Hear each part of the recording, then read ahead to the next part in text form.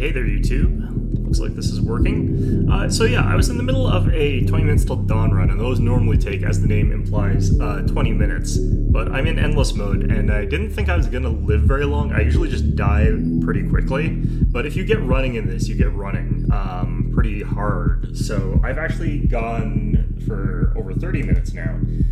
So we're going to figure out like how far I can get into this. Let's bring up chat here. So we'll finish up this, and then we'll continue on with our Songs of Conquest research stream. Do you need to bring up YouTube? Why is Bing open on my laptop? I don't use you for anything. Go away. Go away. But yeah. I guess you can look at what I've got here. We're going for like what will eventually be like infinite scale sort of thing, in that we get more damage from existing. We've got 3 dragons, which we started off with. You can see like where we got the dragon eggs. I actually do want to be able to fire quickly with my gun, and for that to be effective. So we have got some gun upgrades, and we do want to keep getting those, but that's definitely not the crux of this build. The crux of this build is the 3 dragons with maximum dragon upgrades. I think I've got all 3 of the bullets, so upgrades, so 30% of the damage that our dragons do, which at this point in time is a lot, honestly. So let's grab our chat. And yeah, we're just gonna finish this off here. I just finished beating like this section's boss, like the 3rd or whatever time. So we'll see what we can do. Bosses basically just don't exist in this game for me anymore. It's kind of interesting. But yeah, you can see, like, we've started the loop again. Everything gets a little bit tougher, and you just have to be scaling harder and faster than the toughness increases of the enemies that you're encountering. And since you gain slower experience points as you level, it becomes harder and harder, but dragons have infinite inbuilt scaling in that their damage and attack speed increase immediately. So we're running around here, we're getting our experience points, and we're just mowing through like these low-tier early game units, because this is, again, like, it's the start of a round, basically, is what this is. I think I'm gonna get extra splinter, actually. Reaper rounds would have been good as well, but I think double splinter means like I'm not hitting the fire button at all, even though I'm playing Yuki, who does ice abilities. I don't know if this is truly endless, though. I don't know if this mode actually lets you run endlessly, or if there's an end to this at some point. I kind of want to see what my little bats are doing, because I think they're doing over 100 damage, which is pretty good, suffice to say. One of the things I do need to work towards, though, is getting like regen or something like that. I've got Divine Shield and I've got +1 hit point, but we're pretty fragile, so if I make a couple of mistakes, I could die. And that's what's going to end this run, basically, is I make a couple of mistakes and then just die. Like looking at chat while or Norton Antivirus popping up on my laptop. Well, that's fine. Fortunately, we're mostly an AFK build at this point in time. Like, you really don't have to worry that much about much until we get to the bullet waves. The bullet waves are going to be what gets us, because they will shoot at us, and then we'll have to actually dodge stuff, but I've been pretty good about dodging it most waves here. Yeah, it's kind of interesting that this loops back to the start instead of having like sort of escalating content like you would sort of normally expect, because like when it loops back to the start, it starts off real easy again, because it is the same enemies at the beginning, but they're more hit points, they're tougher by a lot. Like a lot, but the fact that I'm scaling faster than them by this much means that really it doesn't matter that they're tougher. Here's a boss. There goes the boss. So, yeah, frozen enemies take some more damage. And, yeah, like, that's kind of what most of the bosses have been like. They just evaporate, because this is such a high damage ability set. Now, if I was playing someone like Hina or Lilith, this would be even grosser, because those two have summon bonuses. This is gonna blow my previous high score like out of the water by a huge amount, so I did very poorly. I don't usually like complete the first set of runs. I think what's once you get through the first run, though, like everything else after that is probably pretty easy up until you get to that point where you're scaling fast enough. Because I think these guys are going up exponentially, whereas I'm going up linearly. Although who knows? I don't actually... No, I'm not going up quite linearly, but it's probably a lower exponential scale than what these guys are probably going up. Who knows? Or maybe I just do this until I get tired, and that's what real endless anger is. Like, you get tired. My wrist won't, because I'm not holding down the mouse button. This game is also, like, not really readable past a certain point, which is kind of a problem. If I was playing, like, a different character, this screen would be impossible to see on. It's already hard enough to see on. Alright, so I could get the Reaper rounds. I could get this. Heavy weapon would be nice, but I think Vengeful Ghost. Increase our summon damage. Our bats count as summons. Our dragons count as summons, which is where all this fire is coming from. So... basically just increases 100% of our damage by 50%. Whereas normally it gets sort of divided between your like bullet damage and your other damage and stuff like that.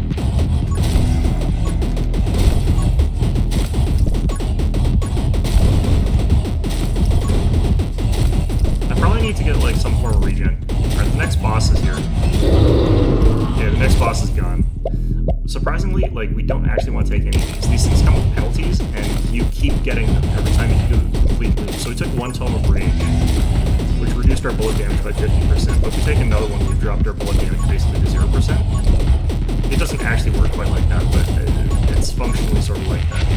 Now, we could take the Tome of Summoning, but I think that because of the way the game is scaling, I am eventually going to have to start pulling the trigger on my gun. So...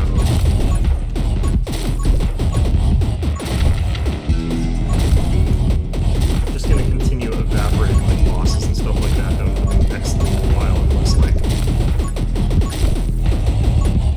But yeah, for Songs of Conquest, what I want to do this time, I showed Arleon and their archer build because I think that to a large extent that's going to be the most basic build for the most basic faction. It's going to be what people sort of have as a real default early game go-to if they haven't played the game before.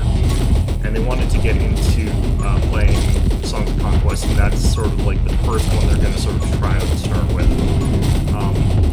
And I think that's fine, because they are designed to be kind of that like tutorial-y faction. The campaign is designed around them. They're fairly simple to play, they've got a complete roster. So I think that like going over that particular build is, and when it's good, was what I wanted to do, but I really should probably try and find the counter to it from the other side, because Barony of Lock, if you're playing as that, I think they're a little bit the weakest faction right now, and I think it's because they nerfed magic. It used to be that you could just take the Aurelian Scholars and win based on spellcasting, so you could do a ton of damage with like Psychic Spears to snipe out a unit or something like that, or you could do all sorts of spellcasting stuff to win the games. They completely gutted that. There's a ton of units that have got spell resistance now. All the defensive buffs have got spell resistance attached to them now. So you're ending up in a situation where you're just really much more likely to succeed if you're not focusing on that. I could go for Giant, but I really don't want to. I think we take Shatter. That technically works with us going with our AFK stuff here. Although we aren't encountering like big hordes of anything anymore. Like they don't use the same kind of big hordes as they do in standard mode. Because I think they want to sort of slow down the experience point here. Like normally I'd be at 20 minutes at level 43. That's how I usually end the run. But here, as you can see, like we're at 37 minutes in, and I'm on level 34, so the experience is way slower, even though we don't have the Darkness 15 experience balance that we would normally have. It makes it so the game experience looks like 40 minutes slower.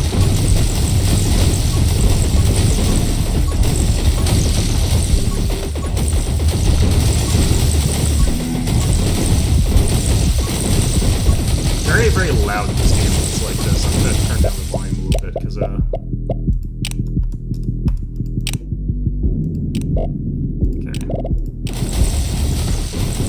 I do want some sound out of this, but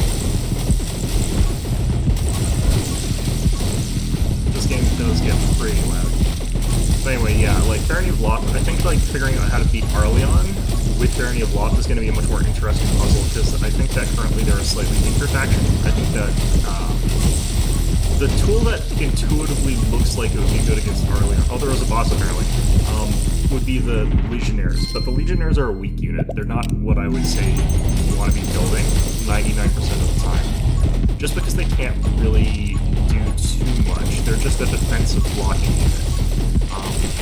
Which means that if you're up against enough firepower from even ranged units, like, they'll still cause a ton of damage to you and you'll still die. Like, that's sort of how that goes. Let's go ahead and take the haste. I'll go a little bit faster. Actually, kind of also need the experience boost abilities, the ones that make Scythe pick it up further, because as you can see, I'm not having the easiest time picking up all those experience points. But anyway, yeah, so I think, like, the Tyranny of Loth, you've got the Blessed Bones and the Sacred Bones. You can try to go range, but people are not going to fire at your Legionnaires so that they can fire at your... They're just going to fire at your Scholars. Or they're going to fire at your Toxicologists and Banes. And Banes get deleted by Archer stacks. Because the Archers have got that longer range. So they're going to be able to, like, lethal range any Toxicologist or a Bane from, like, across the map. If you do the thing that lets you have more range than the Archer, which is take aim actions, you're standing still for a round and they wipe out your entire unit anyway from longer range, or from equal range, and then, like, you've lost most of the unit or the entire unit, so you fire with your take aim and you've got nothing. So, and unlike Baria, you don't have access to Chaos Magic, so you don't have the ability to use Tempest to block it. With Baria, it's actually pretty easy if you want to counter, like, an Arleon missile build, because you just make sure to have enough Chaos Magic to take Tempest, cast Tempest, and then suddenly, like, all of that archery means practically nothing because it's at minus 75%. Here's another boss, back to sort of where we were last time, and there goes the boss. And again, I'm going to poke this, but we're not going to take any of these, we're just going to... Okay, so that's another set down, and we've only gone up like one level. We're back to the opening enemies. For some reason, you don't have to fight the flying demon at the end of this, which is weird. It's like one less boss or something like that. So I'm wondering if this is going to cap at 1 hour of play. Like, it feels like they might make it so that there is an eventual cap here. I am just weirded out by the fact that I've only got level 35 now, like that. It feels really crummy that you can't get any levels anymore at this point in time, right? Like, but I think part of the appeal of Endless Mode should be that you get the experience points so that you can get all the build. But if this goes more than an hour, then I could very well see myself getting Sword of Fire. But one of the reasons why I think that we're not going to is because we're slowing down so much on experience gain. Yeah, I need to take magnetism. I need to take magnetism real bad. It's not here. I could take Trailblazer. I'm actually kind of confused as to what I want here. I think I actually want more Splinter. This keeps it so that, like, every time we kill someone, 9 bolts fly out of them, and while they're dealing less damage than our full shot, they're still doing hundreds of damage. I think at this point in time, it's just how good are you at hunting down the experience points that are on the map, because, yeah, things are dying sort of all over the place, but not anywhere near us, so we have to be able to run down these experience points. Just keep leveling. I think that's what we should be spending more of our time doing, is just running down our experience points and not even really worrying necessarily about the enemies, because they just evaporate around us. Or even just evaporate not anywhere near us. Yeah, these guys survive like 500 damage, I think, now. At least my move speed's high. Like, that's good at least.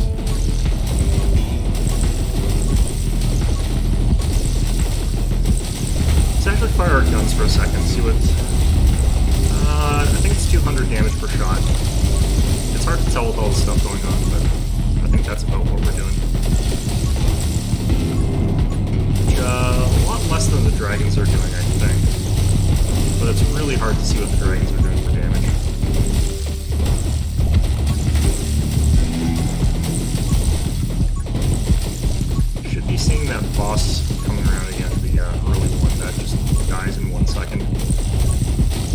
Unless he's already dead, I don't know. There he is. Okay, he's dead. I don't think that the boss hit points are scaling up or something like that. Because they still die immediately. Like, they're just gone. 2 seconds in. Yeah, I feel like I'm gaining experience a little bit faster than I did last time. But we're at more risk the more I'm running around blind, because I can't actually see my own character. I just have to sort of guess it based on the fact that I'm sort of at the center of the screen here.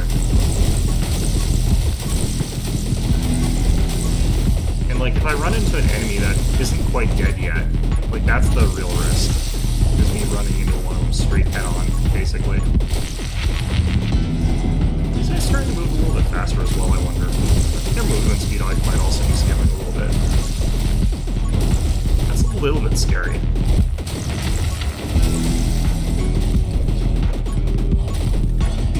The point of Endless Mode is, like, high score, and all I want to do is, like, beat my friends at high score. One of them's got, like, nothing, one of them's got, like, actually pretty decent.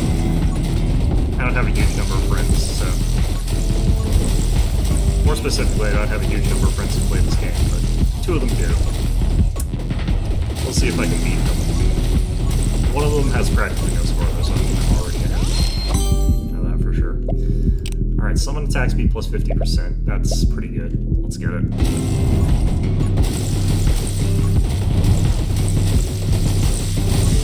So, fortunately, I don't think this is multiplicative, so I don't think it compounds with the other attack speed bonuses my summons have. So I think it's actually just additive. So if they were doing like 250% attack speed, they're now doing like 300% attack speed. Although I'm pretty sure it's higher than that, because they've got like 10% extra per minute. And we've been doing this for 44 minutes, so that's an extra 440% attack speed, basically, already. Well, actually, no, it's 3 times higher than that. Not really, because I didn't get those like mid-zero, but... Alright, so he's dead. This is actually a fairly difficult boss. This is the really funny part, is that that's actually a fairly difficult boss.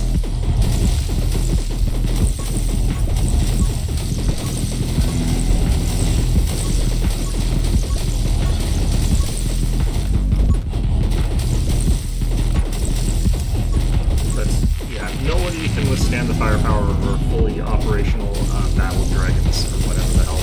I don't know.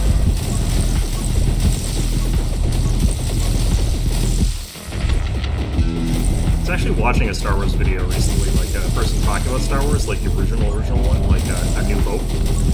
And what is interesting to me is, like, they were talking about how a lot of the scanners and comms and stuff like that on the X-Wings were not working because they're just crappy technology. Like, they just don't work sometimes. And that's why they would never be able to defeat the Death Star with it, just because, like, their scanners were bad. And what's interesting to me is that, like, when I was younger, there was an official sort of, like, novelization that came out with The New Hope. And it was in the library that I was in, so I wasn't actually, like, alive when the book was released, because I'm not that brave. But, like, the official novelization of A New Hope, they talk in more detail about, like, that stuff that's happening there. Because every time one of the X-Wings is trying to do something with their scanners, it doesn't work. So, the thing that I thought was probably true, the thing that was in that book, and which I thought was relatively obvious, is that, like, the Death Star has jammers on it. That's stopping people from using their scanners effectively, because they knew that that was the attack vector that would be used by the rebels there. So they just added in some jammers, and all of that talk about, like, their stuff not working was supposed to subtly foreshadow the fact that, like, the thing has been, the weak point has been fixed. Like, they've got, instead of a hard defense over it, they've got a soft defense over it, and now that's going to stop the X-Wings from being able to, like, do the bomb I'm trying to run. Darth Vader only deploys because he knows that there's a Force user there, which Tarkin doesn't know. And that's why Tarkin is so confident that that plan isn't going to work, even though he knows that the rebels know about the weakness. So, like, I'm always confused by all these people who are just like, oh yeah, no, like, you should the computers just suck or whatever, or any other reason. Or why did the Imperials not try to fix the Death Star? It's like, But apparently that's just, like, super esoteric Star Wars knowledge, I guess. I could take that, and that way I could just hold down the button while I'm running around doing all this other stuff here. Still move at full speed. This also throws out these little frost butterflies, so I am playing as UV, so I don't think that really is contributing much other than the fact that I'm even more blind than I was before. I'm gonna stop doing that. Yuki's butterflies are actually really dangerous. They're really good ability. And of course I play Yuki, like why wouldn't I? She even has the same facial expression that I always do.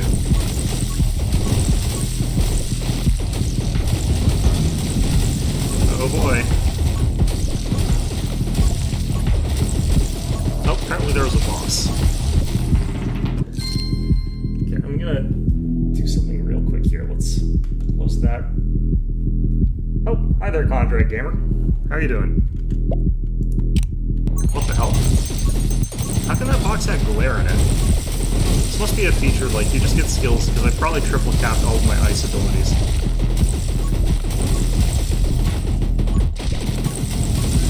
Hopefully this run's not going to actually be endless, because if this turns out that I can get, like, 20 hours and I get some sort of, like, world record run or some shit like that, I'm gonna be here for the entire damn stream doing this, and I kind of don't have the attention span for that.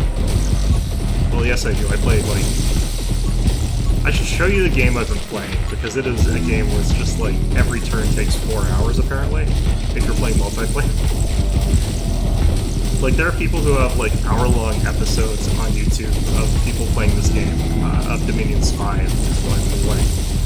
And the episodes, like, are half-hour long each, and it's one turn of the game, of them describing what other people did for their turns. It's crazy.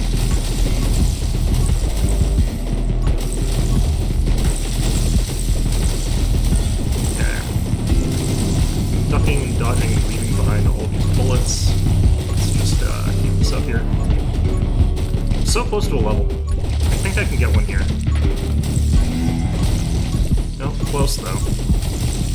There's a bit less there than I thought there was. Oh, it's close.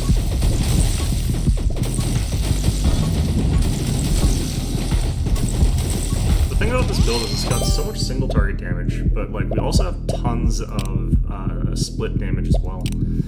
I'm gonna take the rapid fire here. Let's see what our fire rate looks like. It's pretty fast.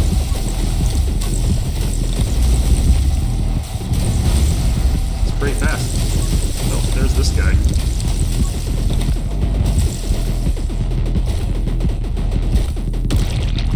Okay, he's dead. That's another boss loop down. Let's leave that again. I don't want to take these. Okay, so these guys should have had another round of getting bigger. I can't really tell if they're living a little bit longer or not. I think the real thing, if this is truly endless, is that eventually you are going to have something that crashes the game. Because I've seen people play this game, and there just ends up being so many particle effects that they crash the game. But if we just sort of make it so that our damage is scaling up instead of the amount of stuff we're putting on the field, I think that stops us from running into that problem. Although these dragons are getting faster at fire rate, so we will eventually hit something. I haven't seen the magnet in a while. I don't know if I've actually missed it, or if I've just seen other things that were more important to me at the time.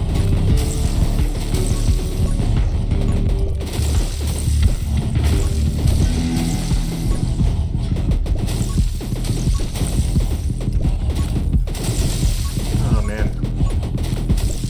This is a game where, like, the ramp up might be a little bit too soft, but if it's too hard, if you're doing sort of like a different build that doesn't scale like this one does. So I wonder what they could do, really. Maybe cap the dragon scaling and make it so that these guys scale way harder, or way less, or something like that, or I don't know. But I do feel like this is a wee bit too easy. Just a tiny bit.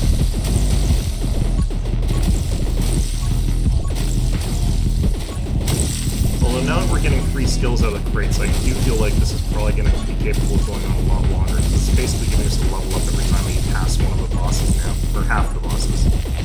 The other half get the combs, and I don't want to take those because they have penalties that will eventually kill us.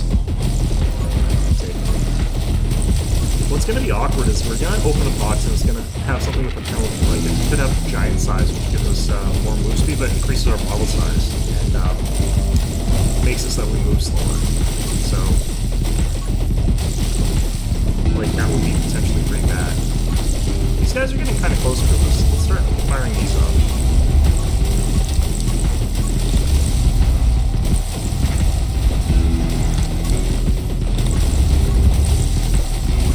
I've got running guns, so...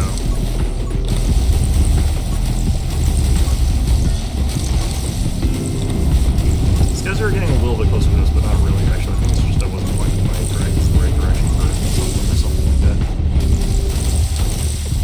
Still, though... I didn't even realize I had lightning. I forgot about that. Oh, we killed the boss. Okay, fantastic. Yeah, power shot. So that's actually a good one. Doesn't come with any innate negatives. Maybe the game automatically ends once you've got tier 3 of all abilities, but I don't know how many abilities there actually are, so that might be really late. This, or something like that. Like, how endless is still something I'm not too sure about. I want to get way more hit points so I can actually get death rounds without dying. Alright, things are way tankier now. They're taking like 20 lightning bolts to kill. But the fire is like dealing 10 times more damage, so they're taking like 2 fireballs from the dragon or something. It's probably more like... they're taking quite a lot more than that anyway. I'm still not worried though. When the bosses fail to like melt immediately, that's when I start thinking maybe. Although that last boss didn't melt immediately, like the final boss for the last run. It took a little while to kill.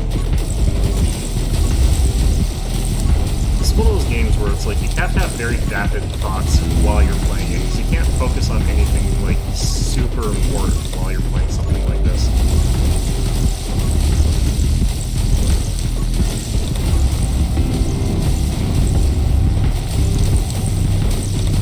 My little flare of butterflies. It's so beautiful. Alright. Vapid thoughts only. Where's magnets, please? Ugh. Yeah, I think part of the reasons as well why I'm like not super thinking about what I should be doing for my Arleon, or for my Barony of Loth thing is I'm kind of stuck on that. I don't really feel like they're my kind of faction, honestly. So that's why I don't really think about them as much as the other ones. But I probably should, because it's kind of an interesting puzzle. They need striking power to be able to fight against Arleon's troops there. Ooh, 40% damage there. Oh, magnet. Frickin'.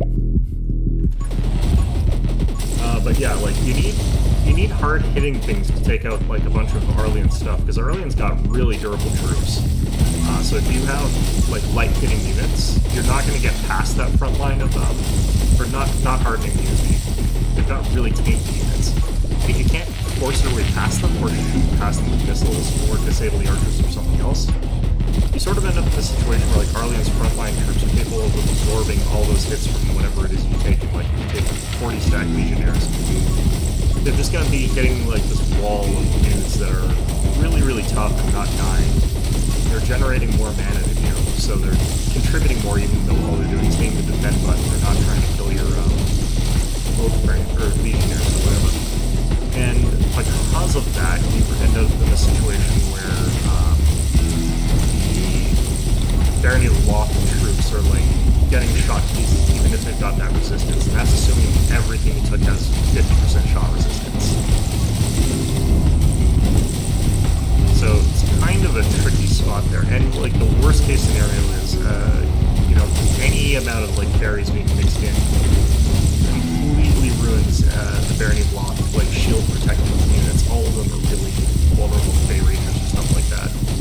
So I think you're in kind of between a rock and a hard place with your composition there, because you have to be able to defend against some distances. They're going to have militia at the very least, and those will like counter snipe your ranged units really easily. So goes like 100% Viscines, you could just bring Legionnaires in, no problem. But that's not really what happens. They take the footmen and stuff like that, stand in front, block the way there. If you're trying to run past them through the zones of control, you're going to end up taking a lot of damage for free. That might be something you have to do, I guess, but I don't think that's the right call. I'm actually hitting the fire button down, so that's kind of spooky. I think it's because these things are moving faster now by a decent amount, and I think that their speed is going to keep ramping up, so we'll find out.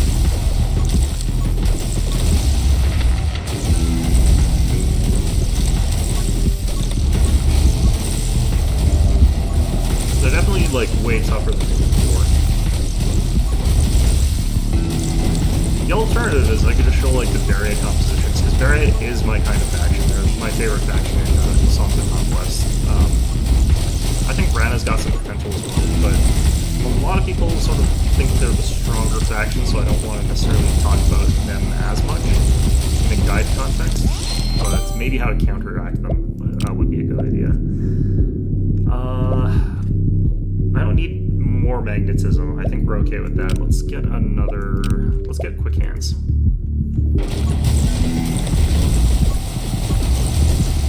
A little bit of extra fire rate, but more importantly, faster reload rate. This is the wave that's always the spookiest. This is actually the one where you could potentially see me getting killed. It's where you get all of these range guys spawning in. We're putting down the fire button though, because that means that we've got this chance of freezing them before they come onto the screen. Oh, boss guy. Fantastic. What we got here? Big shot. Oh, that sucks. I'm almost tempted to actually just leave it. But fire rate minus 16% isn't a huge deal, but I'm gonna leave it because we're on hit. Every time we fire like 6 shots, we fire a butterfly. We actually fire like 4 butterflies, and those things are actually way more important than having 45% extra bullet damage, especially if this build. So, because our bullet damage comes from dragon scaling.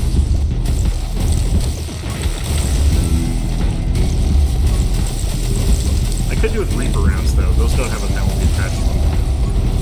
You just have to remember in this, like, any penalty you take could potentially end up getting multiplied by 3, leaving you very little of whatever it is.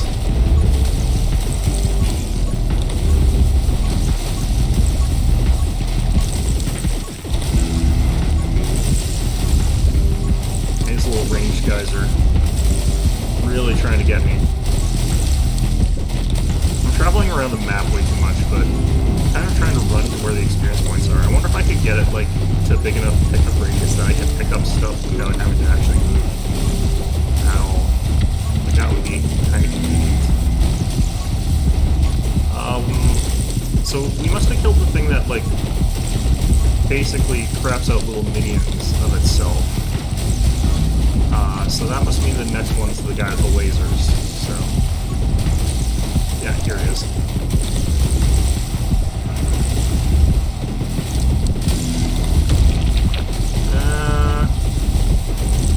Trying to figure out if he survived for very long. I don't think he survived longer than the last time we fought him. Let's just leave that. They were past an hour. I kind of thought this might automatically end after an hour. I also kind of thought we'd be dead by now, but...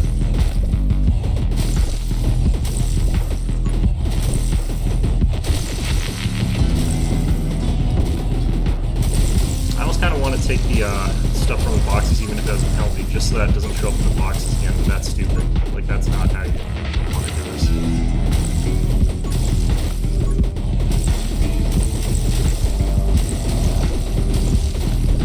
These guys are definitely surviving a good number of hits from our Dragon Breath now, though. I think our dagger's only dealing 11 damage. It's supposed to be scaling up with our bullet damage. I guess the summon bonuses to our bullet damage don't count for that. Oh, these guys are way faster now. These guys are a lot faster. Okay, interesting.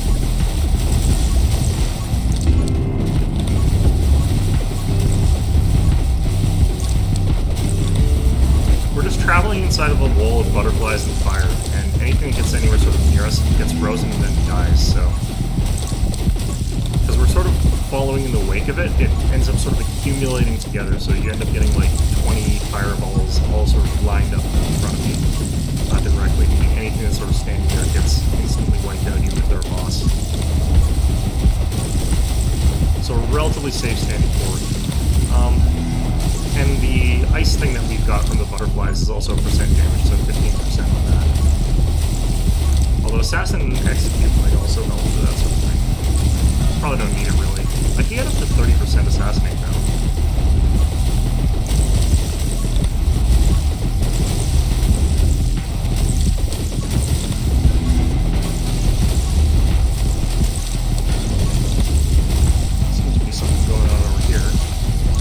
Sort of follow like the particle effects and what have you, and usually leads you to where the experience points are. Yeah, stuff that I haven't invested heavily in, like lighting, is not really doing anything anymore, except for like flying on it, freezing things in place a bit, stunning stuff. So it's still good, but you can definitely see the damage of it falling off a bit. We're at the point where things are surviving quite a bit more. With them moving so much faster, it's kind of scary, actually. Let's get the triple ghost fire. Just more crap on the field, but also like 15% extra damage on the zombies. A good boost there. Why, hello. Goodbye. Okay, magic dagger. There's never really a reason not to have an extra magic dagger, so we'll definitely take it, even though it's apparently doing garbage damage. I think they're doing 11 for some reason. I'm not sure why that is. Like, some part of my build's not scaling with it properly. Maybe it's because all the bonuses are just summon damage, and my bats are doing summon damage. That doesn't count for the purpose of the daggers. That's probably the case. This is going to be like the entire stream. That sort of sucks. I wish this game had like a pause save function. No, these things are getting tough enough that I might die pretty soon here. No, I don't think I will. I'm trying to think of which way we could take advantage of these tougher enemies to the point where I might be threatened, but Yuki is just such a strong character for like dealing with that kind of thing. Because you can't advance on her, like you're just going to be frozen in all directions around her. Like I can do this, and everything's going to be perma-frozen. Like forever. There's never going to be a moment where anything will walk up to them. It doesn't matter how fast they are, it doesn't matter how tough they are, like they just can't advance. I guess I don't have any knockback skill though, so there's that. Like the brief microsecond that they're not frozen, they'll be able to walk up on me, I guess. Although the fireballs have knockback. That's enough to keep these guys put it back actually quite a bit.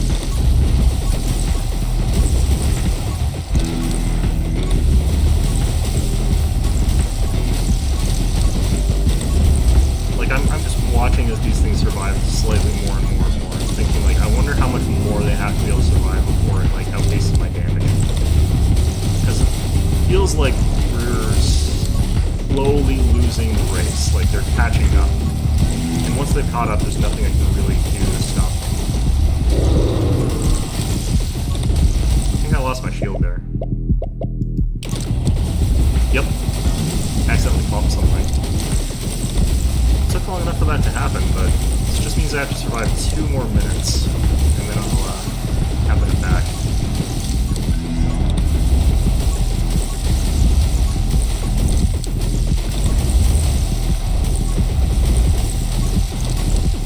I'm not even sure entirely what I bumped, but I think I just bumped the regular. Just walk right into him.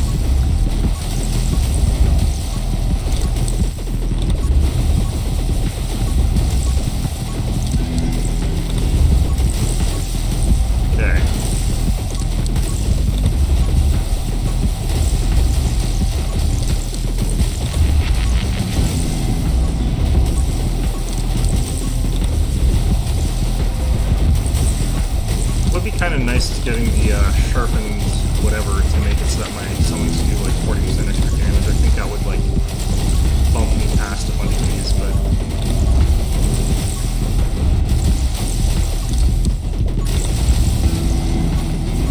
where we potentially are in danger. I need to work on getting some regen. For that, I kind of have to take Giant Size, though, because I don't want to take the other ability. I'm not forced to move that fast right now, so I think Giant Size once at least is relatively not that painful. And then we can unlock regen from there.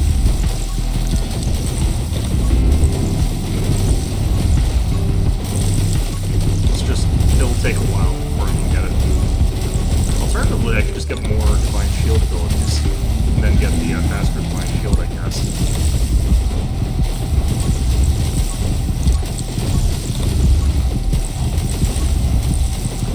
This is just pandemonium.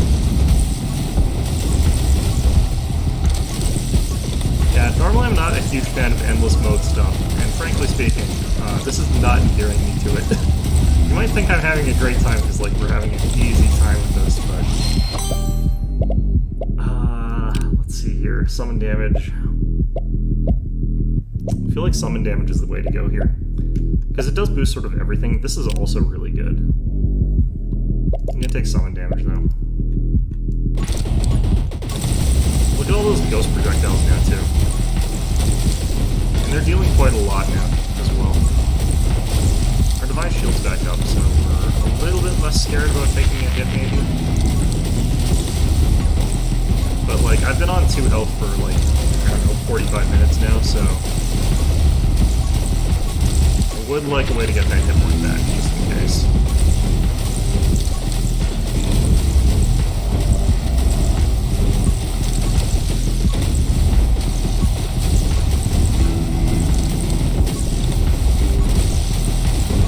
I wonder what the record is for this game in terms of like score or whatever, because I think it's based on like the amount of experience points that you pick up.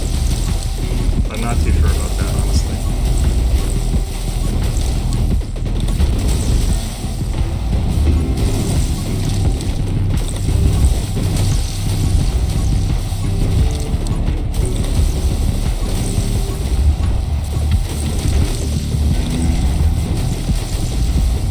There's a speed boost where they run into the stage and then they kind of slow down a little bit after that, but I'm not... It's hard to tell, everything is happening so quickly. Like, they still die fairly fast, it's just, I feel like they're faster moving now.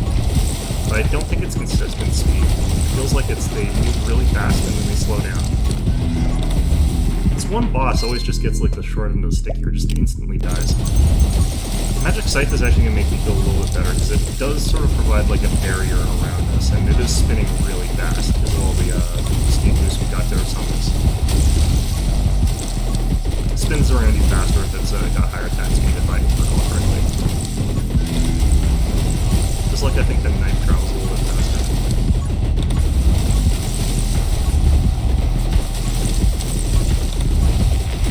And again, the nice thing about the Scythe is there's no penalty to it, so... just going to provide a nice bonus there. I lost my Divine Shield somewhere. What the hell? It is kind of easy to lose it. It feels like your hitbox gets a little bit bigger or something like that.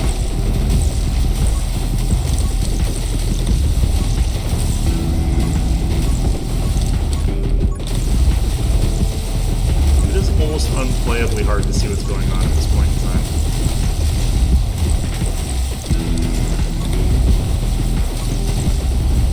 I think I got point blanked by a ranged attack. I think that's what happened.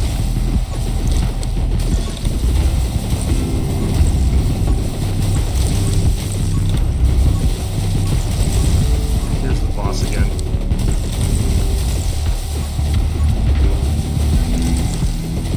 Where is he? There he is. There he goes. Let's get this off the map here. Still don't want any of these. You might think Tome summoning would be good for us, but it's not, because we would lose fire rate. Fire rate's actually really important for us.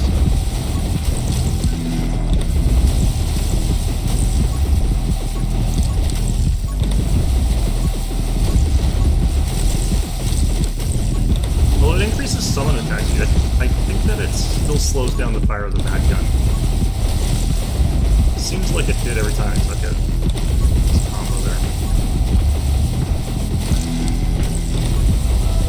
Things guys are surviving way, way longer now. I think these guys have almost 1,000 hit points. They probably have more than 1,000 hit points. Oh, they've got a lot more than 1,000. Okay. Definitely moving in faster at the start here. They just rocket on in. You have to sort of keep up the defensive wall with butterflies around you to make sure that they don't, like, zip in and snipe you. Fortunately, I'm playing the character who has a defensive wall of butterflies. No one else has that.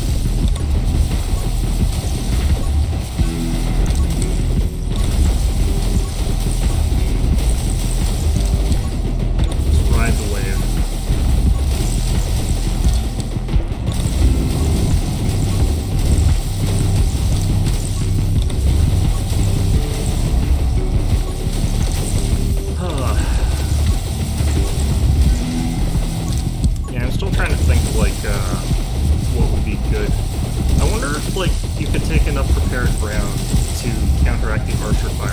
Of that is, again, like, your opponent just takes some very simple moves.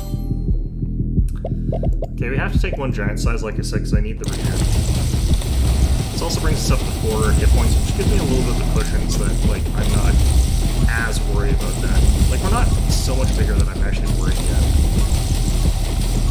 And we're only ever going to take the one. This unlocks reinvigoration or whatever.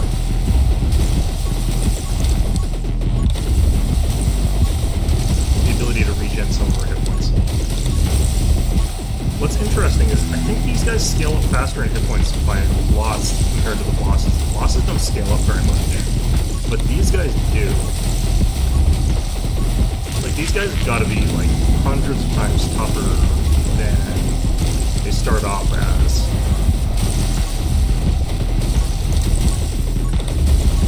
But like, the bosses evaporate in 2 seconds.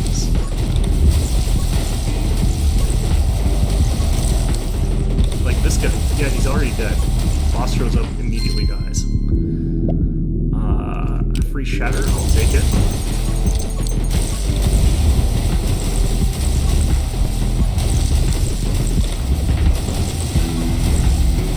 Man.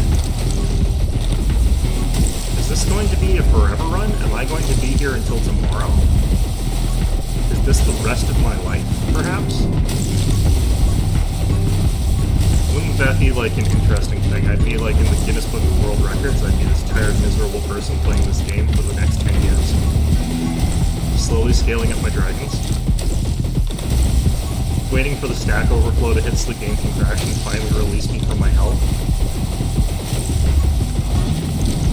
I'd imagine at some point in time there's going to be a stack overflow or something like that, or, like, a damage number just causes something to reverse, or my damage goes into the negative somehow. Hopefully that happens before these guys' hit points goes into the negatives and they just instantly die upon spawning.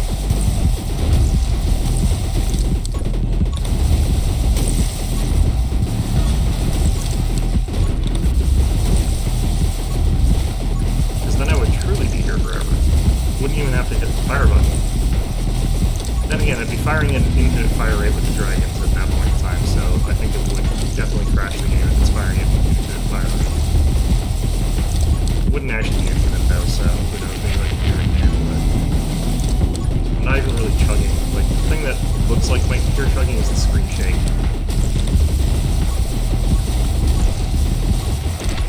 That's a feature, not a bug.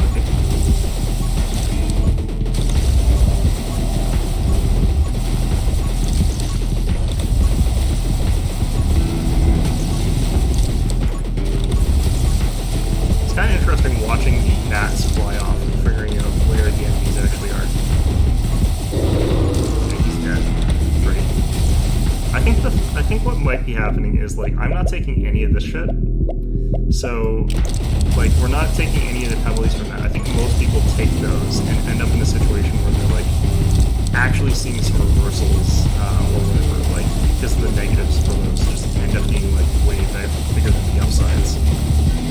Whereas I'm just saying I don't want any of that crap. I'm just gonna leave it on the ground, so, like, we're able to not have any of the downsides, because we only want upsides at this point. Like, I'm not even taking the big shots.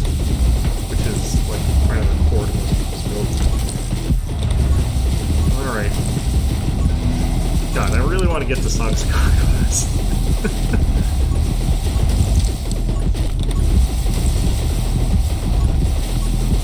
I find it hard to believe, like, this is the least productive I've ever felt in my life. I've been here for an hour and 15 minutes. More than that, because I've been in, like, item select, or ability select for a while as well. And, yeah, I guess... The thing is, I bought this game because I wanted something that was super, like, light and casual, and I could just pick it up, play it for 20 minutes, and be done. And this is great for that. Endless mode I did because I finished all the other content, technically speaking. There's combos like I haven't done, but for the main crux of it, I've completed all the main content I want and haven't done an endless mode like that successfully yet. But my assessment of endless mode is still that it's not my favorite thing. Endless modes in games is just like for people who played arcade games, I think that's what those are for. I did not like arcade games that much. Some of them were fun, but trying to actually beat any of them was not fun arcade games for me. It's just like, I've got like 3/4, let's see how far I can get. That was my sort of comment on that. Alright, I guess we take light bullets here. Even more fire rate. Even more butterflies. I forget if I have rebrands or not. So we could start seeing down bullets.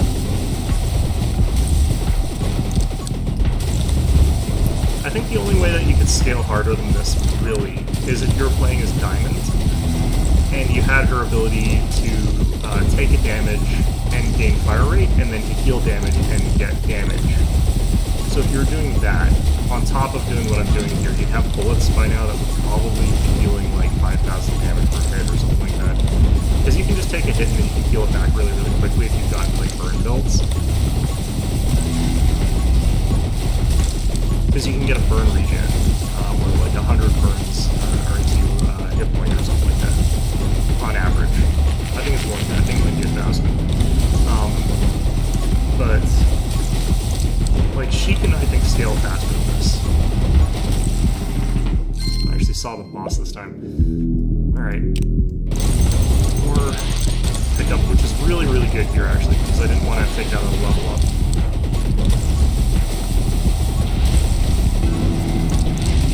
So just being forced to take it when you've got no choice is exactly when I want to have that show up.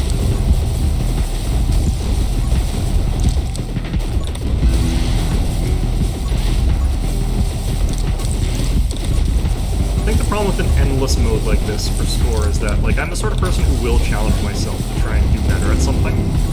Try and figure out if I can find a better way to do something. So if I found it, and I can keep pushing myself a little bit further, I will take that opportunity when I really shouldn't. Like, a smart person would have quit by now. But I'm not smart, so... I'm just very stuck to my guns, and my guns shoot dragons and bats and butterflies. I mean, to be fair, if I had a gun that shot butterflies, I would use that all over the place. Friends slightly annoying, you just shoot a butterfly in their face, they're just like, what the? Why would you do that?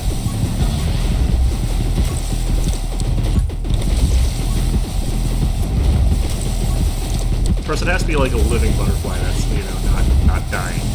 That would be the hard part of that. Like, getting a gun that shoots butterflies would be really easy. Getting one that shoots a living butterfly that's not, you know, just screwed would be a lot harder. I don't know why, but I think butterflies are okay, but I actually really like moths. Moths I think are cool. I saw a death's head moth once that was like the size of my hand. Just out by a lake, and it was just like, okay, yeah, no, it's pretty rad.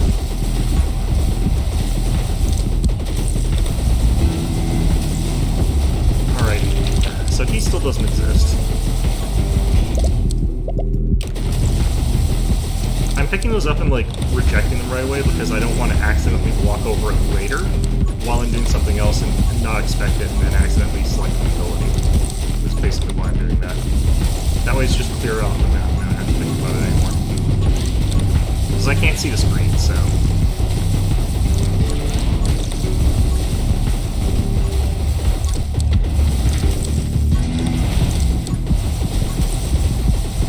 Yeah, I'm trying to think here. My one friend had like a 20,000 point run. I know that one run's worth about 4,000 points. So he did about 5 runs, so that's 50 minutes. Assuming that like he got experience at about the same rate that I'm getting it at, which probably got fairly similar. So I'm about 3 runs in further than him. So I'm pretty sure I've beaten both my friends in this in terms of that shit. I'm gonna grab another ghost. They're already all firing like 3 shots each, so why not have more ghosts? I forget the reason why I'm doing that, but I mean, look at all these white ball things that they're firing out. Those are the ghosts' ammo. I don't know how much damage they do anymore because they move so slowly, but slow-moving projectiles are actually better at this stage of the game, I think, than fast-moving ones, so...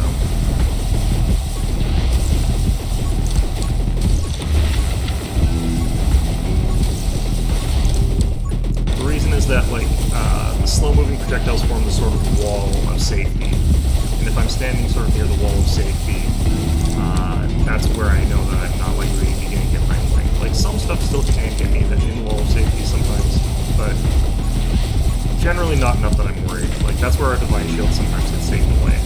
It's from those moments.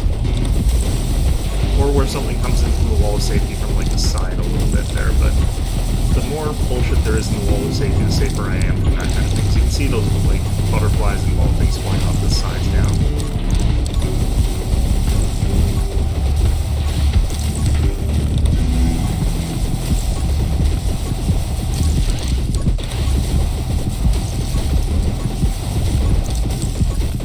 I feel like this has got to be a, like, relatively up there on the leaderboard kind of position, simply because I can't imagine there's a ton of people who have enough patience to get this far. Because at this point in time, it's not so much an issue of if you can get this far, you're going to die. It's an issue of if you've got this far, are you going to want to unplug your computer and go fall asleep? Because that's what I'm fighting right now. It's not the skill thing anymore. It's a matter of sheer will. So here's where I find out, have I got like high will or have I got low will? Am I going to cave to the pressure of wanting to play a different game, or am I going to just keep doing this for 3 more hours? Am I going to be willing to disappoint people for my own hubris? And the answer is yes. Okay, I'm ready. Let's take that. Absolutely. Increase clip size, increase reload rate. Potential access to some pretty good abilities later on. I definitely don't think that this mode, like, encourages a balanced build. I don't think that that's what you're supposed to be doing. I think you're supposed to figure out a thing that you're going to do and then do it really, really well. Although we are doing 2 things that are really, really well. Our bullets deal a lot of damage. In addition to the fact that we've got, like, just a crap ton of summons and stuff like that, and a lot of crowd control. I guess we are doing pretty much most things. It's just, yeah. Who knows? I'm trying to think, like, what other things that we're not that good at. I guess we're not that tanky or that fast.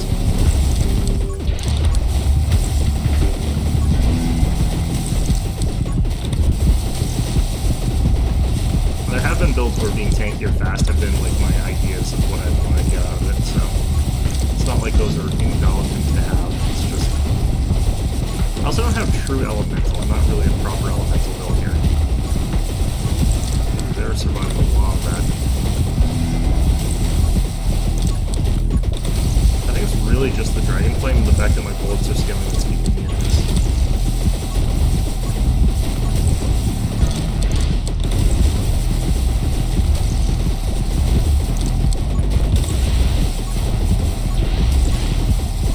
I think pretty much like any top-scoring person must have chosen to go for dragons in this, so I think that there's just a lack of viability if you're not. Which kind of sucks. It feels like it's a bit limiting. Alright, well. If I want to go true elemental, I would pick up a second, third, fourth Tome of Rage and have 0% bullet damage. But the reason I'm not bothering with that is just, it's not really worth it. You don't need it. It doesn't help at this point in time. Although, admittedly, I've had 2 Tomes of Rage before. It's just, I'm not full elemental build, so I wouldn't be getting the full lightning procs, the exploding lightning and stuff like that. It would just help the butterflies, and the butterflies scale off bullet damage, so I can't sacrifice that.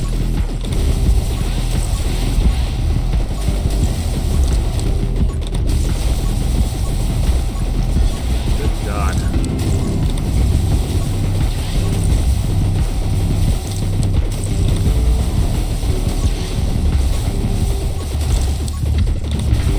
I think the hard part for me learning this actually was getting over the fact that like a run is 10 minutes instead of 20. So you encounter like the final boss way earlier, which is just sort of strange. And also you'll be running into like the same abilities more than once. So it makes it harder to like level up the way you normally would. But once you sort of figure that all out, it's not that bad. Let's take quick hands again. Ghost would have been pretty okay as well, but I think at this point in time, bullets are doing more damage than the ghosts.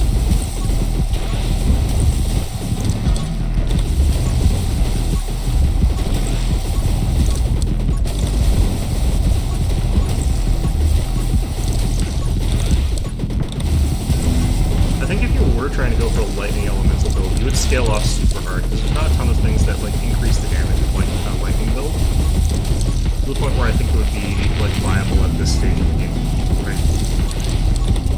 I think you'd at this point be dealing too little damage to get through the stuff quickly enough, and would probably bulk damage would still work because you'd be doing percent damage, 45% damage on freeze.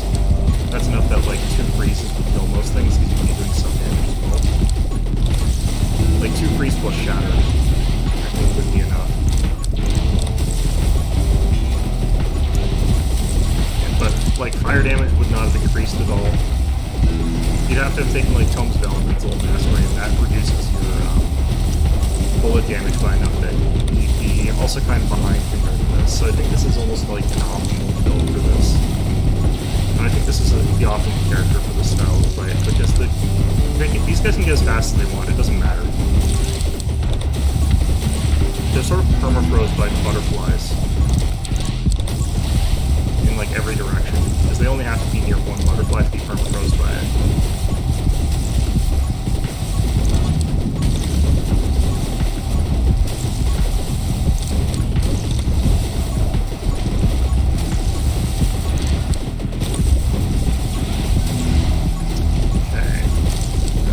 Again. There goes the boss again. Okay. Another lightning. Again, 22 damage on lightning. It's super, super weak right now. Because it's still doing 22 damage, I think. Plus all the bonuses from, like, Brittle, but that's, I think, a 90% extra bonus. So it's dealing almost double that. We'll say it deals 40 damage. Pretty bad. It's pretty mediocre.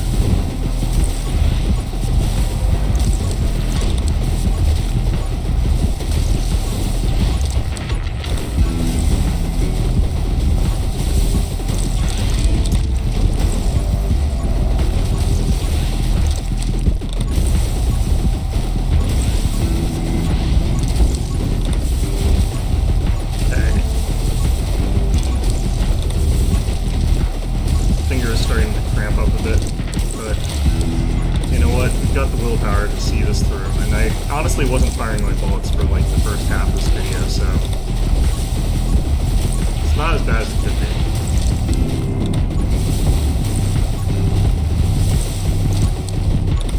I've got a level here soon. Let's try and find it. I'm not sure what I even want to take though at this point in time.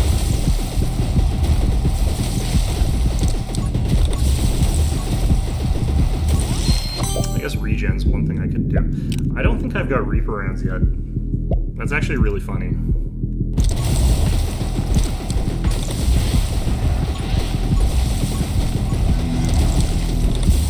The mix of like penetration as well as the increased damage is going to make those a lot more dangerous. dangerous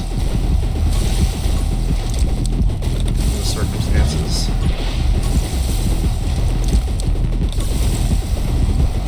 A lot of these guys can't even, like, move around. They'll get, like, one shot off those still, so that makes them still dangerous. Where's the boss? There he is.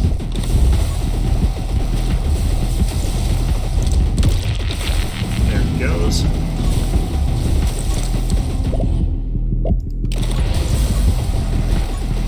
And they're, again, getting a little bit closer. They're surviving a decent amount of shots now. You can see them converging on these guys, and they're tanking it for quite a while before they die. We're up to 90. It's been a long-ass time this run. After this, I probably will never play this game again.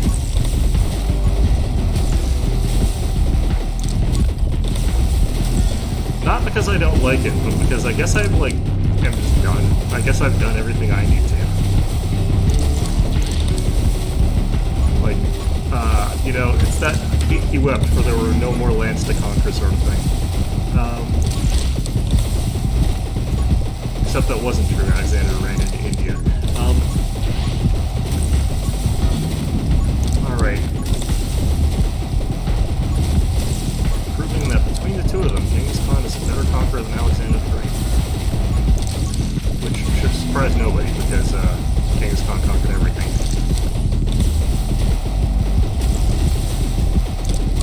Okay. The wall of safety still works. I can still sort of charge straight towards things running while in it. So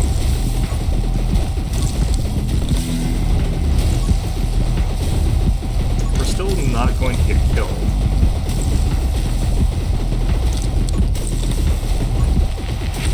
Just yet.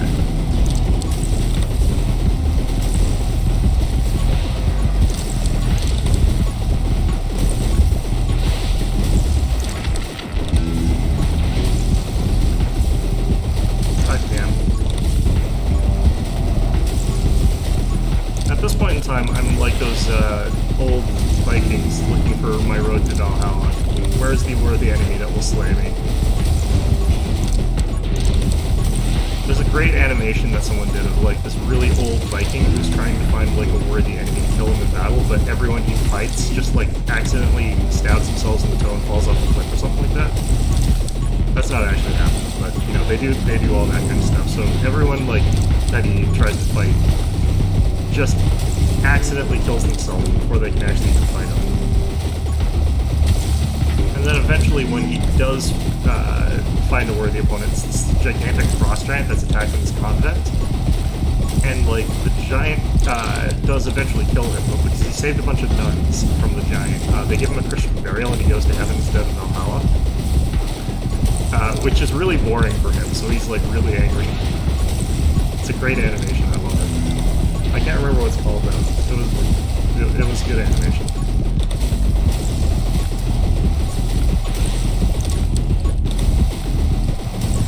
I don't know why, but like there was this period where there was some really good indie animation, artsy sort of things that are kind of like that, or like shorts or something like that were like good. And they've sort of always existed, but the ones that I all liked came out like I think during about 10 years ago or something like that. I think there was just a sort of like style that happened at that point in time.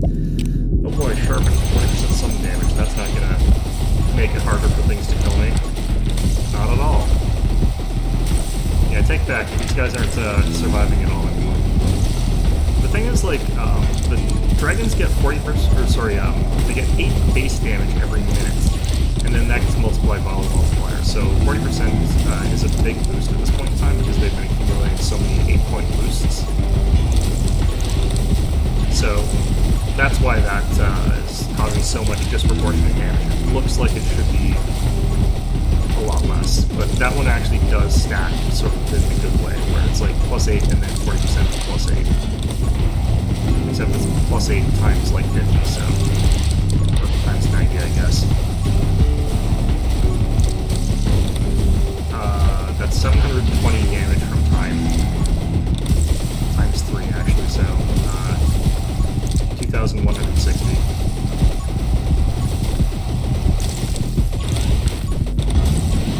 Give or take, anyway.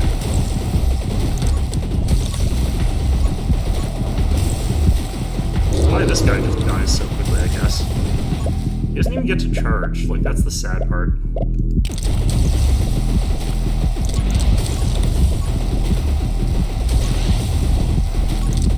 Yeah, no, these guys aren't even penetrating into the wall safety anymore. They're getting killed by, like, the first maybe 3 flames.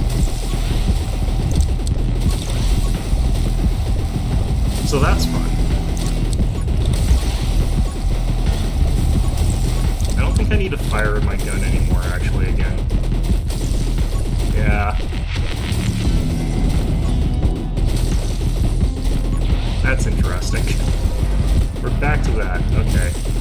I think I can just do this now again. Alright, well, interesting. This is a nice reprieve for my, like, finger. From not having to, like, click down. Because I clench my hand when I do that. I don't hold it naturally or well. I have bad keyboard ergonomics. So, that's something I can work on, I guess, as well, but who cares? Probably a lot of people.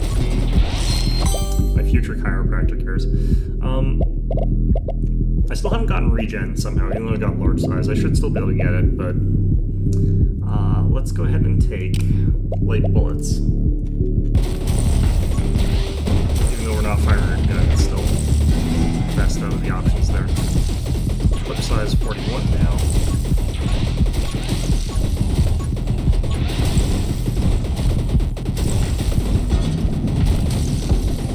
Yeah.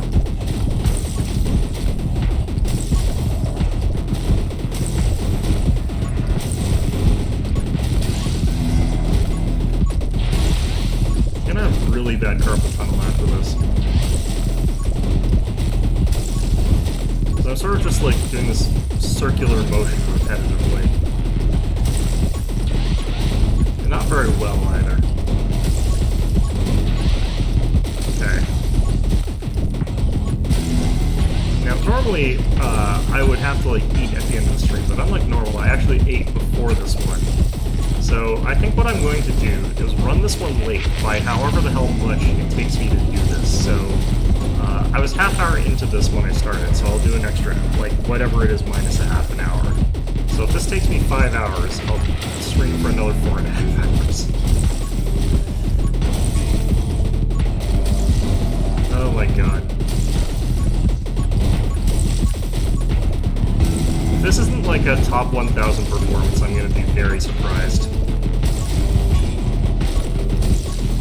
Simply because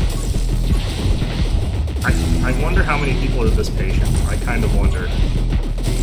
That's what I'm sort of curious about here.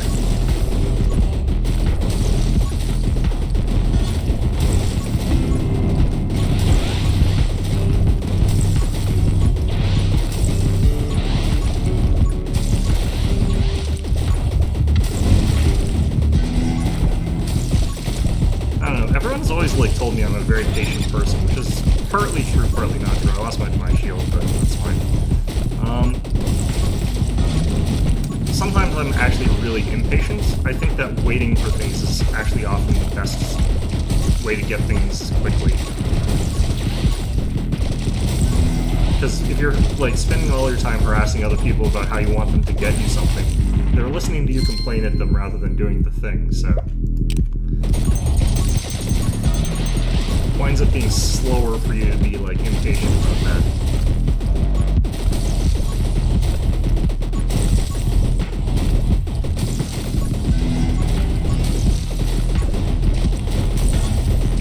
So I guess what the reality is that I'm impatient, but I'm strategically impatient, whereas most people who are impatient are just impatient and incapable of strategizing a way to get stuff faster.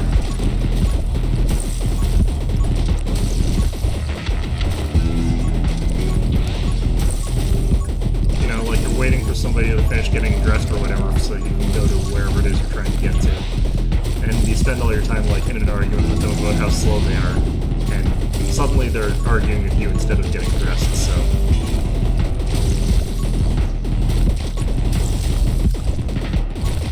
that kind of stuff.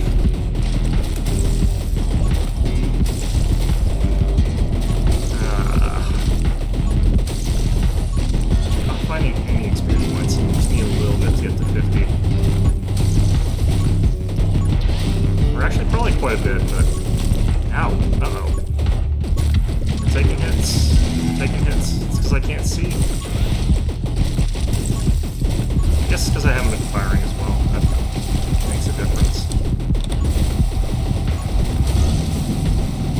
Okay, where's the actual boss here? There he is.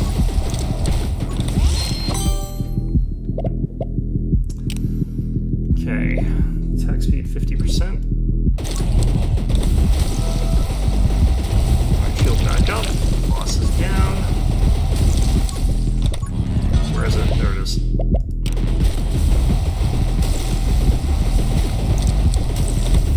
I wonder if regen's disabled for this mode. I might have to start taking fire upgrades. That might be how you have to do this.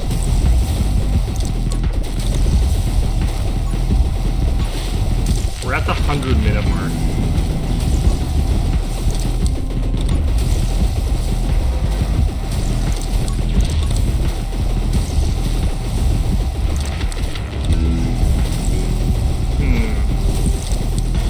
These guys aren't really dying that much slower when they're in the direct path of the fire. I guess we did just get a 50% attack speed buff for a summon, so there's that.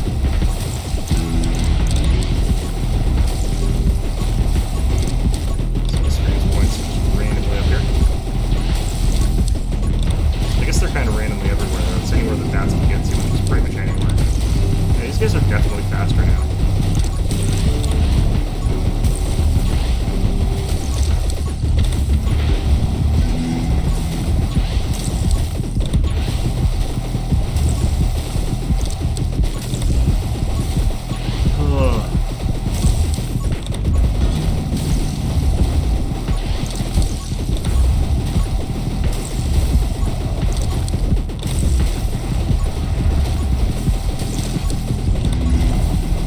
Send out like spirals every once in a while. It just makes it so that like there's frost butterflies in every direction. It makes it so that you can not worry about stuff closing in from behind you.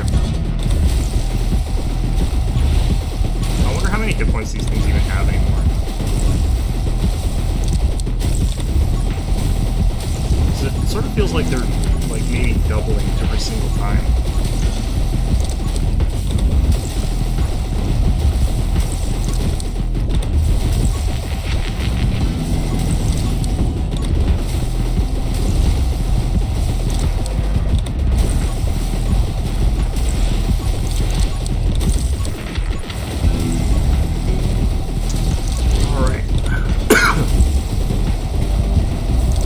Literally gonna die doing this. Okay. And I mean in real life. This will literally be the last thing I do. Even if it kills me. Which apparently it will.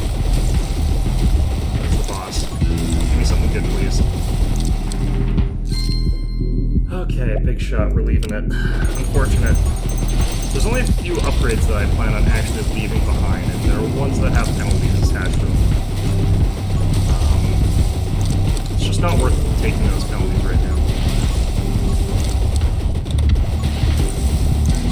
I can get away with not firing my gun for these sections here. It's just I need to have the gun firing to freeze the shooty guys way earlier.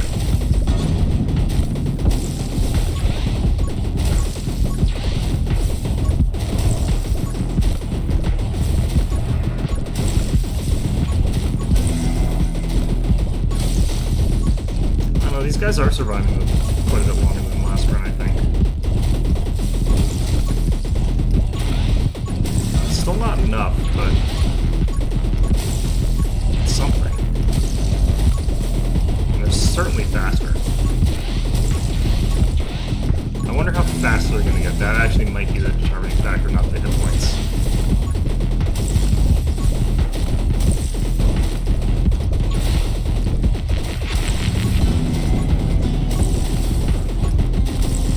I think they don't freeze as long anymore. I think they defrost faster. That's interesting.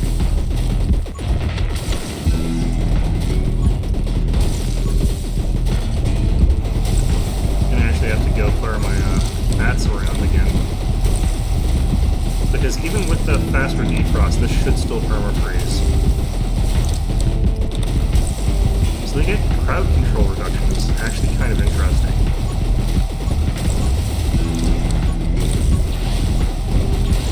But again, like, the only person with a guaranteed freeze that's on a low second interval is Yuki. So the only person who can really get away with this, I think, is Yuki.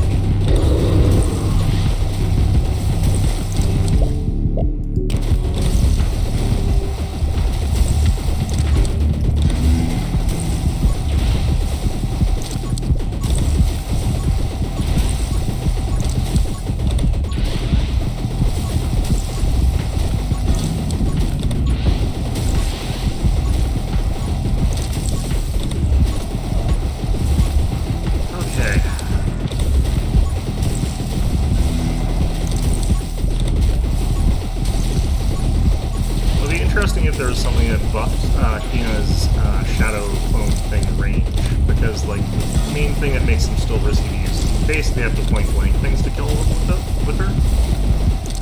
If there was a thing that increased the radius of their attack, and you could get 3 of those, like to fill the screen or something like that, not really, but like maybe so that was a substantial circle, maybe like a bit bigger than the Scythe or something like that, that would be potentially really good in this sort of environment. Because it's currently already like probably the highest damage ability in the game to know you're doing with it. Alright, so this is the part where I could get killed, because it's like the shooters mixed with these other guys. I just lost my shield again. Walk right into a bullet.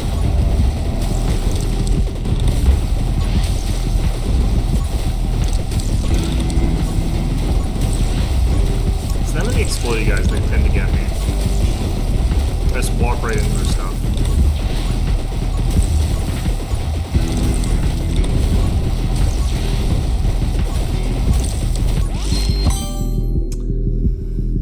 Okay, so I'm going to take Blazing Speed. The reason is... Actually, no, that's the wrong tree. What's the tree? Oh, it's Fire. Fire gets me that. Shoot. Okay, I could get Double Shatter. I don't think I want that, though. I think I'm going to take this just so that I think it might be more likely to get Regeneration. It does nothing for us by itself, because we're not, like... gonna want to take that many hits. Like, that would be a really bad call with our build. But if we had like max regeneration, if we were diamond and we had like 3 copies of fire from hit points, or hit points from fire, we'd basically be able to regenerate like a hit point every 10 seconds or something like that. So you could really make use of that sort of anger thing.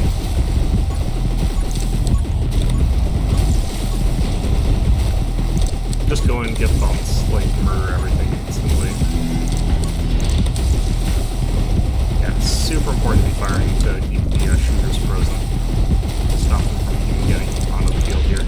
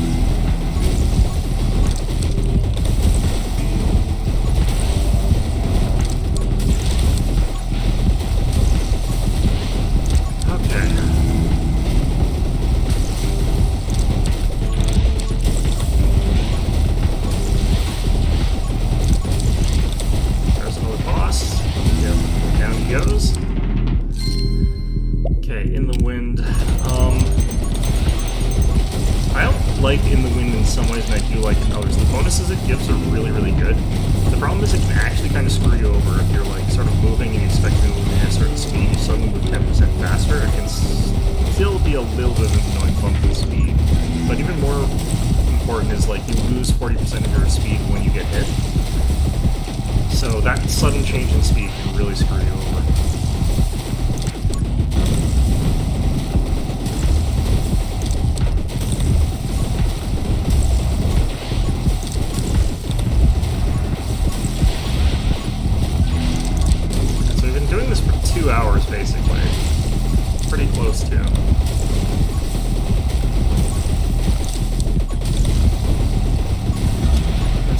pretty badly needs some water or something.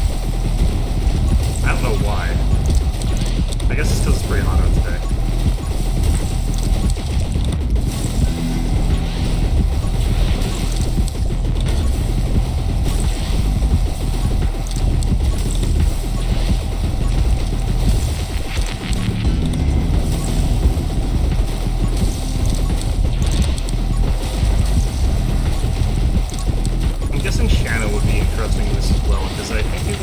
Abilities that get tripled, and then tripled on top of that. So I kind of wonder what happens if she triples the same ability 3 times, like if she actually can have the ×9 for an ability. Because that could get really powerful. Like, what if she had ×9 on the freeze kill ability, so it's dealing 19%, or it's dealing 9% damage to bosses and 15% damage to everybody else on freeze. You would have to freeze every boss like 9 times to instantly kill it.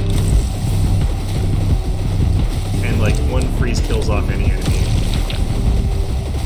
Like, that would be just very, very powerful. I need to buff some of elasticity, it just never gets taken.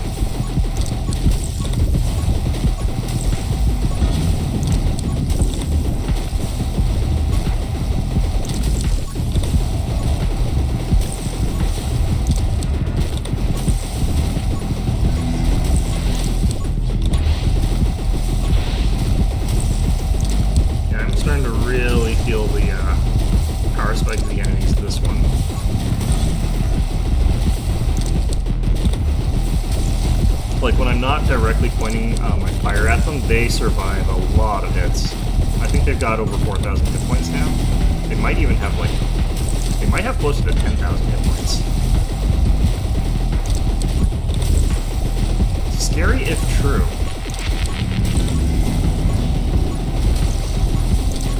I still don't even have Twin Shot yet. I'm not sure if I want it.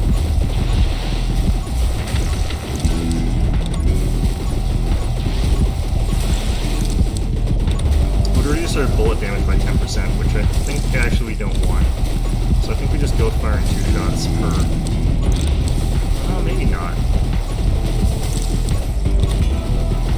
There's our Twine Shield back.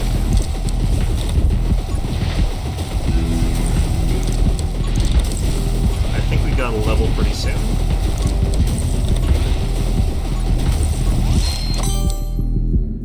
There we go. Every 90 seconds we gain 1 hit point, so we'll be back to full hit points eventually, which just means that I've got the ability to keep making mistakes, essentially.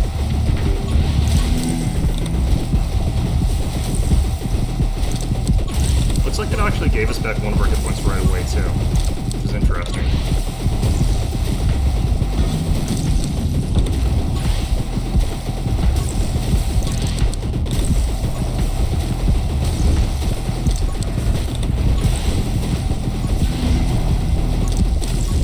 Also go for the faster shield regen if we want to make mistakes occasionally, because that'll give us like a 60-second divine shield instead of like a longer one. But honestly speaking, if you can kill the enemies faster, you don't need that sort of thing. And if you're making that kind of mistakes, you know, that often, then more damage is more likely to be helpful, because you won't find yourself in those situations as often.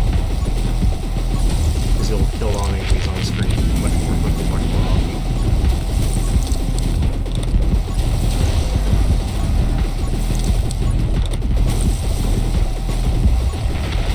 There's the boss. Hello, boss. Goodbye, boss. Okay, Divine Wrath. This one's pretty bad. Well, we have Divine Shield, we have more Holy Lightning. Doesn't really make a difference. I should actually take Lightning, though, so I can get the bugs. So if I get 3 of those, they'll be... Because they're a summon. They attack based on our speed, and they have a bonus to lightning damage based on our summon damage. So they would be able to like wipe stuff out a lot faster than our lightning bolts. I think even just one of them would probably actually do a huge amount of extra damage. Because they'd be pulling down lightning, I think, every like quarter second. So it's a worthwhile thing to look at getting to. We're at this point in the game.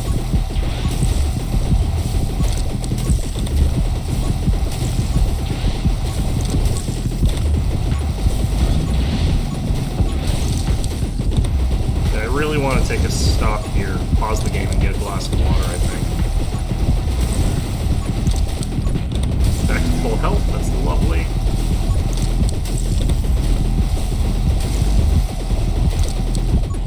I think we'll wait for the next boss. Once we clear that, I'll go get myself a glass of water as a nice little treat for myself. Of not being, like, deathly dehydrated.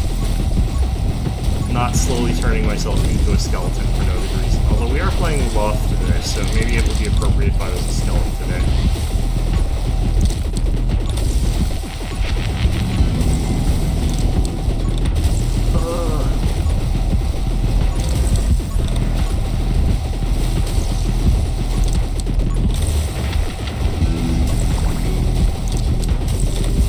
I just got another hit point back. Which is funny.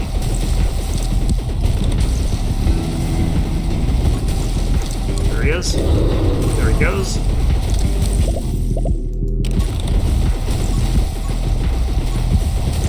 I am technically feeling a little bit better about losing some hit points to like a Book of Tome of Power or something like that, or to the Deadly Rounds bullets upgrade or something like that.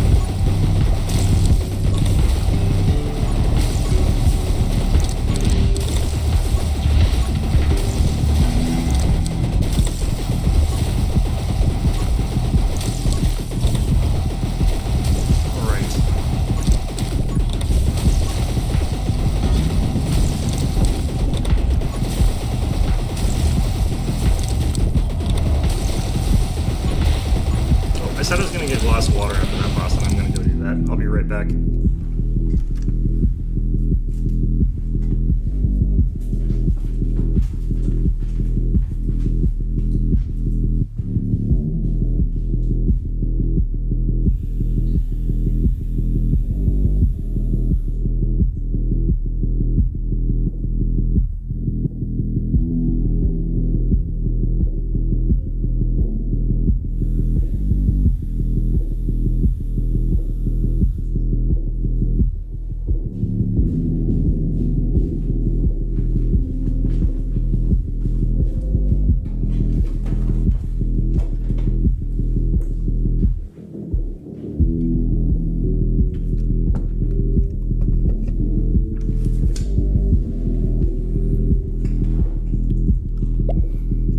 Okay, I've downed an entire glass of water in like 2 seconds. I brought another glass of water and I got an energy drink with me. So, hydration neutral is what we're at here. Mostly. Okay. Back to the ones that are shooting at us, which are the actual threats. This is the only sort of section or wave where I feel like, oh wow, they just dive straight at you now. They get like right up in your face. So, yeah, really want to spread around those frost butterflies, because that stops them from doing that. Because they'll like try to rush in really fast and use that speed, but they can't, because they get immediately frozen by the butterfly. It doesn't matter how fast they are.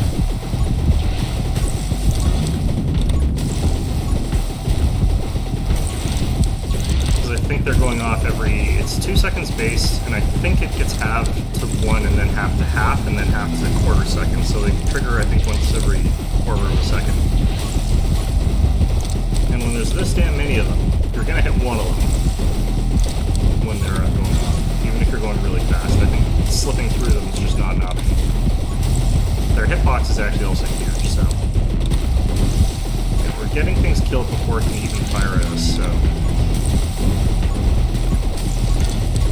we're doing good here.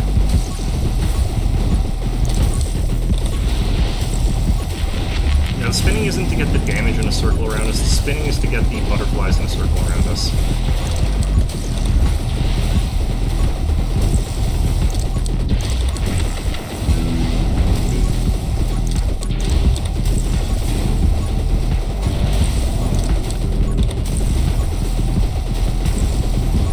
You know, for a summon build, like, our bullets are surprisingly good.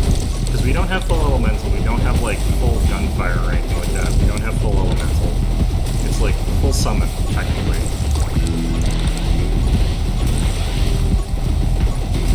But our bullets still hit like trucks.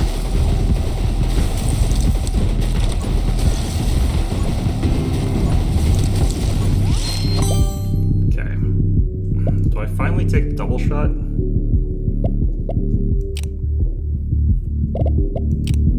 You know, finally take double shot and lose some of our ticket here, or some of our damage. Increases our bullets by 50%, but decreases our damage by 10%. The net effect is still pretty positive.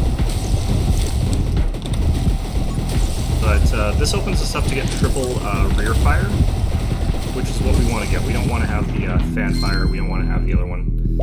This is okay. I have to remember that I'm faster moving now, so I have to be a bit careful not to run into stuff that I might have otherwise run into. There's a certain point where you like outrun your wall of fire, your wall of safety, and when that hits, it can get pretty hard.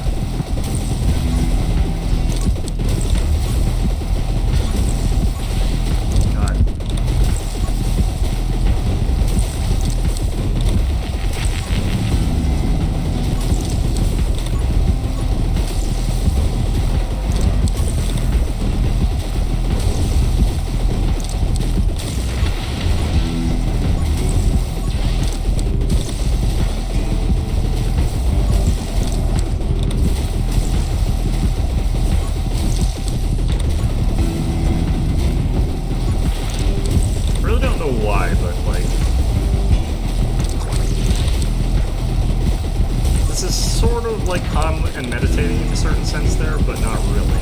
It's that kind of thing. It's mindless, it's brain dead sort of thing. It's like almost cookie clicker-esque at this point. It's like my higher cognitive functions are sort of shutting down a little bit.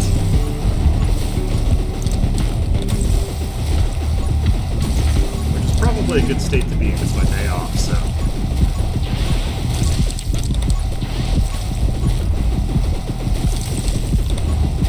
There's the 2 hour mark.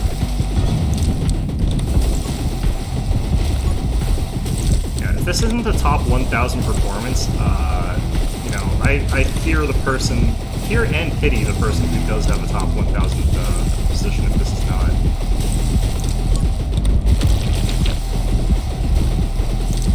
Okay. That.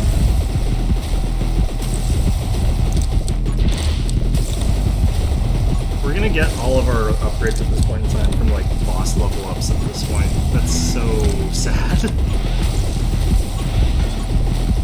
Because I think we're getting like 1 level up or 2 level ups per run at this point in time.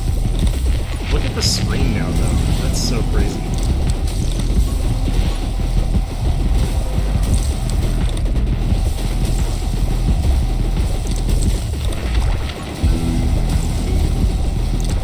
Definitely not getting actually chipped for damage anywhere near the rate that I was sort of worried about getting now that they're zooming in faster. Like, look at that. These little bastards trying to sneak up on me.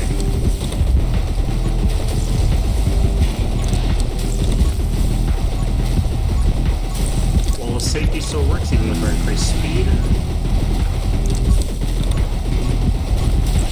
I do kind of wish that bullet speed worked on summon bullets. That would actually be really cool.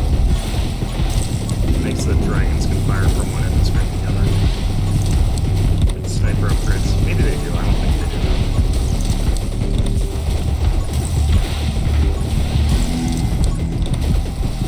A decent amount of experience on the table here.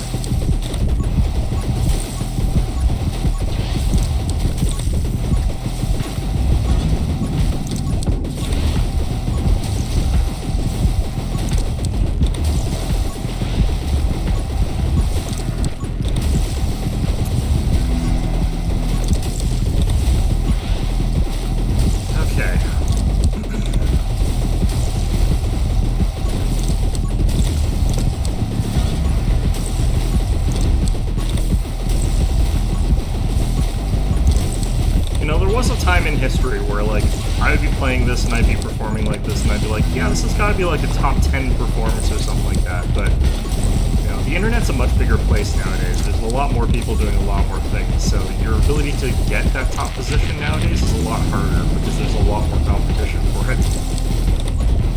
And there's probably somebody out there who's found an even more broken combination than what I'm doing here, because I just sort of stumbled into doing this. This isn't really a deliberate thing. It is a kind of deliberate thing in that probably be good abilities to take, but and once I sort of started down that path, you know, you stick to it. You're not going to deviate afterwards, but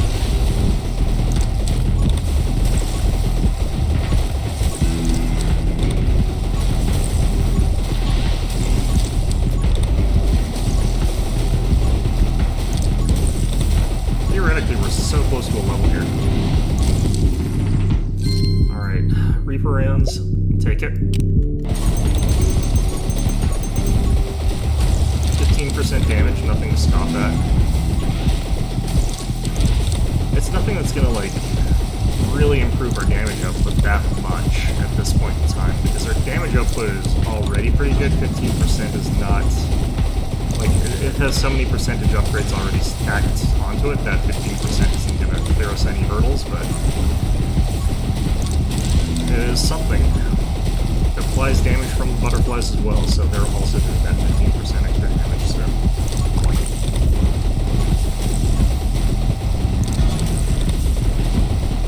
Alright, these guys are surviving a lot longer now. Okay. I don't think I have Electromage yet. No, I don't think I have Electromage yet.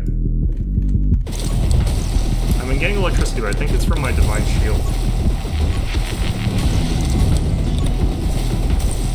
Even if it isn't, like, an extra bolt of electricity is still pretty okay. It's just nothing great. I'm just trying to get the electric bug, though. I've been trying to see... maybe I missed it.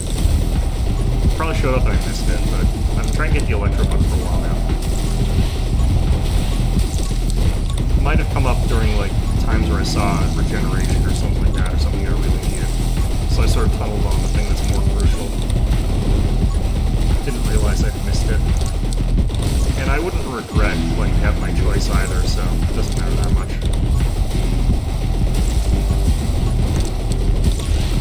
This is just basically like looking at a bunch of blinding flashes. I should probably put an epilepsy warning up for this game. At this point. Probably too late.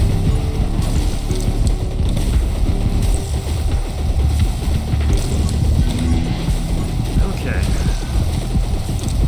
That's the boss. Goodbye, the boss.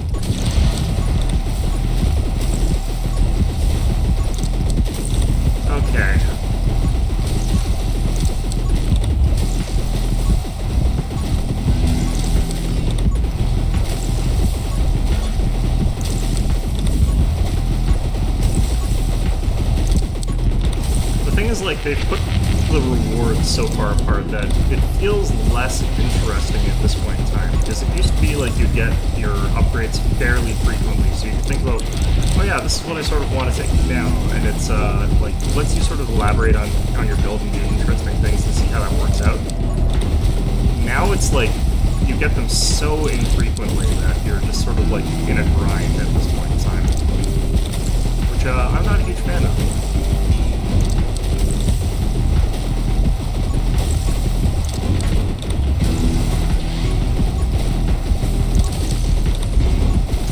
It is, I feel like at this point, fairly confirmed that this mode is truly endless. Like, I don't think there's any actual way to do it.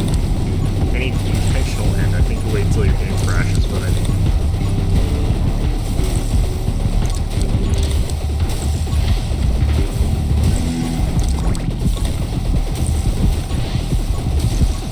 I also think that, like, my, I might have hit some kind of cap, so I don't think our dragons are firing any faster than they used to be. So there might be some kind of soft cap on that.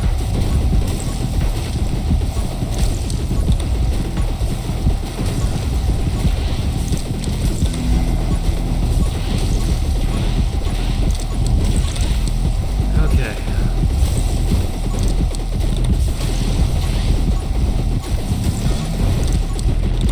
I feel like this is the sort of wave as well, though, where you kind of get the most experience points, because it's one of the more challenging ones with but I think it's also slightly more rewarding than the others. But not a lot. It used to be that you'd have like hundreds of those little tiny crappy guys come at you all at once. That's probably actually going to really mitigate like how much score you get in this. Because you're not getting those giant crap waves.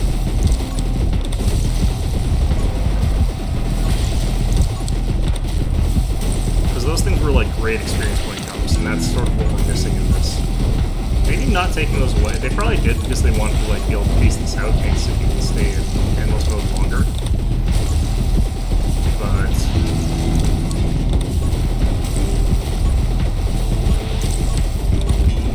I don't necessarily know that that's the right call. I think maybe make the ramp up faster so that you end up in an untenable position a little bit faster would be better.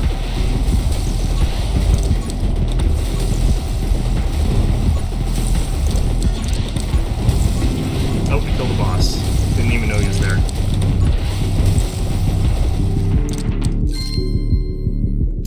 Okay. It's technically fine. Reducing bullet spread doesn't mean anything at all to us because we have tracking bullets.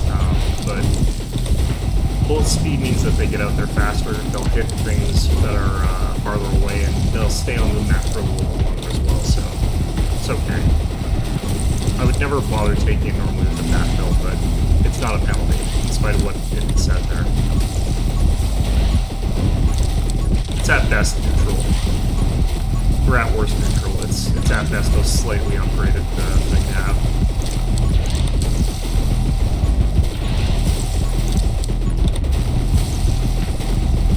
Okay.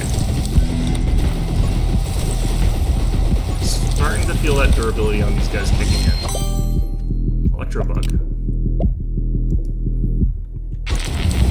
That took a while. I'm definitely seeing more lightning strikes now. And I think that's because he's got like the ton of things increasing his lightning strike capacity. Now we could get 3 lightning bugs, and that would be kind of fun. Next that would be increased damage from lightning, and that would be also pretty funny.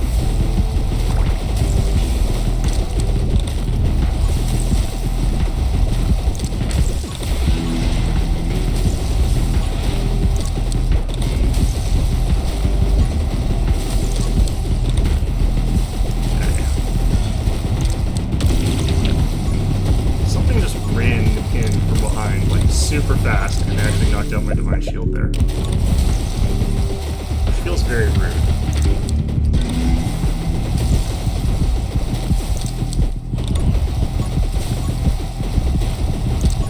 Oh yeah, these guys are tough.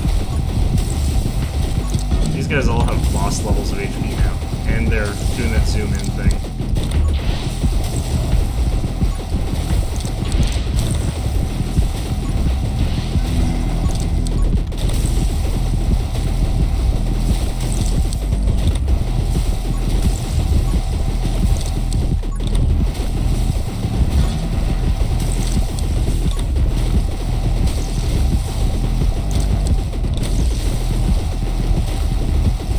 Water with one hand while I'm doing this.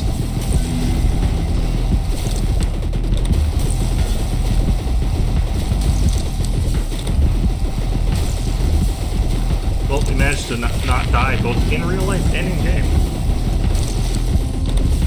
You never know when you just start choking on water because you're trying to do something else while drinking it. Alright.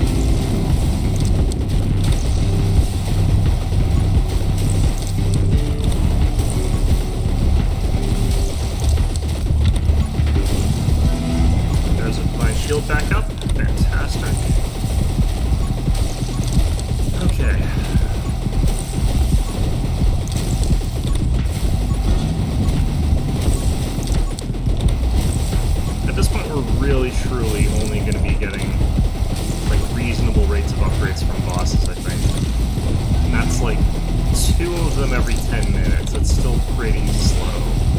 So I think what we have is basically what we want to think of having. Anything else that we can get is not necessarily going to come in a timely enough way to scale up with what's happening now, I think.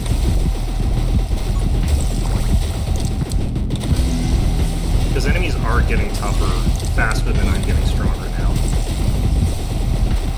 And it's finally by enough that's noticeable.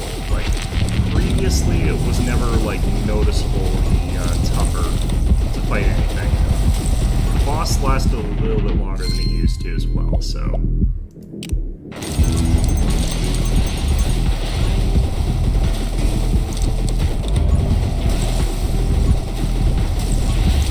Definitely running into what feels like the beginning of the end.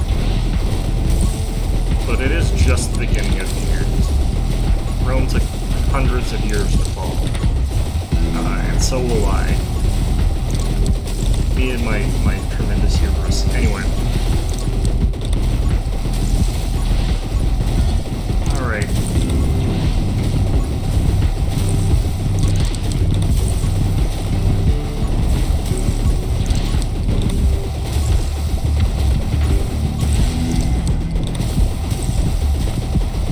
Literally been at this for so long. I just looked at the clock, it's like 4 o'clock already.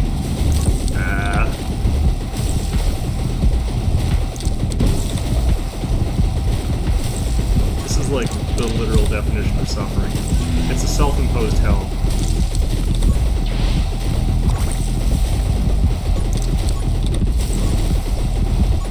Fortunately, I only ever have to, like, do this once. What will really irritate me is when I, like, look at the leaderboard and I'm number 2. Because then I might actually feel, like, it's one thing if I'm in position 857 or something like that. Like, I'll be like, oh yeah, okay, fine. Like, people are really good at this game and really like to stick around for it. If I'm number 2, then I'll be like, oh my god. I could have gotten number 1 if I just held in there a little bit longer. And then I'll actually probably want to try to get that. So hopefully we're either number 1 or we're number, like, 58 or something like that. Or 500 or 5,000. Like, just anything except number 2. That's what we're asking for.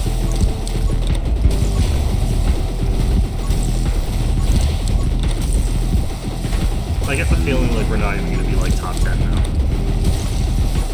There's gonna be some crazy person who's like found out a way to like infinite farm this game and has been doing it for like 7 days straight with a bot that sort of like just exactly knows how to move to never die. Using some sort of algorithm where they like automatically dodge everything by just the tiniest of margins. Like they shuffle a little bit over like every X number of seconds using like some coordinate thing to like avoid all the bullets or something like that.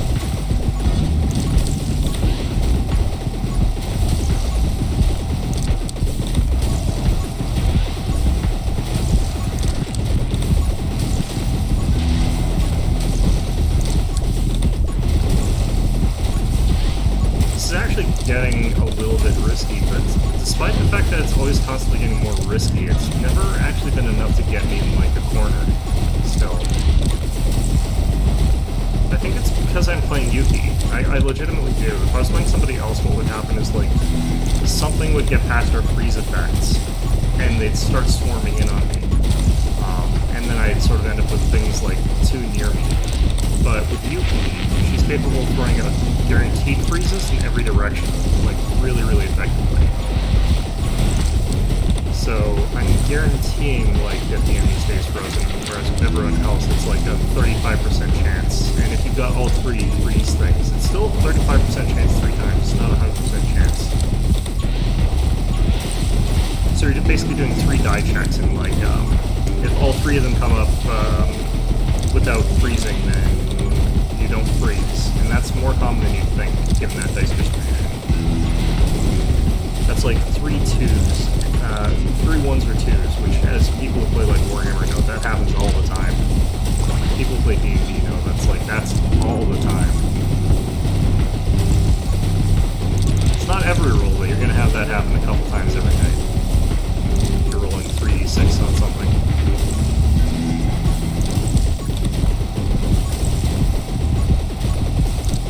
The inverse never happens, like never get 3, 5, or 6s when you need 5 or 6s to do something. It's always like you pass on a 3 and then you roll another 2s. Alright, we got a level here. We got Splitfire, first one. That is better for the butterfly gun than it is for like any other gun. It's just an extra free shot. Like most people, you want to be able to like concentrated fire. The butterfly gun, it kind of is concentrated fire, and it's kind of not concentrated fire because your shots all go in random directions anyway, and they home. So you're just getting an extra shot, hitting something, guaranteed. Whereas with everybody else, you have to have sort of things behind you, which you might not have necessarily.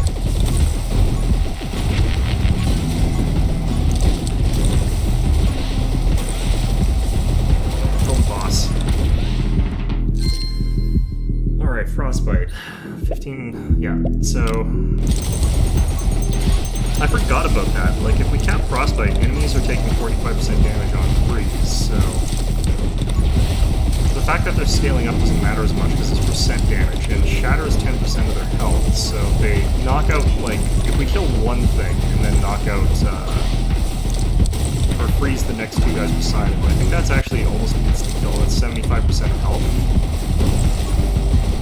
So we just have to freeze somebody twice and kill their friend beside them, and you've already got chain reaction, even if we're not doing any damage. So I guess Frostbite is how you scale this.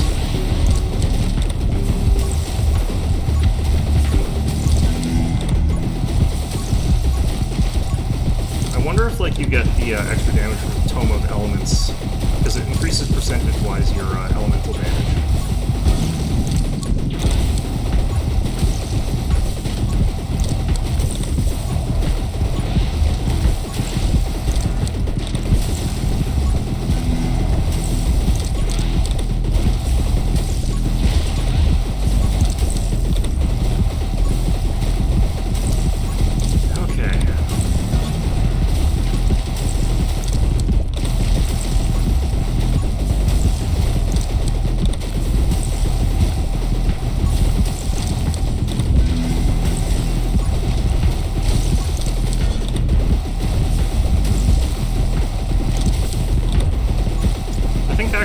Increasing projectiles would be a mistake at a certain point, because like you stop your ability to see what's happening on the map.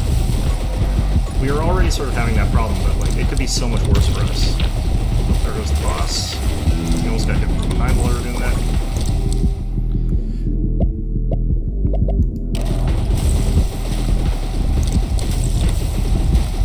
Imagine if we were picking up these tomes, we'd be so dead by now. It's just really funny to think about.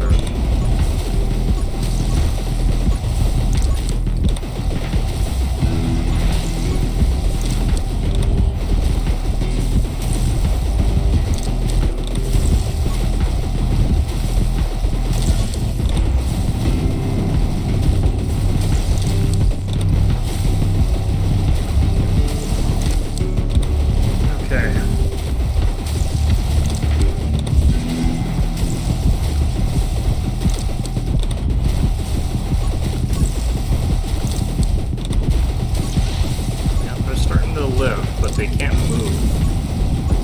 And that's what's keeping us alive, is they can't move.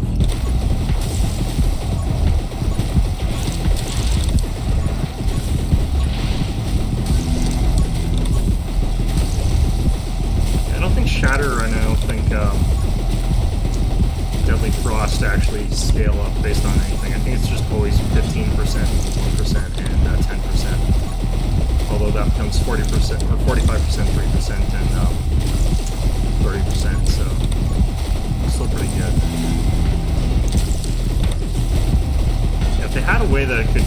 I guess if you get Assassin, you're guaranteed to one-shot kill at that point with everything. Or it could be two-shot thing on how Assassin procs, I don't really know for sure. Because Tier 3 Assassin, you should... No, the way it's written, I think you still have to get them below 10%. So you'd have to... At that point in time, if you're getting 2 Deadly Frost, they're getting 90% damage anyway, so that would guarantee, I guess, a kill with Assassin.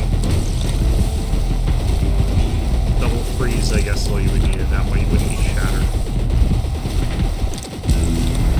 Because it wouldn't contribute at all to that. Although if you shattered 3 times and like someone was in the back row, I guess that would auto-trigger Assassin against them as well.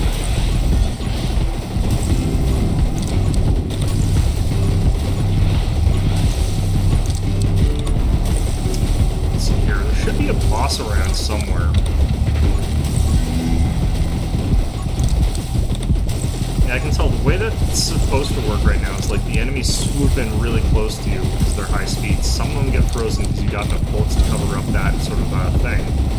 But then suddenly, like, some of them get through and you're in a little bit of trouble. You're under a tiny bit of pressure, but that doesn't happen here. They get frozen like way the heck out with these butterflies.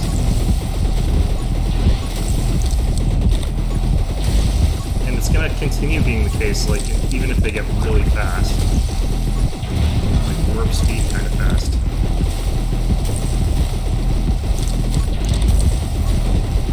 Yeah, there's supposed to be a boss, and I don't know where he is, or if he already died.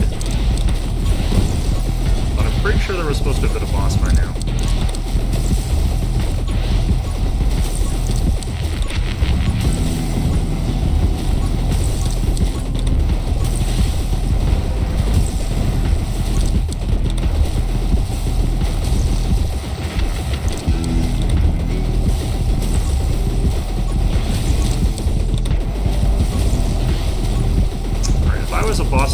Where would I be hiding?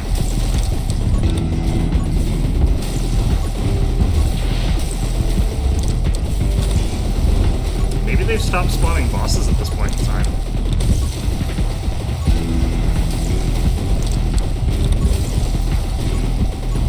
Maybe they're like, bosses are just free progression for this person. Let's just not. Because it's 5 minutes into this run, and I haven't seen anything like either boss. And one of them spawns the arena even if you kill him instantly. So I think at this point we've either glitched the game, or they just gave up before we did.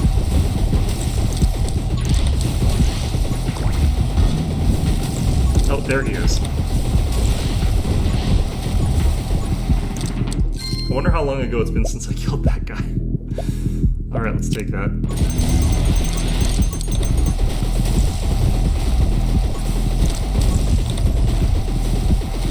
And here I was thinking that you guys forgot about me. Alright. That one we at least saw coming.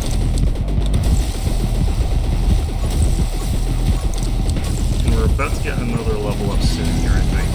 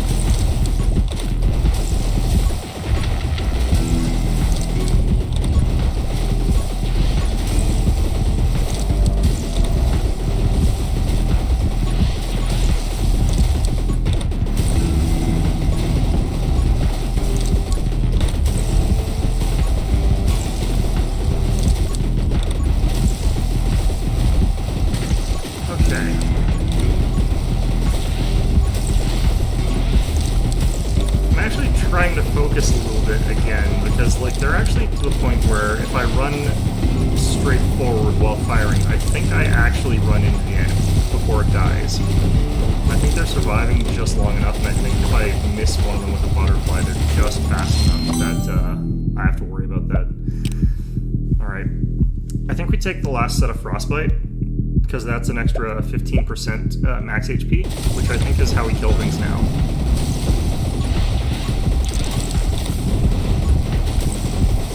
Right? It seems like that's actually been a big boost to how fast things die, so... yeah, definitely the case. Definitely the way to go. Now, I could take the triple shatter, but I don't think that actually matters that much.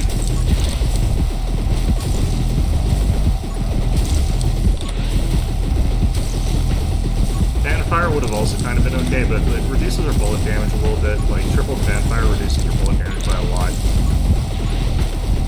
Not really worth it, in my opinion. It's an extra 2 shots, though, so...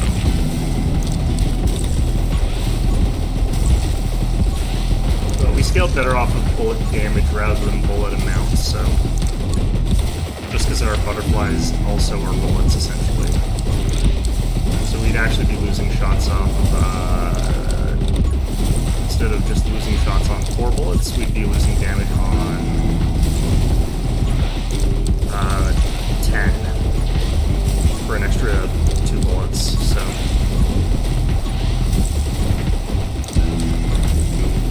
Still technically slightly better, I think, but...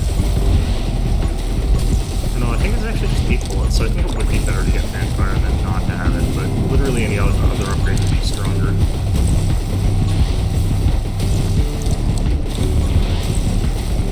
God damn it, Norton. Norton has decided to put a pop-up above my laptop again. It's fine, no, it's not in the way of anything.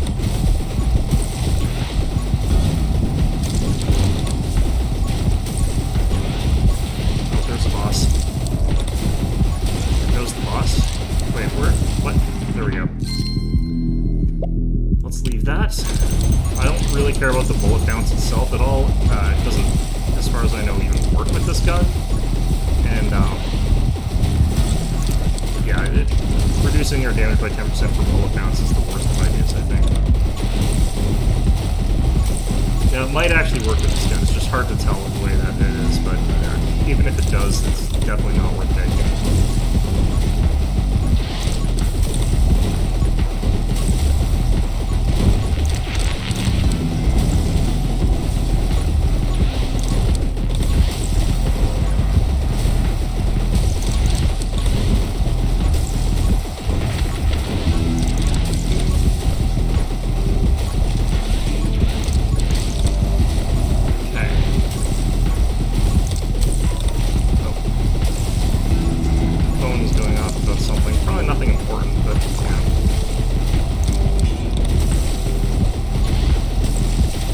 Maybe I should check it.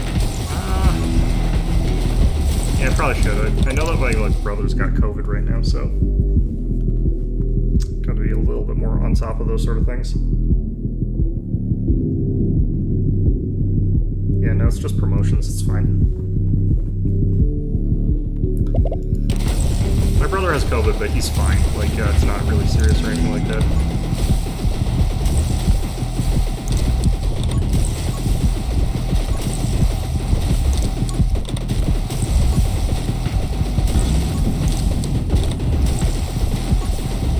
Kinds of family medical things going on that I'm not near enough to like get affected by any of it, but like my brother's got COVID, my mom's an eye infection, you know. Who knows what my dad's gonna have coming next week or something like that.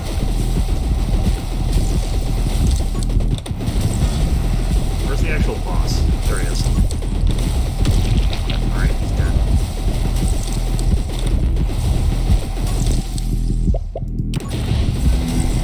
Alright, we've reached the 150 mark. Enemies are not surviving that well anymore because I picked up 2% health boosts, or damage boosts, which means that they basically are guaranteed to die in 2 freezes, no matter how much hit points they have. And since we perma-freeze, as long as I keep firing butterflies in every direction, it kind of means that I think, will be able to kill these things no matter how much hit points they add to them.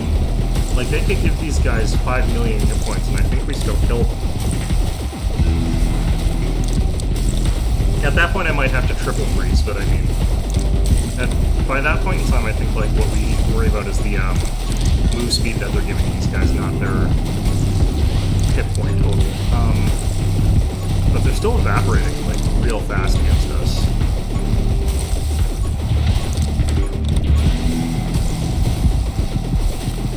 Yeah, some of them are almost warping beside us.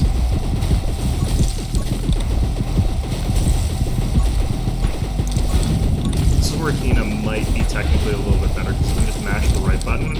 I think with triple speed boosts, you're getting, I think, 12 times faster base, and then you've got the percentage bonuses after that, and I'm not sure how that all stacks, but I think you would be doing like one Shadow Strike like every millisecond or something like that. So I think even if they're traveling really fast, I think you go all in with that unit. But you wouldn't be able to survive because you don't have the crowd control capabilities that Yuki does. So I definitely think Yuki's the way to go for this. Guaranteed increase in percent health.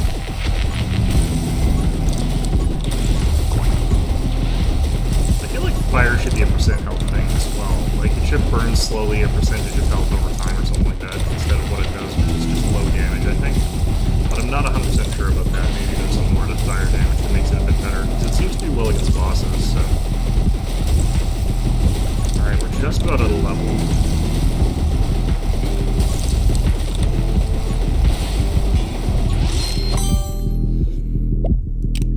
Ooh, Electromastery. I don't think we've actually got this yet. Makes it so our lightning's actually kind of a credible threat now. If we get that 3 times, they become pretty big lightning bolts.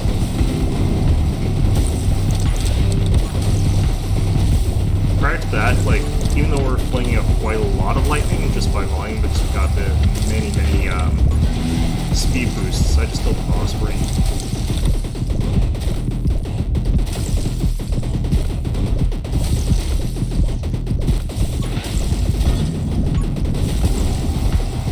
He died.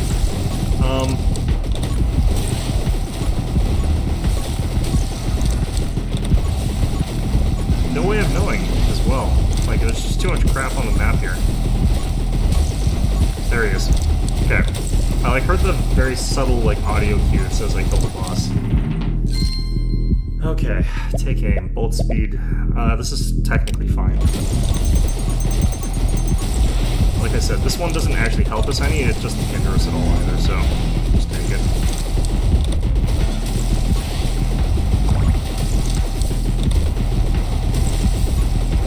Once I hit the 3-hour mark, I'm gonna say, like, if I'm not, like, in the top 10, I'm gonna be very upset. But also not that surprised. There's gonna be one person who has, like, all 10 slots or something like that. Each of them's, like, 24 hours long.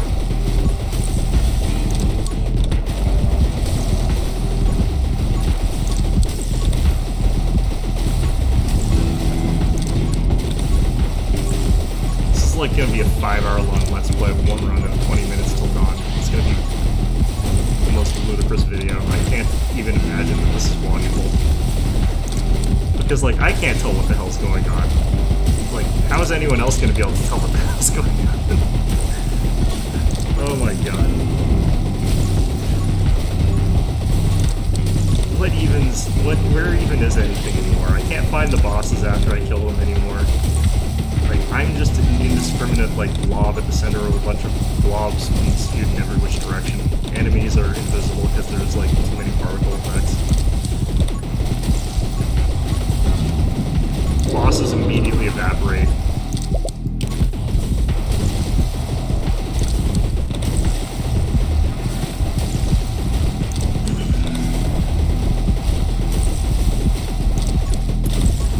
Okay.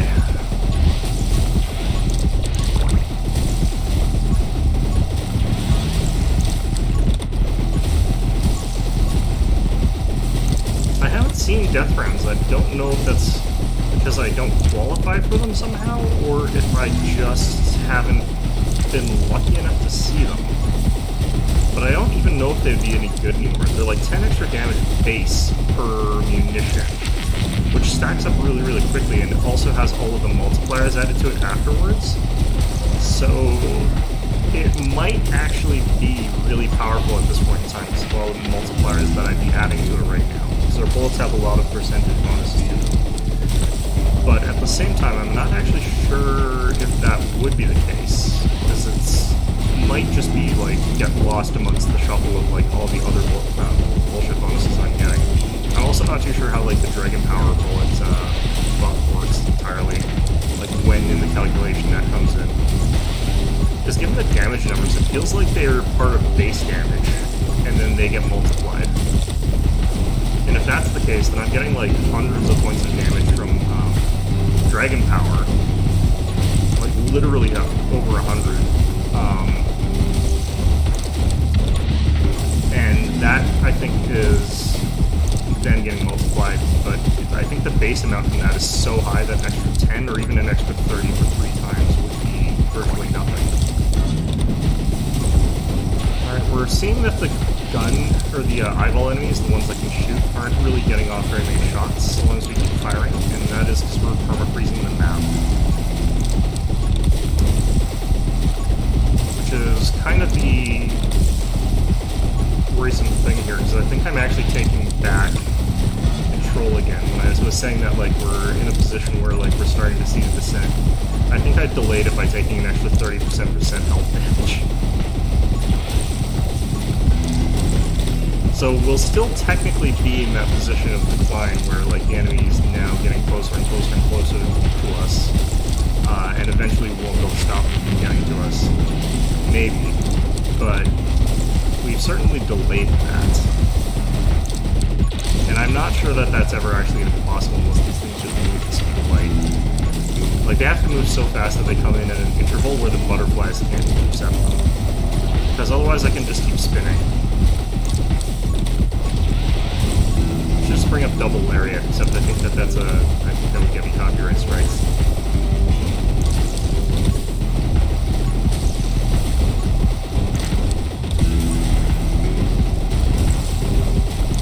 I haven't listened to Vocaloid in a long time, and then I suddenly saw some clips from, like, Dropkick Devil, whatever the hell, where it's like got Mewtwo Hatsune in it. I don't watch that anime because it looks really boring, because it's the same joke like a million times over, but it looks like it'd be funny for the first few times you saw the joke. Then again, like, they also have the Devil as a part-timer, which got another season, which, yeah, that's a series that I really wanted to get another season, like, 6 years ago. So I definitely need to watch that one. Lightning Mastery, yes. The damage on that is so not relevant at this point in time, it feels like, but, well.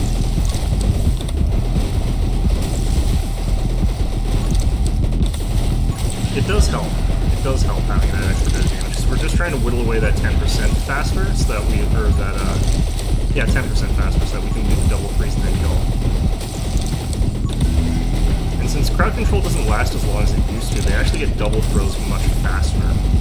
Because the damage that the butterflies do when you're frozen is just my bullet damage, which is kind of okay. It's good damage. But if they're not frozen and they get frozen, they're taking 45% of their health, which is way more damage. So we actually want the enemy to unfreeze faster so that we can refreeze them the second time really, really quickly. And, like, if they unfroze fast enough, we could actually get, like, three freezes onto them with one butterfly, which means that one butterfly would be an instant kill against the minions. Against bosses, we'd have to hit them about 34 times, and that would instantly kill them, but I mean, that's actually not that many times. Especially because their hit points aren't scaling. Like, boss hit points don't seem to scale. It's just minion ones now. Like, this fellow over here, he's just gonna have a bad day. Although I think he's immune to percent damage, actually. Like, he doesn't get frozen for some reason. That guy almost came up behind me.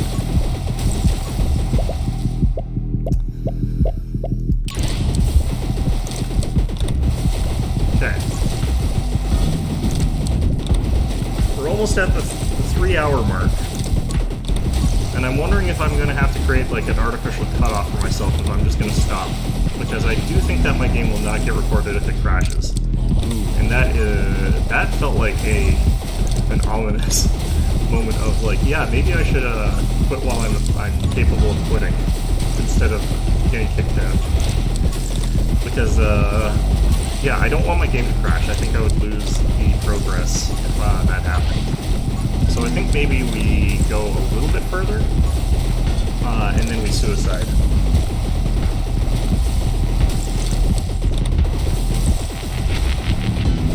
Let's try and get to level 60 equivalent. Or actually, no, maybe not. Okay, I could have another knife. My knife isn't doing very much damage for some reason, but, you know.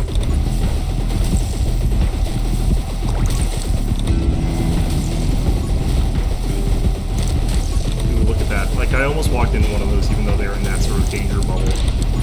My defensive wall's not working anymore. That last upgrade actually put them in some sort of ludicrous amount of hit points. It could be hundreds of thousands.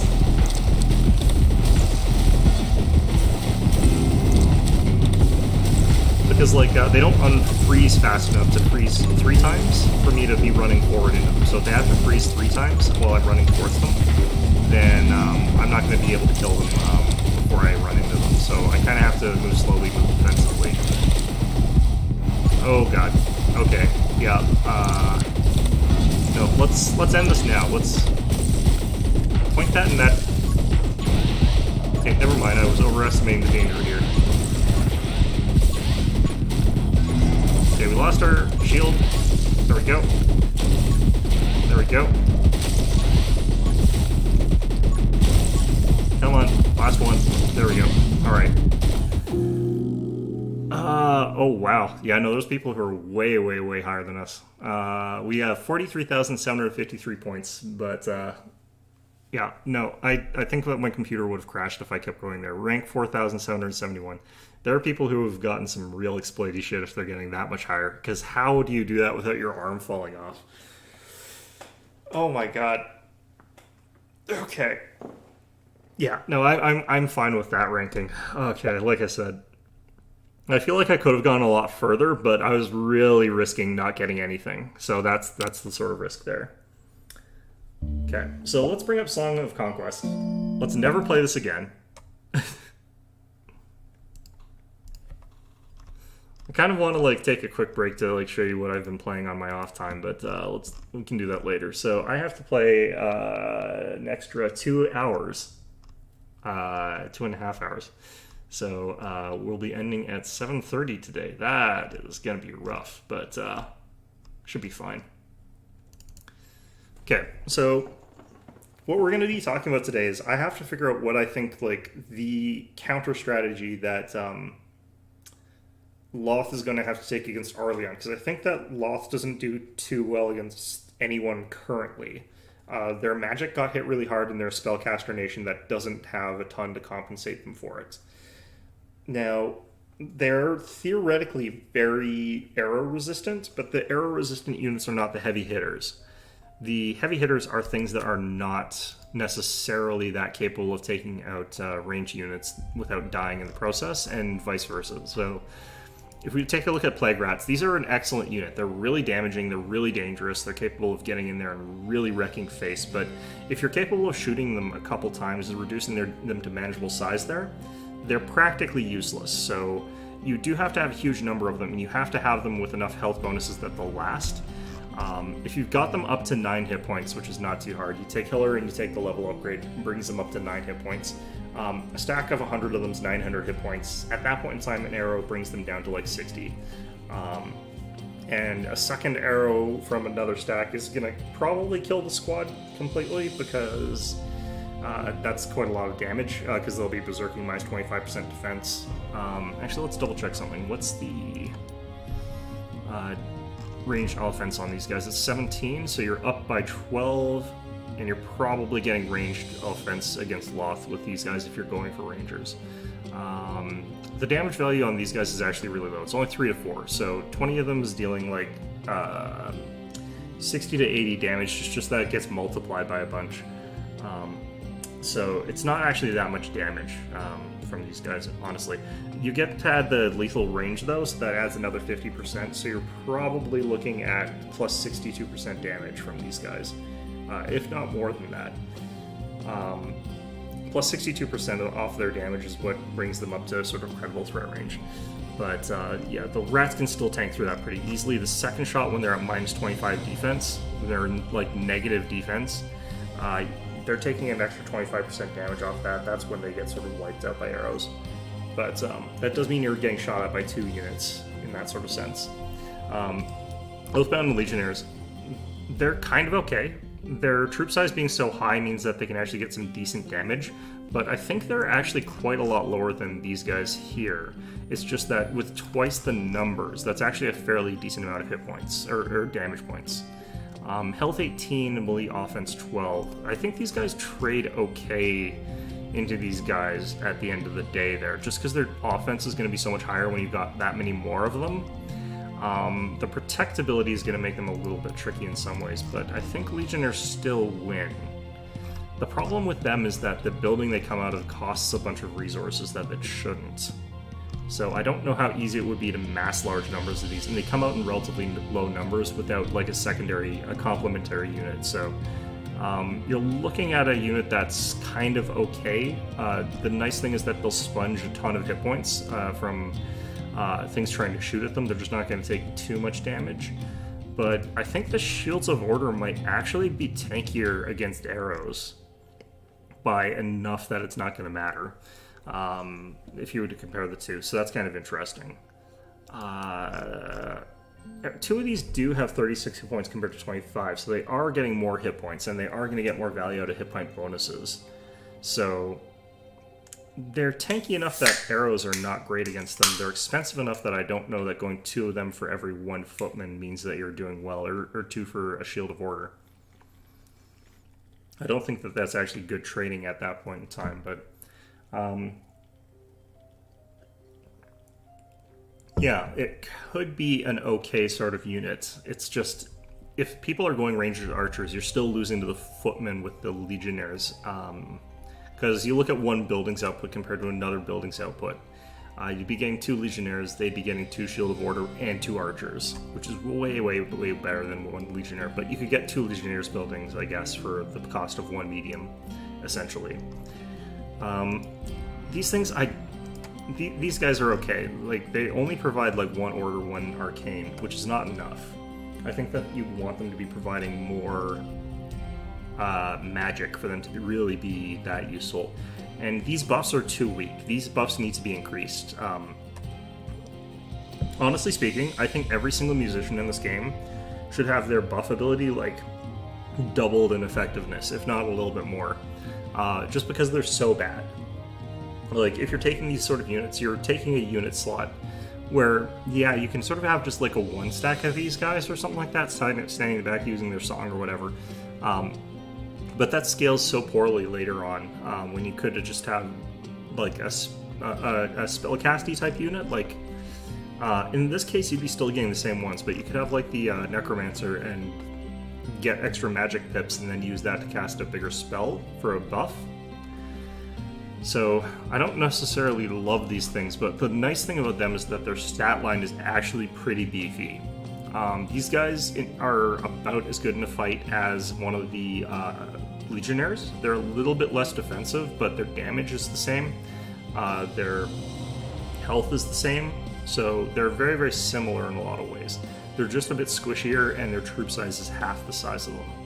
So you're looking at a unit that's not that terrible in melee combat. It's just I wouldn't use them as mainline melee combat. You could run them up to an enemy, have them in knifing range, and then have them use Aurelia Eternal to give yourself like a bunch of bonuses everywhere. That would actually be pretty good. I don't like this unit. It's overpriced. The Celestial Ore makes these guys overpriced. If we were to look at them, I think they had their price decreased, but like they're the same stat line as these guys. Exactly the same stat line. The only difference is that the Toxicologist Bane sort of line here, these guys can fire every single turn. They don't have to do a reload turn. The reload turn's an advantage for units with take aim. Did they? Yeah, because you have to use this ability and that consumes your action. After that, you can fire for a huge amount of damage. But like the Musketeer is just a much, much stronger unit than the Bane in the end for its cost, because the Celestial Ore is really, really, really expensive. 5 of them, it's 3,500 for 5 of them from the market, and if you're trying to sort of build one of these, that means that you're spending an extra 700 per Bane. So unless you've got really, really, really good natural Celestial Ore production somehow, you're not going to mass these guys, and if you try to, you're spending way more on these guys than you are on a single Musketeer, which they've got the same stat line as. So I don't really get why they're so expensive. Like, it's just super, super costly. If you could get guaranteed Celestial Ore production early game, that would be fine. That would be one thing. Otherwise, you're stuck with using Toxicologists, and they're a range 5 range unit with deadly range 3. They're expensive. Like, their max troop size is not that great. Their damage is not that great. They're really squishy. You would lose so hard against Aurelian archers if you're using Toxicologists. It's just not even a close comparison. So I definitely don't think that this is the right call against that faction. I think you could get away with using these guys in some compositions against Rana, but I think that Loth is not a good missile faction because these guys are so overcosted. This is what needs to change. Like, they can't cost a full celestial ore to upgrade to Banes. That's just way too much for what that is. The other alternative is you get rid of take aim on the Banes. You instead have like a very venomous shot, like something that's got a huge amount of extra damage and utility, and you bump the base range of these guys up to 7 and the base range of these guys up to 8. I think that would fix these guys and make it so that they're worth the cost. Because that way, if you wanted to, you could sort of like position yourself, get a huge damage bonus if you really needed it, and then have that fired off in the next turn. But you're not sort of like having the range 6, assuming that you're going to use take aim if you need, or use the ability aim if you need the extra damage and range. I just think this is not necessarily the call against Arleon. This could be. This guy could be. No, this isn't it. Who's the other one that had the missile resistance? Now, the nice thing about this guy is he's got 85 health, which is really, really big. He's got 30 defense, which is really, really big. This is terrible and is bad in auto-resolve. Persistent Retaliations is fine, but nothing that special, especially against Arleon. You don't need it. 50% damage resistance is good, but you don't really need it. All of its abilities are kind of trash against Arleon. What's good for this guy is just huge hit points. Huge hit points. Really good defense.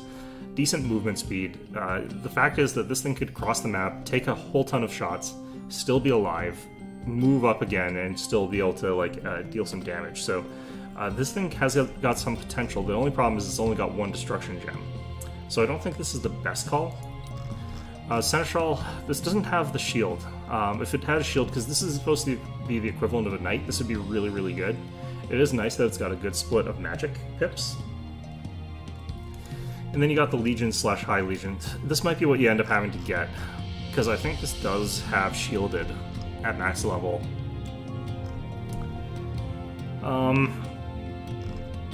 Yeah, you might have to use these guys and then focus on getting enough to get Dimension Door. That might be how you do this. You have to get High Legions and Defense Dimension Door. They've got 125 health, which means like an archer stack under normal circumstances doesn't actually kill these guys. Like, not even one of them, because they've also got that paired with really, really high defense, and they've got that paired with like the shielded ability. They're not producing great magic, but that's fine. That's relatively okay. And if we're using a Dimension Door strategy where we're trying to get these guys into combat, what we are kind of forced to do is get the Cultist Oathsinger combo with the Necromancers, and then use like Necromancers, just hide them in the back, as far the back as possible. Their 40 health means they'll survive a little bit. They can still get picked off by archers, and if that happens, you're stuffed. But if you're capable of getting a few of them in the back there, and you're really not necessarily looking to have huge amounts of them, you can power Dimension Door. This is a really expensive spell, and you have to have a cap to get that 6 movement. If we can teleport a Legion past all those guys, then we can like use it to swipe at an archer line and just instantly kill it. Anyone smart is going to have their ranged units spread out so that a Legion's not going to hit 2 of them at once if they see that you've got those. And these are really not that expensive for a top tier. Like 1,401 amber is not that bad. I think these guys are similarly costed. Ooh, no, that's way more expensive, 1,800. So maybe the Legion High Legion is relatively cost efficient. Like, this is pretty expensive as well. It's 2,000 gold, 2 celestial ore. That's really expensive. These guys are absolutely crazy expensive. Like the top tier dragons. Like, yeah. But in spite of that, the Seneschal actually's got, or the High Legion's actually got fairly decent stat line. 125 health is pretty good for what that is. Actually, no, the High Legion costs 2,000 gold, 200 hammer. That's pretty expensive. So that, yeah, I'm not loving the options that we've got on the table here. Protect is just not great for where we're trying to send these guys. We're trying to have them teleported into the enemy backline where you can start using sweeping attacks. But let's give this a shot here. Let's try and play a Loth campaign going heavy armor, teleports. And then we'll see if we can find a real person to play against eventually. Okay, so we're going to change the map here. Actually, this is already set to Valley Low, so that's fine. So, if we're going for that kind of thing, what we're looking for is whoever specializes Arcane. And it looks like it is Dr. Marjada. I'm not loving their starting lineup, but that could be good. We could, of course, also go for taxes for our first one. I think that's actually what we end up taking. Let's see if there's also someone with a good undead bonus here. Because we're not necessarily here for the caster abilities. This could also be the other alternative. There's Murkoth. Could also go for ranged resistance and guard. That could actually be better in this case, because what we're trying to worry about, what we're worried about happening is that we get shot to pieces by Arleon, and we want to sort of force them to take, like, their more fragile melee units.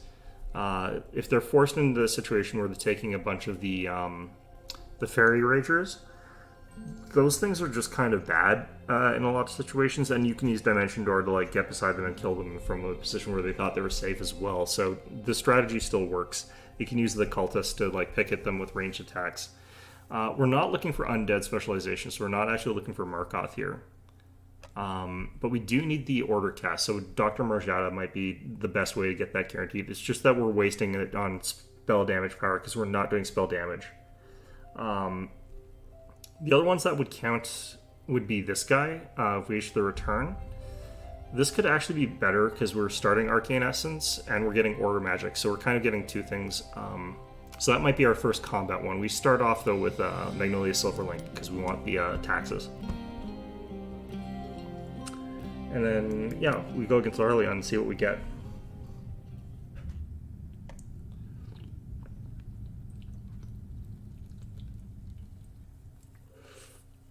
So it's looking like this is going to be a 4-unit composition, which is fine. Like, I think 4 units is okay. We're not going to have the upgrades because we're going for a build with the top tier unit. So we're going to get those guys instead of other buildings. And this is going to be slightly map dependent. Looks like we do have the Amber Excavation, which is what we need, so that's good.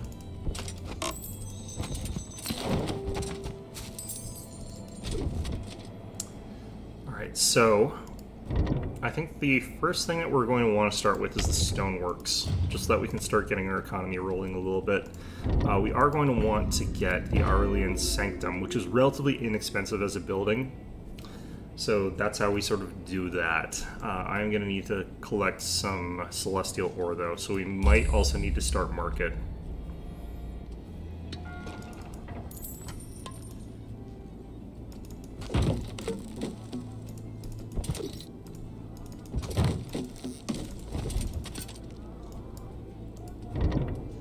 We've got the Stoneworks, we get the Timber Mill next.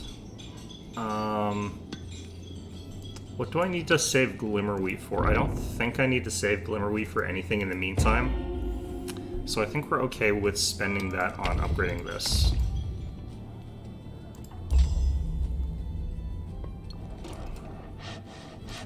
We got a dagger.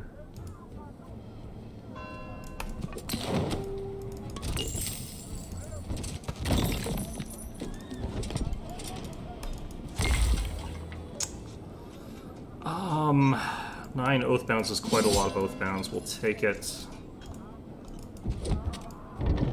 Down here, we're just going to get Crofts.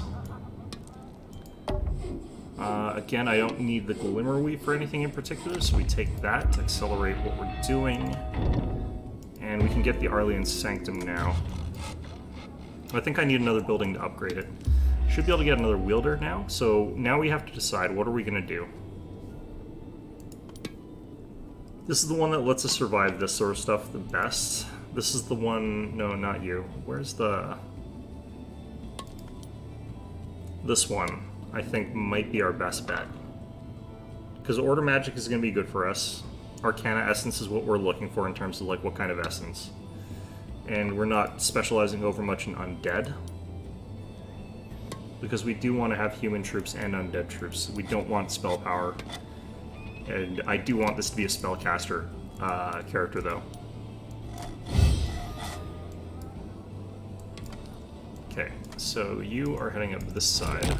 Get these resources. So I'm going to grab Order Magic to get tier 2. Actually, I'll take Command.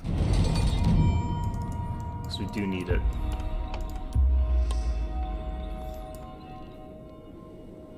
And we need a lot more gold here.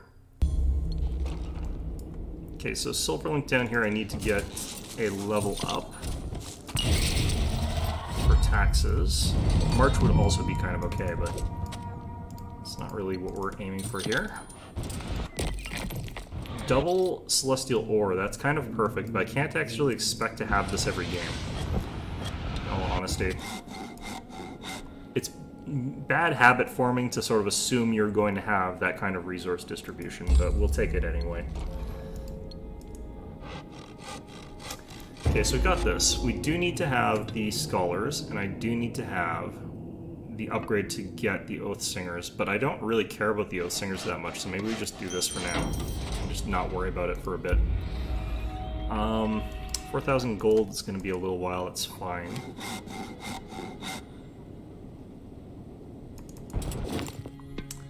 Okay, and he's going to be our actual combatant, so we give him the stuff, including the units.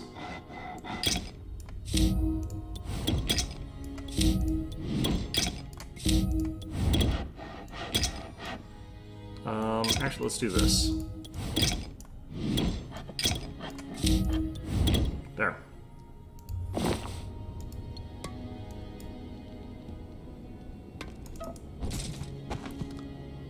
Okay, Great Axe. The defense I don't mind having on this general right now, so we'll stick with that for a little bit. We have got the extra tier command, so I think that's okay for now. We'll take Destruction, because I think that's what unlocks our next magic school. And I don't necessarily want to fight that stuff right off the bat there, so let's not worry about that for just a quick second. Need 4,000 gold. It's listed as medium. I don't want to fight that while it's listed as medium. Those are always, like, kind of scary fights to get into. Okay, Oathbound are going to be a part of this build, so let's start working on that.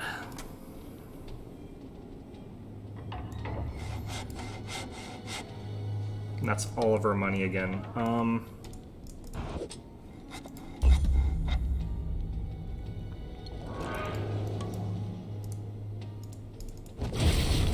get this tax boost.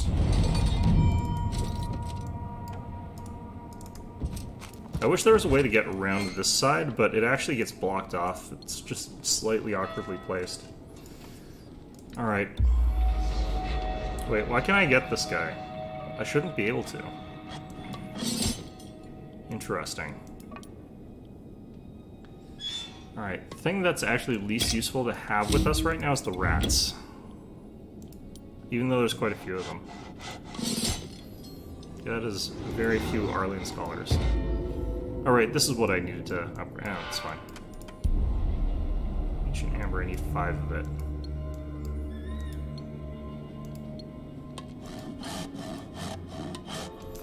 I think this actually might be harder now. That one would also be difficult. I'm not sure that I'm scaling this well or properly here. I might have had to have gone for like 2 level ups on something else.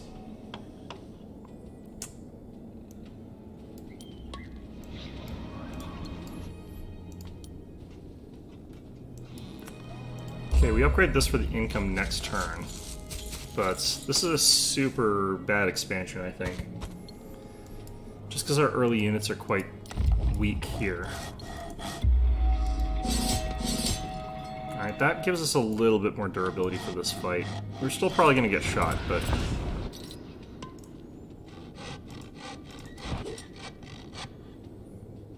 it's still listed as medium, because we didn't technically increase our numbers by all that much. Okay, we keep everything in close for the first bit here. Yeah, move you like that.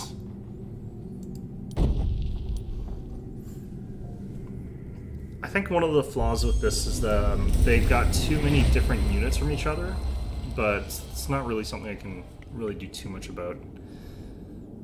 Alright, so they can get to there, that means they can poke up there, so I go here. So we have enough high ground that our Banes can kind of be dangerous, but... or toxicologists, rather, but not by a lot. Oh wait, what? I thought they could only move to there. I got that wrong. Still out of range there.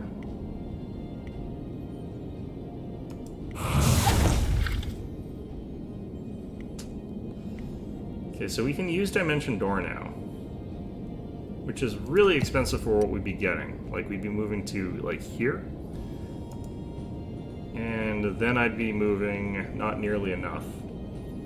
So I think what we do is just move up like this. Actually, I'm going to strengthen Essence these guys and move up like this. Alright.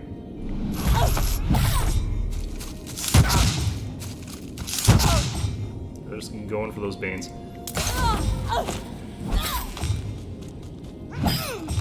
Okay, this is all fine technically.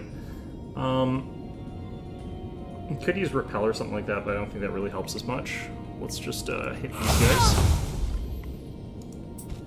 Finish them off. These guys off. These guys have to reload, so they're going to be doing their shuffle.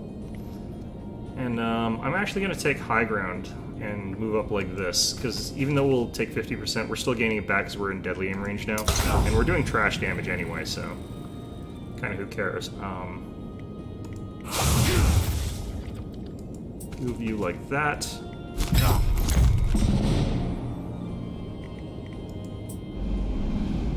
I have to not lose the Seneschals, they're super valuable.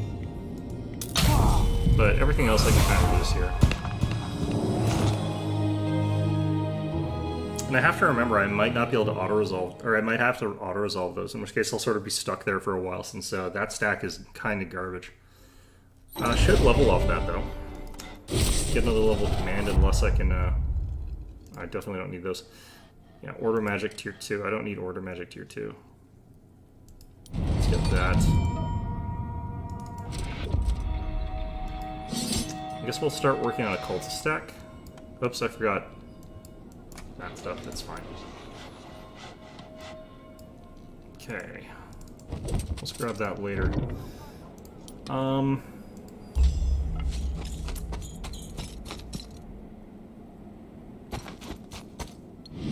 Yeah, the cultists are almost superfluous. I kind of almost don't really care about having them, but if you're producing them, you should probably just add them. Like, there's not a great reason not to.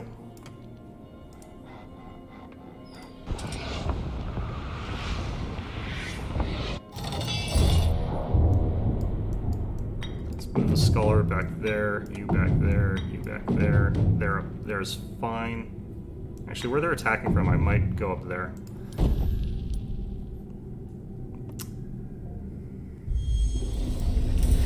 If we hit the wolves with a repel or something like that, that would be probably one of our better ways of doing things.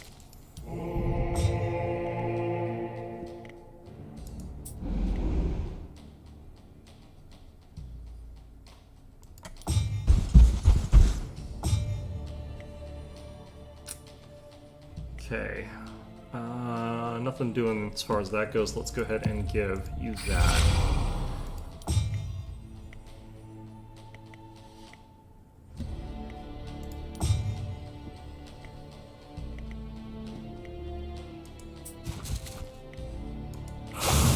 Just want to be able to get one extra round of hitting this fella before we deal with it. 10 of them, I'm not going to bother hitting it.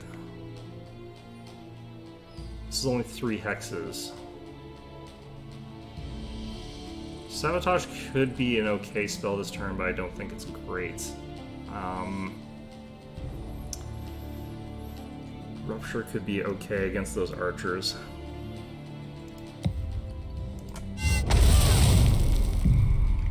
It's a big hitting spell, so it's not exactly a bad one. Move to here and then Song.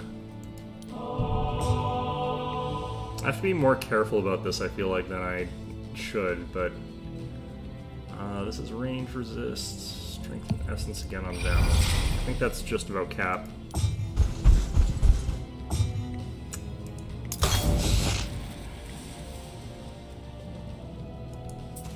Ooh, my order of operations was bad. That wolf is going to shred something apart.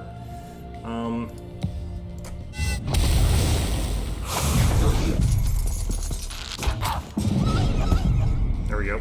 Okay. I'm just gonna do that. Turn order, he'll be next. So what we want to do is hit him with something that is going to make him weak enough that we don't take a ton of damage for hitting him. I could just use protection on myself here. Throw a Psychic Spear. I don't think that's going to actually do that much damage to him, though. And then we just smack him, take down 2. Yeah, we lost a Seneschal, which kind of sucks. They're very expensive.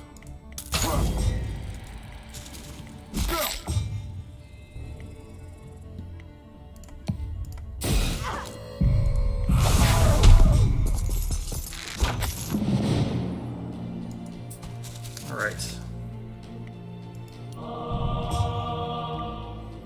Really? Okay.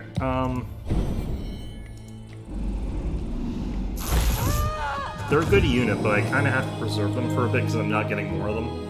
Although I'm going to probably transition off of having him now that he's down to 1. Having 2 of them was kind of okay. Having 1 is kind of useless. Okay. Damn it.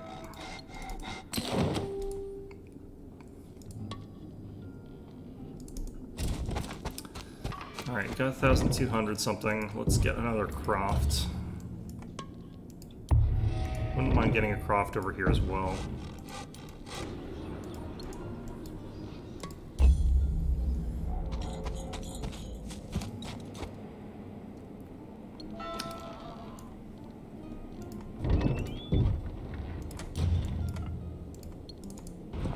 What? No.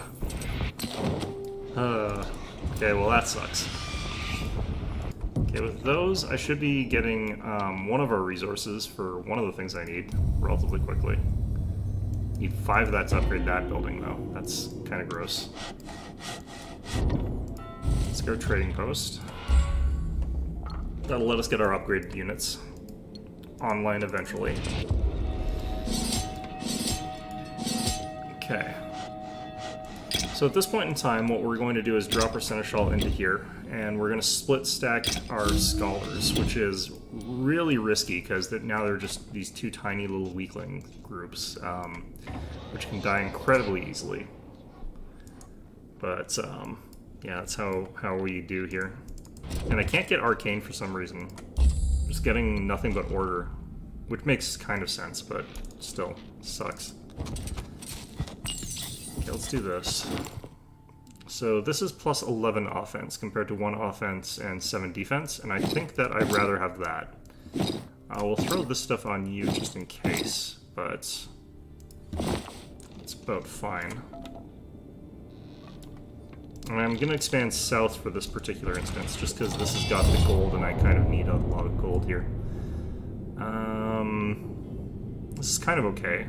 Assembly of Wolves is kind of dangerous. We're going to move you up there.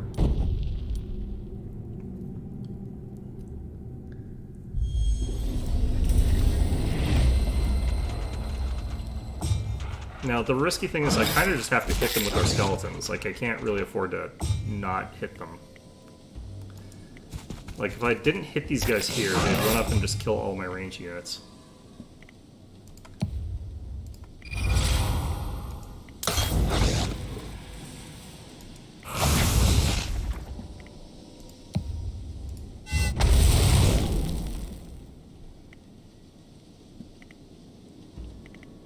The ones on the ground are a little bit vulnerable, so I'm actually going to move them back so that they can't get attacked by these guys. And then we'll hit them.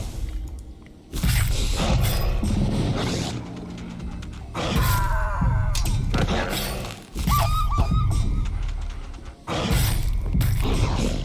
Oh boy. Okay,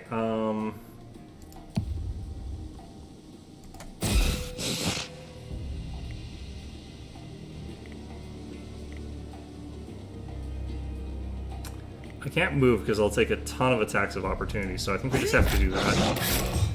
Which does suck. This guy can't actually attack me because I'm on low ground in it in a way that stops it from attacking me. That's fine.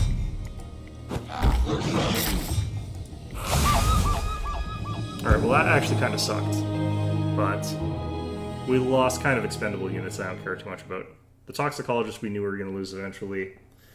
That's not really what they were there for. I needed to spellcast more, but that was exactly the kind of thing that could counter us, because we can't bodyguard effectively against wolves because they ignore zones control. We'll take Risen, sure. Take the tier 2 destruction. And I'm actually going to go all the way back home before I get in another fight.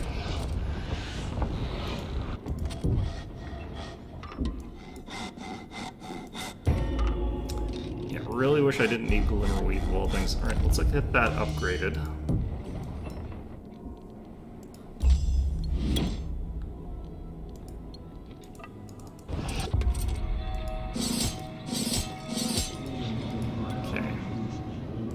Upgrade all our Oathbound Legions, which is a pretty strong upgrade. Make sure that these guys are split 3 and 3, because we don't want to lose one of the stacks. We want them both to be approximately equal strength, just to avoid them getting, like, sniped. Okay, I need to get that to that sort of gold value. Do a bit of scouting over here, get some of the stuff, so I can get, like, some experience points and what have you. I'm actually going to leave that. Okay, let's get Stonecutter.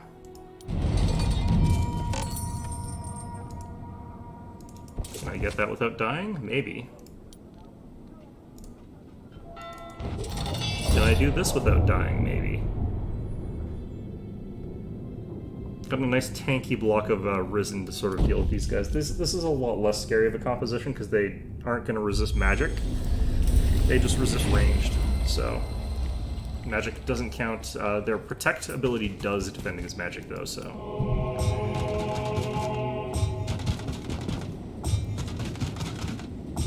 We are also going to, of course, hit them with ranged stuff, so. We just wait for them to come in for a turn, and that's fine. I forgot to do this to this Scholar, so we'll just do that here. We want to aim for the guys that are on ground level, so.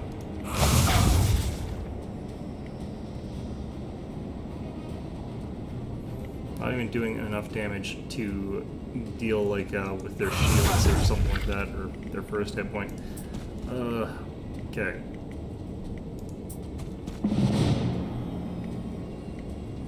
So we got the ability to throw down a Rupture already, which is nice. But I think what we're going to do is do another one of these. And we're going to delay that. We're just going to fire away. We're going to do this. We are going to actually have to hit them in melee at this point in time, which, no problem. A slight problem. I don't have a good angle for this, but that's fine. Could use Sabotage, but I think we're just going to have direct damage spells here, which, again, have been nerfed pretty badly, so it's not that dangerous. Use Rupture on the 10 stack. Ooh, it didn't hit anywhere near as hard as I would have liked.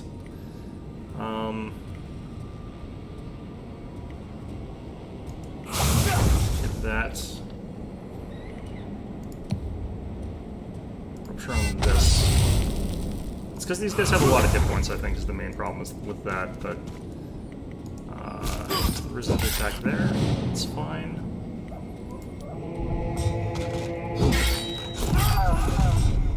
Legion are way stronger than the unupgraded footmen. That was a strange move. Well, interesting.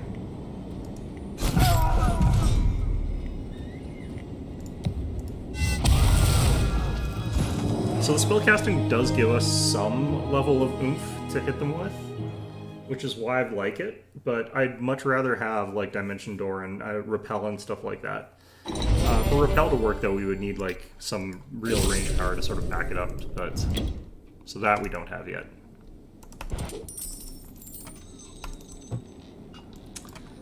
Okay. Upgrade that. We want to get the Summoning Circle. I need a lot of resources for that, though. An absolute crap ton.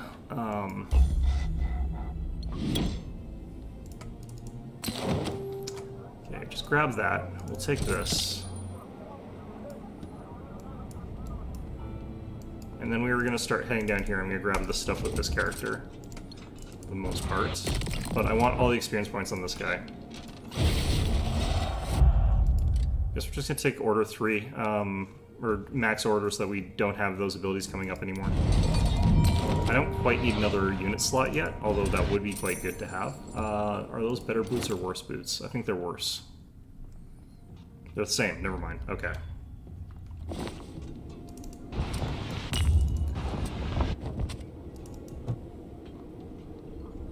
What do we get out of that?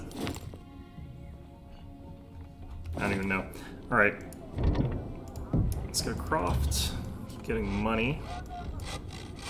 Because money is what makes this game go around.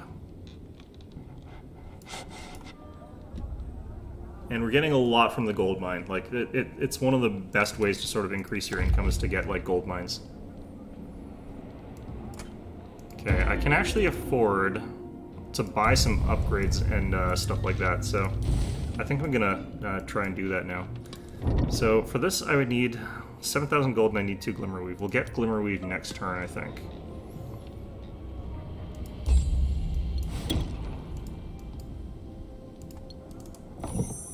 Okay, we got Glimmerweave from there and a Falchion. Plus their offense pretty crappy.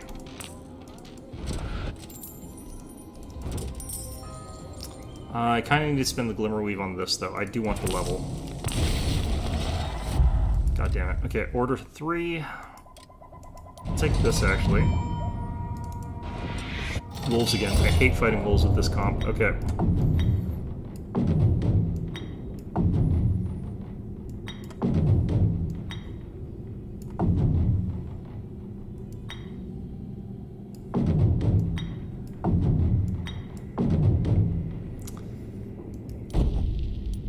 Okay, I just need to get it so that, like, I've got very little stuff that can run up that hill and kill all my dudes. They'll be able to move freely this turn, so we have to worry about that. And I'm going to spend a turn, like, more repositioning than I am going to be fighting.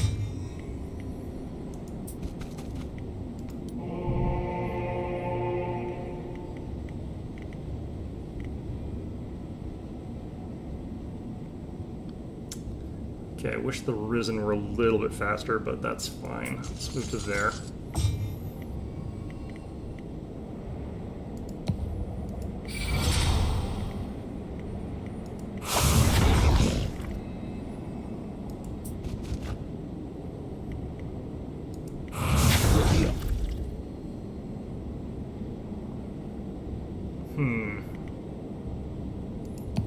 might have enough for repel. Just hit them with that. Okay, so they're kind of gummed up. Like, they can't get more than they have on our dudes here, which is sort of what we're after here.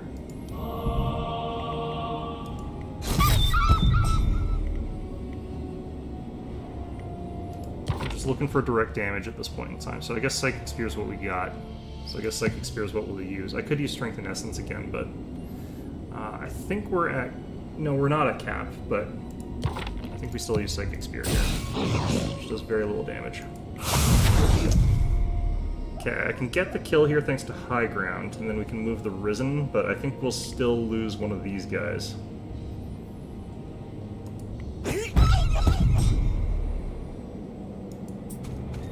The order is a little bit off for me to get exactly what I want to be doing here.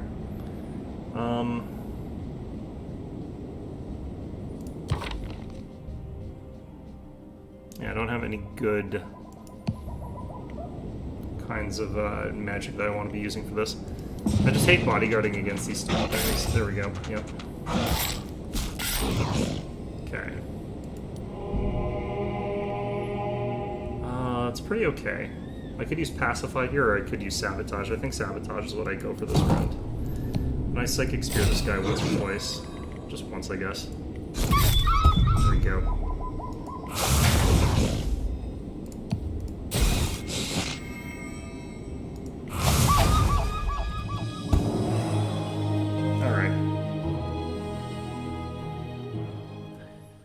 I have to work hard for some of these wins here with the weakness of some of the stacks that we have, but I still haven't gone back to upgrade for a while, so... Alright, still getting Risen. Alright, well, fair enough, I guess. So, I needed to buy some Glimmerweave for that. And I needed Glimmerweave for a bunch of stuff, so we're getting the full stack. We're not going to bother for the other thing. Doesn't mean I can't afford that anymore, but you know what? We'll upgrade one Croft, at the very least. And I'm gonna get a trading post, even though it's gonna mean gonna be short on money, but next turn we'll have enough, so that's fine.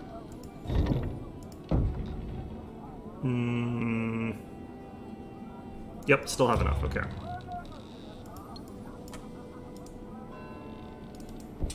Oh, I should have got that. That's fine. Oh, actually, I'll have all this money, too. I'm gonna pick this up with her and then have him come back.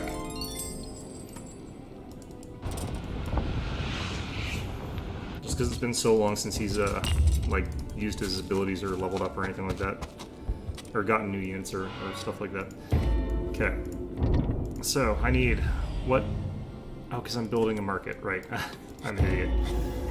Okay, I need 5 wood, I need 5 Glimmerweave, I need 5 Celestial Orb, so... that's lovely. I think we just leave that be for the time being, and we'll upgrade that all next turn when we get the second market.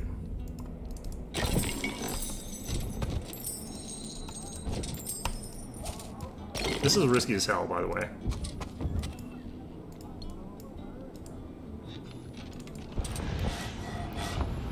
Okay, I can save a bunch of money by getting like another Glimmerweave now. Could buy a little bit of wood, but I kind of don't necessarily care that much. Let's get the summoning circle going. And now I need 5 wood, so I just need to buy 1 wood. Which is not that bad, so we'll just do it. Because we did pick up a bunch of treasure and stuff like that on the way, so... oh yeah, I pinged something on the map there. Yeah, it's a little bit close by. I'm gonna grab this stuff off the ground here, and then I'm gonna leave. I'm not gonna take the gold mine, because, they see me here. They could very well decide they want to do something about me.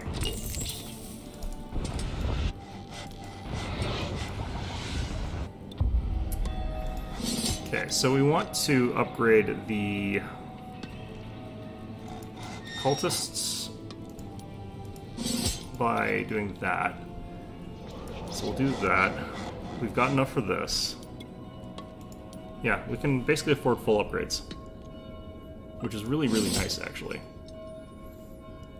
Can't afford to get the new troops necessarily, but again, that's fine. We're in a good spot here. Because this stack became much, much, much stronger after that. I'm gonna split these guys in there.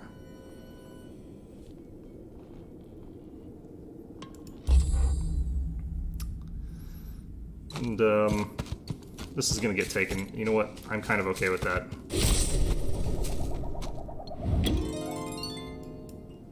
And, these guys are in a dangerous spot. I'm gonna lose some income. I'm gonna take that. And then just leave, if I can. I might not be able to get out, but... grab some more troops here. Whatever I can afford, really. And we'll start heading down. We'll counterattack, essentially, with these guys.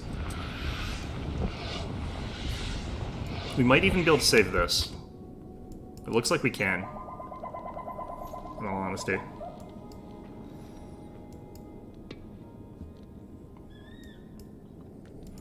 Some things I like and some things I don't like about this composition. Alright.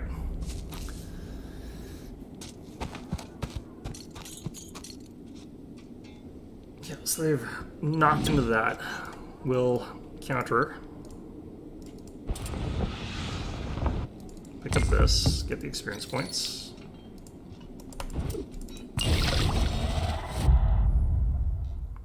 I'm gonna take Attuned. The reason that I'm taking this, despite of being worried about the missiles, is that we've built against missiles. Like, we kind of got that under wraps here. I can just auto-resolve that one. Yeah. And then, yeah, now it's just ours again, and he has to try and take it back from me if he wants to. I'm gonna go ahead and get another level on our tax collector. Even if that means I'm spending a bunch of money for it, because it's worth it. If I can get tax 3, that's what we're really hoping for here. Nope, but stonemason 2 is fine.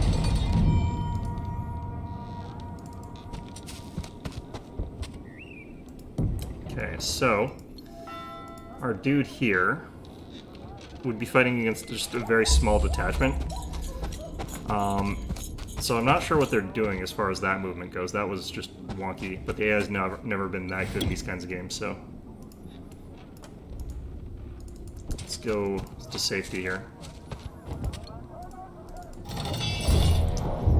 Alright, so this is a very easy fight, but let's try and take it seriously for the sake of education.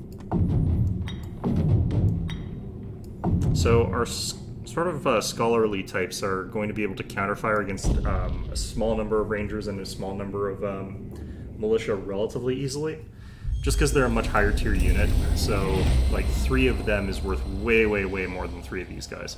It's just the way it is. The archers, on the other hand, there's enough of them that they can still cause some problems, so we'll have to deal with that. I've got Order 3. No, I've got Order 2. So I think I could get +2 movement on these guys, which is not quite enough to make it. So I think we just stand up here and then defend, or even stand up here. Because we're just trying to get them to fire at us, this unit, with Alt's defensive glory. Okay, so that gives us a ton of extra defense, then we'd hit defend. Charge essence. Use rupture on these guys. Charge essence. Charge essence.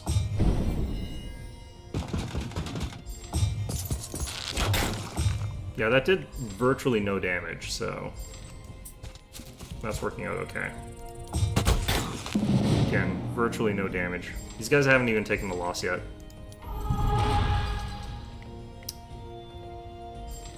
Okay, so a 32 stack of these guys is very, very dangerous. That's the thing. Now I can go over here, hit them, which is fine. I can rupture them again, and then Psychic Spear for the kill. And that's going to be fine. Now, the thing that makes this look really good is that we're up against a small number of low tiers. But if we were up against anything like tougher, we wouldn't be dealing enough damage to keep pace. Like, the amount of effort I'm putting in to get those shots off is a lot more effort than he is just having a unit of archers. But it does counter shielded units, that's the thing. Okay. Because a shielded unit does not get to survive this stuff. Okay, this is a one-handed offense, so I switched to that. I could switch to this. +2 ranged offense as well. I think we've got +2 view radius, so I think I could actually equip this and still be fine. Yeah. I'm gonna try and take this one. The problem with this is that these guys ambush us, so... Too late to withdraw, so... This is where rats are good, because they do actually go before these guys in initiative, so... I think apparently these guys do as well. Nice. But the wolves, for the most part, are going to be the ones going first, so... And they're on high ground. Fantastic. Okay, 6 to 10. 6 to 10.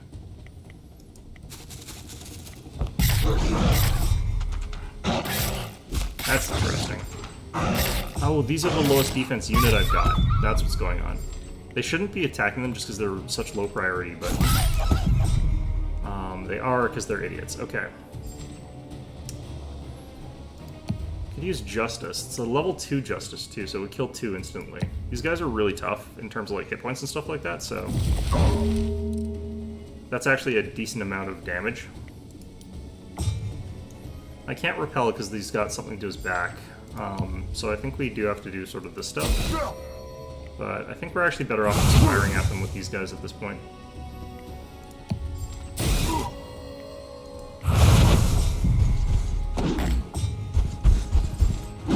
If we lose all the Risen, that's fine. I don't really care. Okay, if I've got Destruction enough... No, I don't have enough to do Sabotage. That would have been really good, though. I would like an army-wide at this point, but I don't think I've got a good one. Let's use this. And let's do this. I just want to make it so I'm guaranteed to get a kill on these guys, so that these guys don't take any retaliation hits. We'll hit there.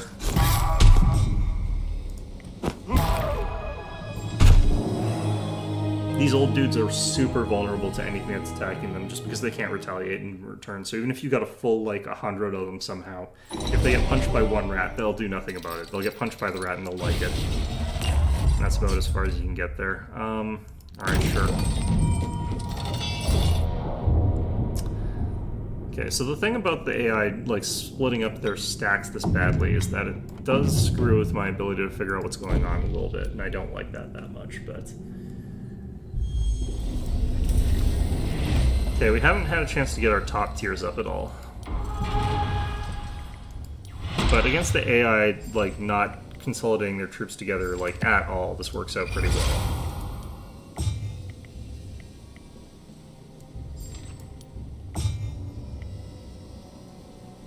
Okay.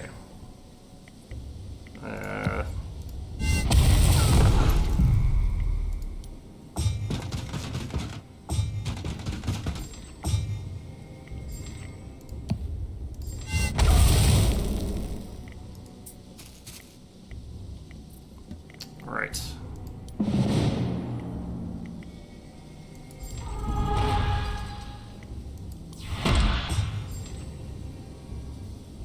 We could just repel this guy. I think that might be funny.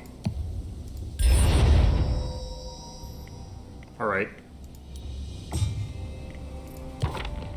Let's go ahead and do this. That should be capped out now.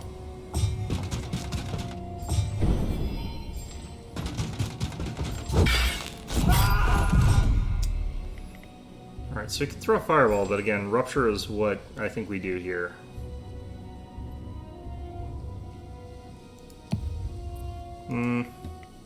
Yeah, 2 Ruptures for the same cost, although actually this is cheaper than 2 Ruptures. Arcane Storm,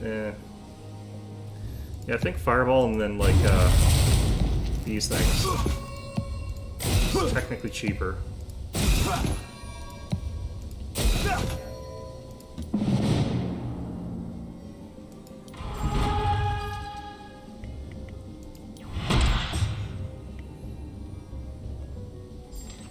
Okay, so we actually have Burst of Strength, but we can't spam cast that like we can with Barya, so we're not going to think about that. I need 7 for the Repel, so do that. Away he goes.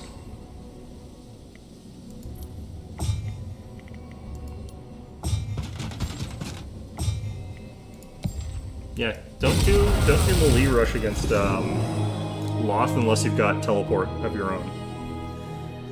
If you can out-teleport them, which is pretty cheap to do with Chaos Magic, then you can probably do something, but yeah, that's not great. Tier 3 order, okay.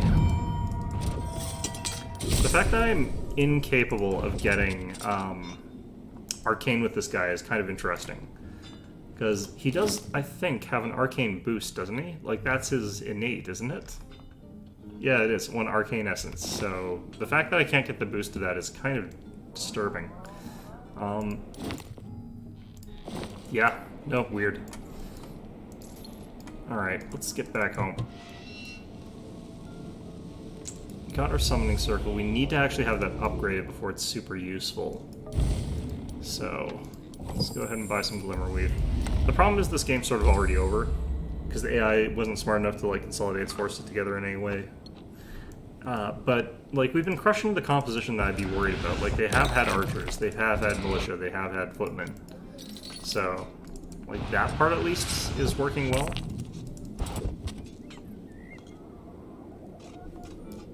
I'm gonna actually do something stupid here. I'm just gonna build a rally point here. I need Glimmer and Celestial.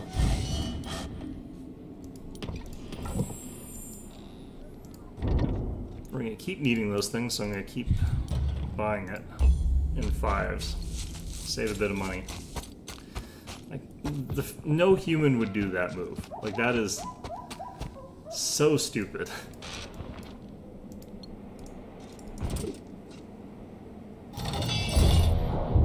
Alright, this is... Yeah, this is what we're worried about. This is technically what we're worried about.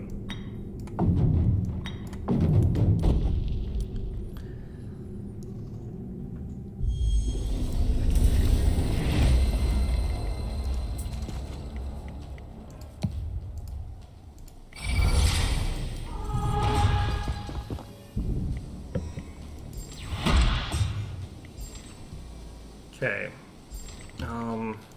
Yeah, just do that. This guy's gonna hit real hard, like, next turn, basically.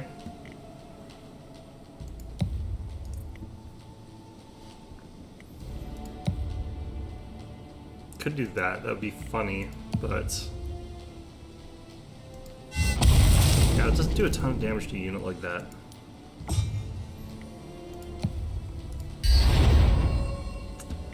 Okay.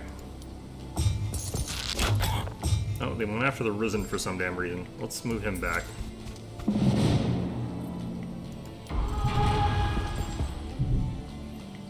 Okay, with Rupture not really doing enough damage to these guys, we're going to focus it on the other ones.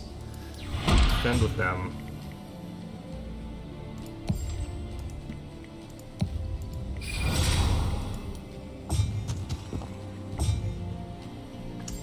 So we can basically infinite kite this guy. I can reduce his move down to 1 with an Ice Bolt, and it's a tier 3 Ice Bolt, so it's a decent amount of damage. We'll do this, and we'll Psychic Spirit these guys down to death.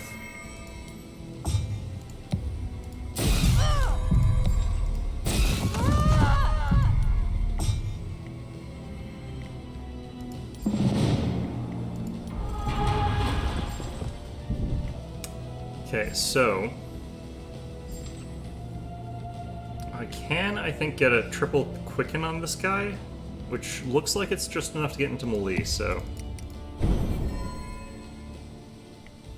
Yep.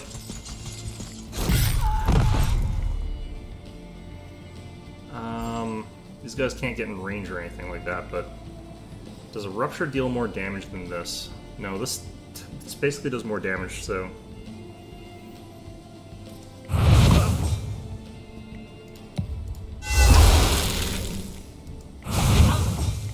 And then we just spam spells on him until he dies, basically, and that way we Save him from running up and hitting our poor skeletons in the back there for 1 point of damage. Alright, so that's basically all that magic, but then we got this magic, so...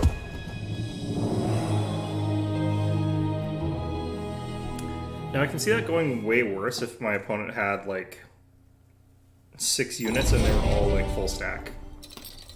If he had, like, footmen instead of troubadours, for example. If he had, like, a better caster. So I don't think that these fights are really indicative of anything that we would see in a real game. I still can't get access to Arcane. Why is that? What be going on here? Alright, let's just auto-resolve that one. Ooh, we lost some Colossus off that. Interesting. We've got another slot, so I could divvy up these guys. Which I'm not super thrilled about. Let's head back this way. And get some of these things.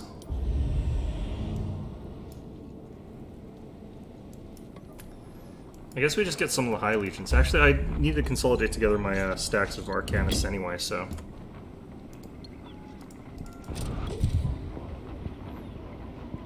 Alright, we can make that a full stack now. We can make this a full stack. We can make a bunch of full stacks out of these guys. Or no, I can't. Never mind. Alright, these are the expensive ones. Yeah, that is some costly shit. Okay, we got one of them and it costed, like, everything. Great. Loving that.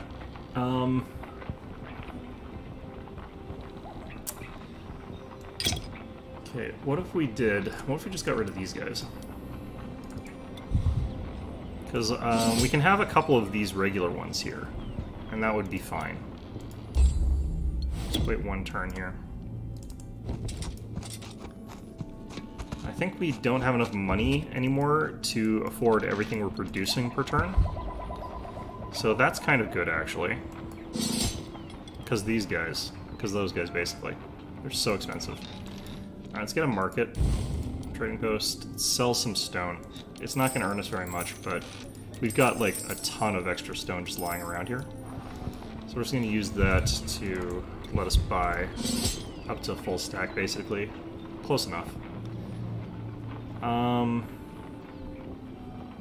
Could try to get the other one of the basic one. We'll see how that does. Ooh. Alright, never mind. Yeah, let's just end turn, then we'll have enough money for the next round for one cap stack and then the other thing. Because we'll also have this.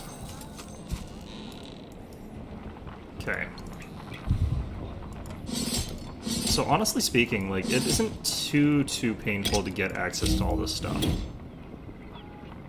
Like, this is pretty painful to get, but it's not that bad. I've had worse.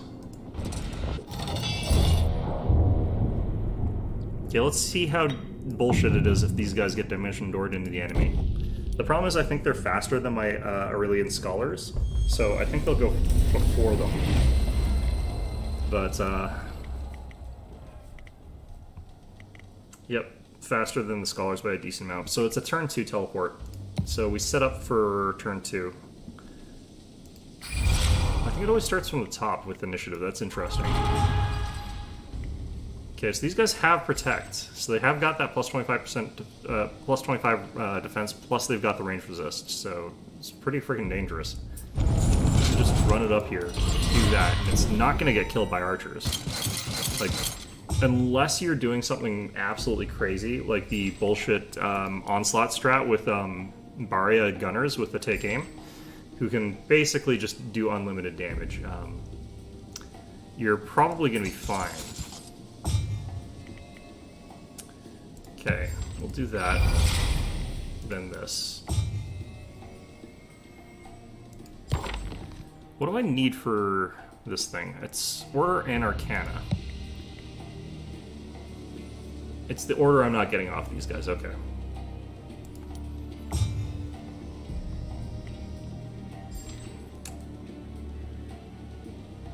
And I'm still not getting the bonus on Dimension Door, actually, now I think about it. Alright, well, let's do this.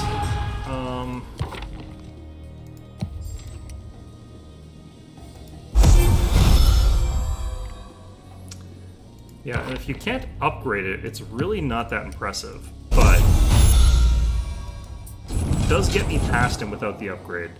I do 300-something damage, and he dies. He attacks him for no damage, and then he dies. So, the thing that I'm really upset about is that I can't consistently, seemingly, get Order Magic, or Arcane Magic on the Arcane bonus guy. Which is weird. Like, that's strange, right? It's not just me, is it? I don't know. Maybe it is just me. Who knows? So, I guess we'll just close out this game. Want to sort of see a slightly more serious composition against this, but...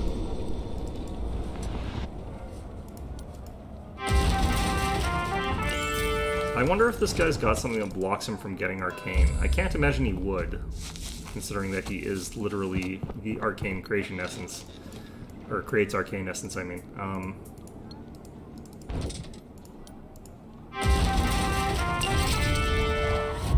There we go. Jesus. There's a chart that shows you where all this crap is, like whether or not they can get certain things. I'm gonna probably need to, like, check that or some shit like that. Let's just put him...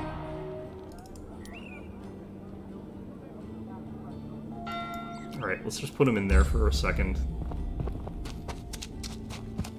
He walked past me, apparently. Walked past again, probably. Okay, well... Sure, I guess.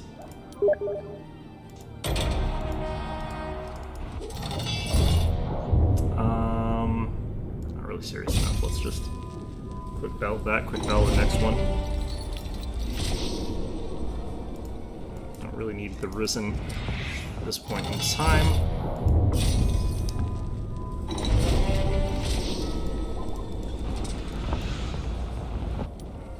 Okay.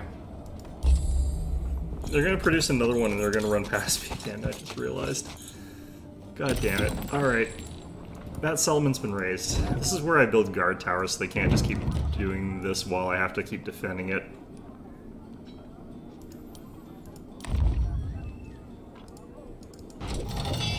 Alright.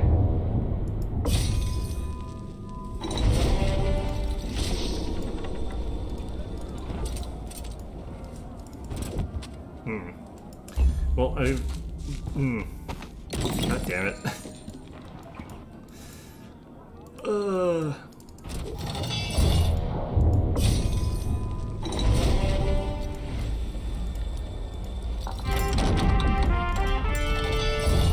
See, I think this might be game finally.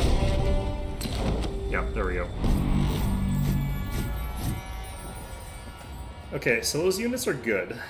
I am concerned that it is pretty easily counterable by a competent player, but I definitely think it's the counter to ranged shooting from Arleon. You have to, like, completely backline your scholars, otherwise they're just going to get sniped by archers anyway. And there is a risk that the archers are just going to be able to, like, 9 range and then fire at you from across the map anyway, in which case you're going to lose all your scholars. And if that happens, you're boned, because you're basically going to have, like, a couple units out there that are tangoing with those really big, tough Arleon frontline troops. And while you will grind them down eventually, or even pretty quickly with your top tiers, if you're taking enough arrow fire, it doesn't matter that you're pretty resistant to arrows, because you're still going to take a ton of damage. You've lost all your magic support because your Arleon scholars are dead, and they've got momentum. So they've got a couple turns of just pounding at you and you not being able to really survive getting hit by that. So there is that side of things. So let's see if we can find a multiplayer game. We'll see how things are going right now. Looks like those are all full up. It doesn't look like there's a ton of people in here right now. I'm trying to look around other places. Let's do Canada. Looking for games usually means there's nothing there, so I'm just sticking to English-speaking countries so that I can actually talk in chat if I have to. Because I don't want to be sort of forced to talk in a language I can't understand. Europe, I think, might include the UK right now. I don't really know, but maybe not. Yeah, it looks like there's no games right now at this moment. So, yeah, I think that's roughly the sort of way to go. You can get to tier 3 relatively fast with this faction. It's just you're gonna be very map dependent, because I was lucky. I got double celestial ore, or not double celestial ore, double ancient amber. And if you don't have that, then you're stuck taking something else. Like if you have double celestial ore, you're going to be taking toxicologists, and toxicologists are going to get their asses kicked by archers. And if you're getting your asses kicked by archers because you took celestial, because you got that sort of resource, then you're in some trouble. You could go Blessed Bones, and you could go upgrades. You could just build the academy or whatever and get the upgrades. That could be something you could do in response to that. But realistically speaking, you know, if you're trying to build those top tiers and you have to buy them from market, you're really screwed. And I kind of wonder if there's a better way to get access to those resources, because you could try to build the economic tier building in this map, but that doesn't work very well. You'd have to be on a different map that allows you to have a second large settlement, because that would give you a second place where you could research, and then you could still build a top tier unit, and that would also provide more income across the board, so you could get more big units out. And I think that might be when you would sort of play Loth, but I think Barony of Loth on this map has some really risky things that could happen to them. Let's try them using Tox. So we start with tax and we transition. So for them, if we're going for a toxicologist type build,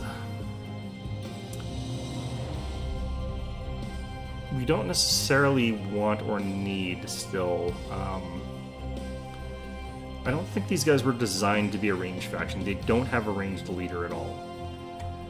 This could be where we take Coral Lightbringer. The reason is that 15% range resistance means we're not going to get our asses as badly kicked on a ranged exchange, which could be really important for them. But I do think that these guys are kind of in trouble in those kind of matchups. Let's go ahead and start game here.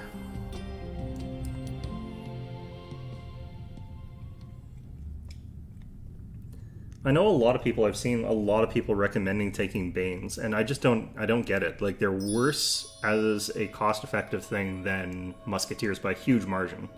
And Musketeers are really, really good, don't get me wrong, but, like, paying that much for a Musketeer would be really crappy.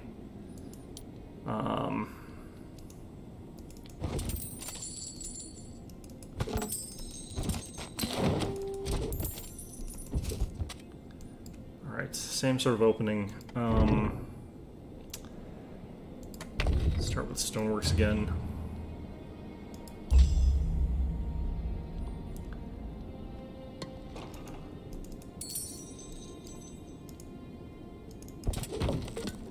Next we get the Timber Mill. I need to check, actually. Did the lab have a prereq building? Not right off the bat. The upgrade might, though. I can't remember.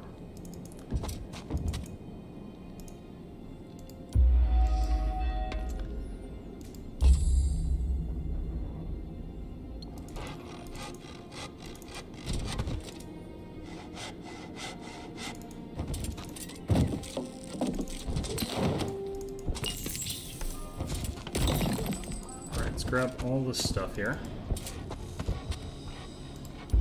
And our second wielder, I don't know what that one is, but I do know that this one is in fact Celestial Ore, so this is when we would probably be taking a lab.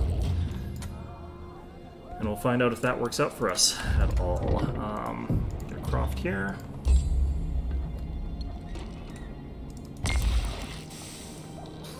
Alright.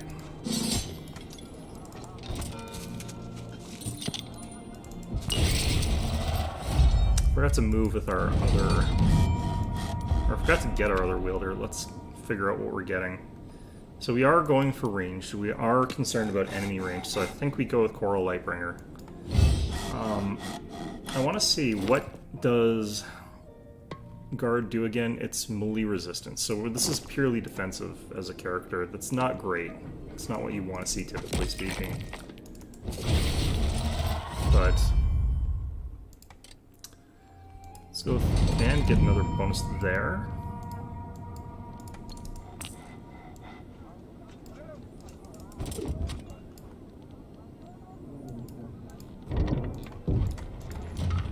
Okay. So I might need a building here to upgrade our toxicologist, and I think you do. I just can't remember what it is. Well, actually, no. We need the timber mill, which we've got, so that's fine. So we'll upgrade this so that we get that wood a bit faster. Building that croft apparently is going to slow us down a tiny bit. But that's fine.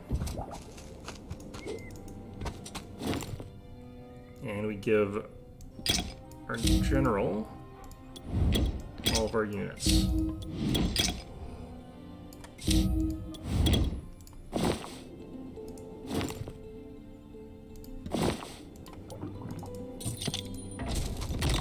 Okay, this one's Glimmerweave, and that's kind of okay with what we're doing here. It's not what we're after, but it'll be fine.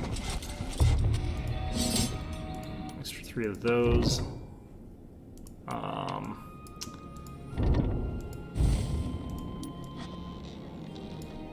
Okay. Taxes at max, perfect.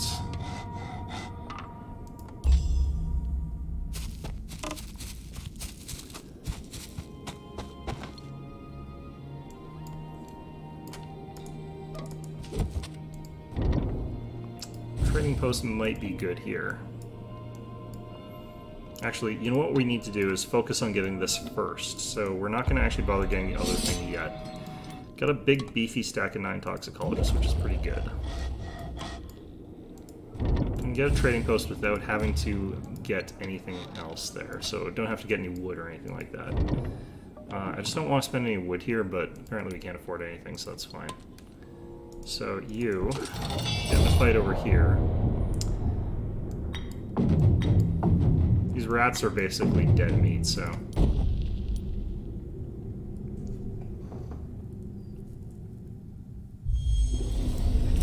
Definitely a lure them off this high ground position sort of situation here. And into our high ground sort of situation. Looks like we're going to actually get the business from here, which is not great. They did actually run down, so that's actually fine. Okay.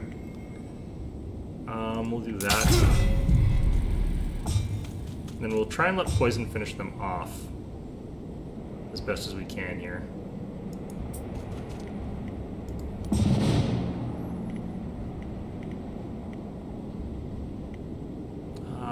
They can move to the red zone, so have to be 2 away from the red zone.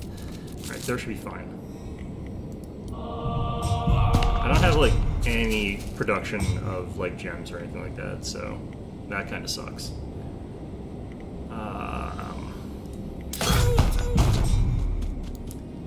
When you've got, like, this much high ground and your AI is just running into it, like, they kind of have to in this situation anyway, but when that's happening, that's when I think these units are kind of really good, like the toxicologist. But any archer unit is going to be really good in that situation, so it's not really that much of a promotion of them. Let's move down to here and hit this one. Let's have our rats. Thought we might be able to like do some more damage to these guys, but I forgot they're not upgraded at all. Do that. And we have got a rupture, so let's just go for it. Make sure we get them so easily.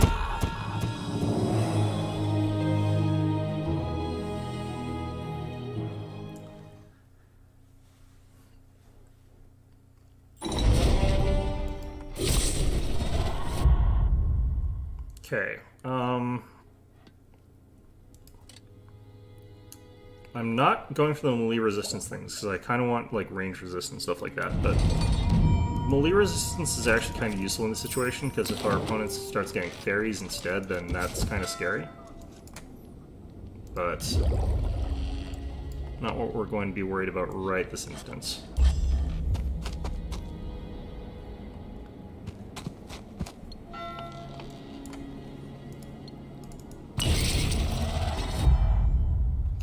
Alright,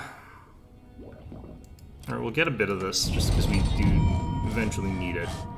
But not really my favorite thing to have to get.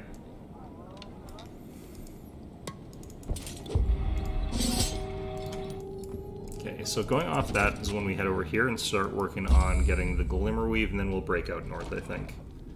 So I feel like that's going to be fine in this instance. Because I'm not really, like, super broke in terms of, like, money this time. It's, like, other resources that I need badly this time, so... In particular, like, I'm just going through a lot of wood for some reason, but I still don't want to get more, of those things. What do I combine? I think we get a crypt. I'm going with that classic pike and shot, but the question is, what are we going to do with late tier, though? Let's see here. Yeah, this should be fine. I think this battle might always be exactly the same. It's kind of weird. A lot of times it's like slightly randomized, but the ones on those two camps are always the same, I've noticed. Like all the camps in this one might be the same. Very, very interesting. Okay. They'll probably go after my cultists, but they might go after the rats. Either way is kind of fine with me. I do actually more damage if I come up here, I think. Pretty similar, honestly.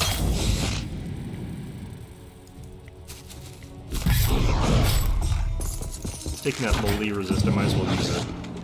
Going after the rats.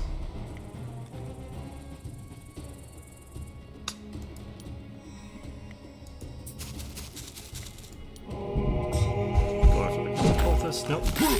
Good.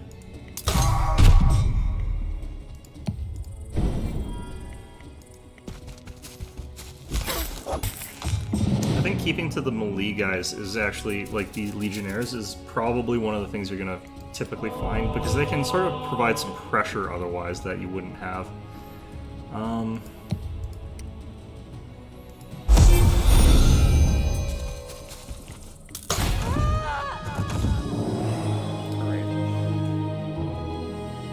Decent shot there.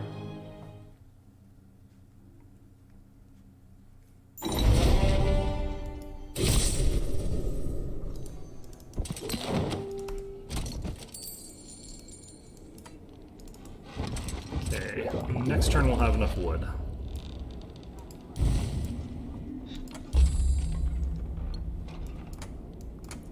I kind of feel like we can get our experience points up faster if I go south. I don't know, though. Wood, Ancient Amber for that one. Yeah, Ancient Amber just seems like the better resource for this faction. Alright, so we spent 6 of it to get our Toxicologist upgraded. But we still are missing 6, so we're falling behind by a lot on production of that resource already. So I'm going to have to market to get the remainder, which is, I guess, where the expense of this build comes in. Pretty nasty, honestly, to have to be like that, but let's go ahead and get this upgraded if we can. I need a lot of resources. Jeez. Okay, let's get... Oh, man. Maybe I can get another timber mill. I'm not loving that, but... Could get another crypt, or I could get another timber mill. I think the timber mill will demolish it later, probably, but... Okay. Whoops. That's not what I need to do. Let's have you go over here.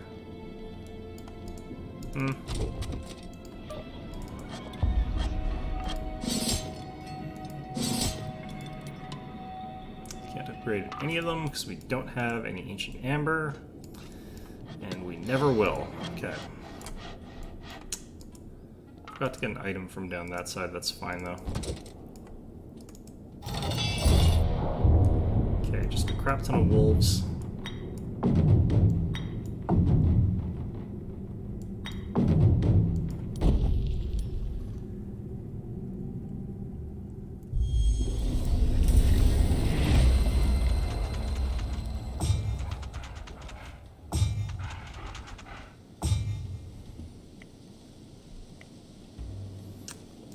gonna just do this for the hell of it. I don't really care if the rats actually get killed now that I think about it, so I'm just not gonna worry about them as much. Just because we're not really that concerned about them right here. Okay, I want to get that unit down to something more manageable. Get this unit down to something more manageable, and then we'll go in and hit this one to kill it. Yeah, they came around and hit our cultists and stuff like that. And then those guys, yeah. Try and Psychic Spear these guys, make them a little bit more manageable for us. And we might be able to get a kill here. Nope, not quite. So it's enough that we're not going to like lose a whole ton of these guys. Alright, poison ticking is gonna probably help finish this off. Yeah.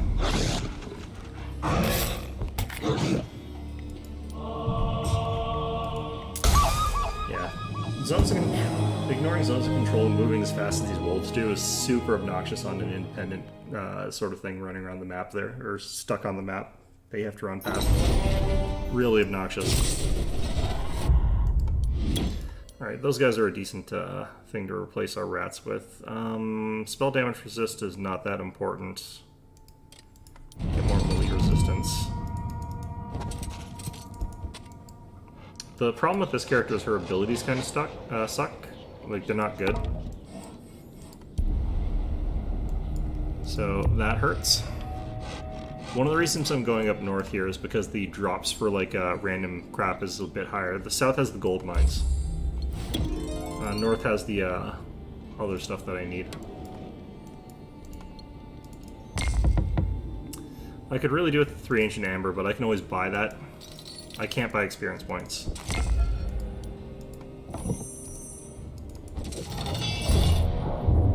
Okay, Face Spirits should be really easy for us to kill with like the Banes and the Toxicologists. Like those should shred through those guys no problem.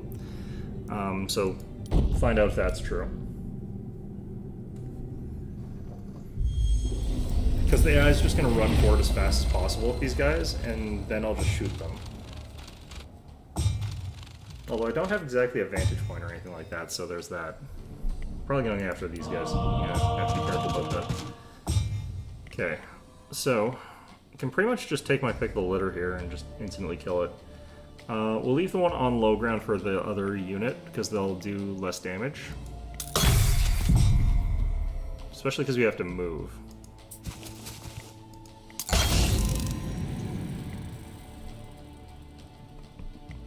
I wish I could move just a little further on this guy.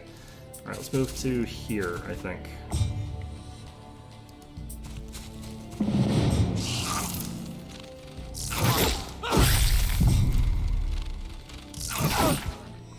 Dangerous. Alright.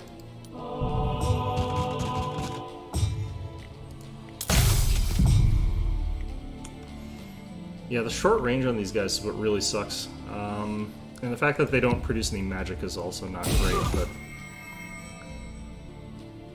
Okay, I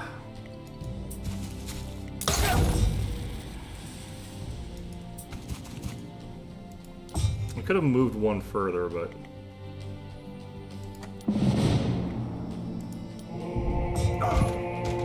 After this battle, we're definitely gonna have to go get some upgraded troops.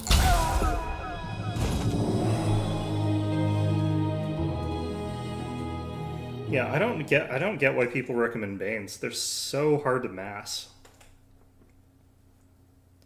They are strong, like they're not weak or anything like that. Like Musketeers are an incredibly powerful unit, but paying like a Celestial Ore for one is so hard. Alright, let's grab that. Hello? Can you... Really like finding the wood there. Okay.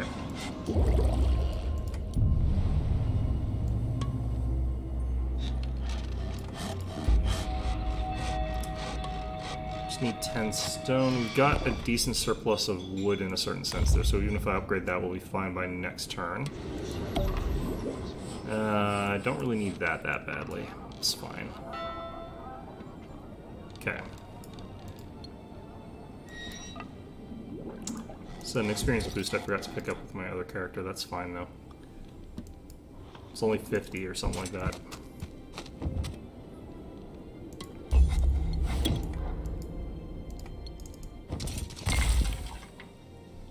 Okay, I guess we have to leave that there. Right, and I have to go back, get some more troops. I could try to shuttle, but I don't really feel like that's worth it. Alright.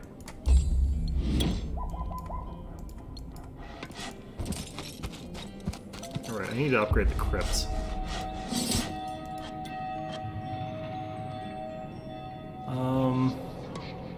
Let's upgrade these so that I don't have that stack anymore. I don't want to have the stack of unupgradeds. Although maybe I should.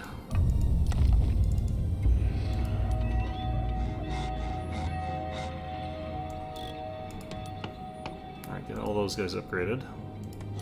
Much, much stronger now. And I think with that upgrade, I'm good to go.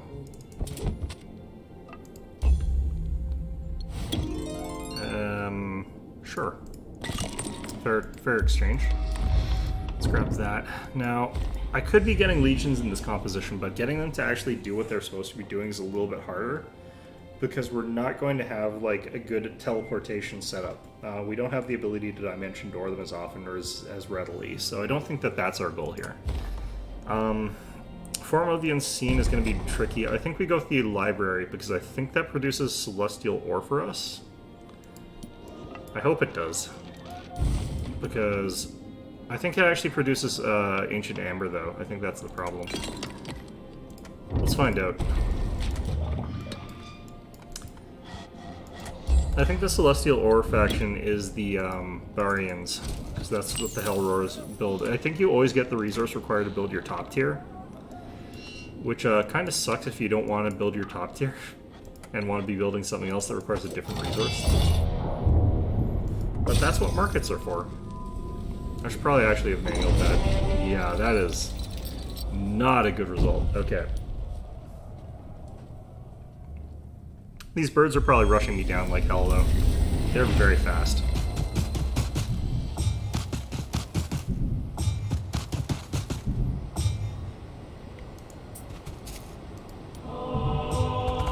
Yeah, we've only got the one toxicologist. I should have had a split group here.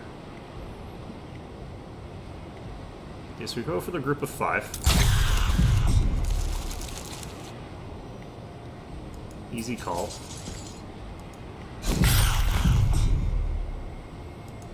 Go to high ground for here.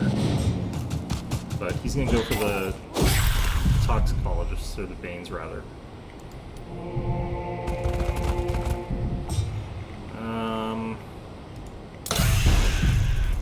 Yeah, I think we're fine. I don't know what the AI was doing that caused it to cause so much damage to me. Let's go with the guaranteed damage first, and then we'll go with the Psychic Spear second, and then that should be a guaranteed kill. Alright. Yeah, the AI auto-resolve on that was ridiculously bad. Like, that was so bad. But, oh well, it's fine. I think what I need to almost do is have like one building that gives me the upgraded version of the unit, and then one that gives me the unupgraded version. I don't feel like these are actually worth it. Alright, Tinkerers and Brutes. Let's see how quick battle treats us here. Any better? No? That again is a ridiculously bad result for what we're doing here.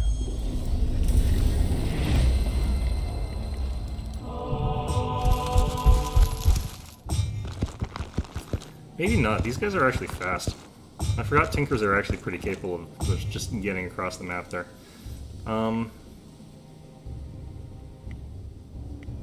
Let's get rid of that one.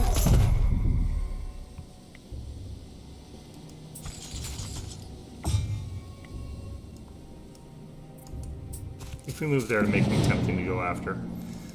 Move you back there. Do that. Interesting. Certainly made them tempting to go after, it looks like.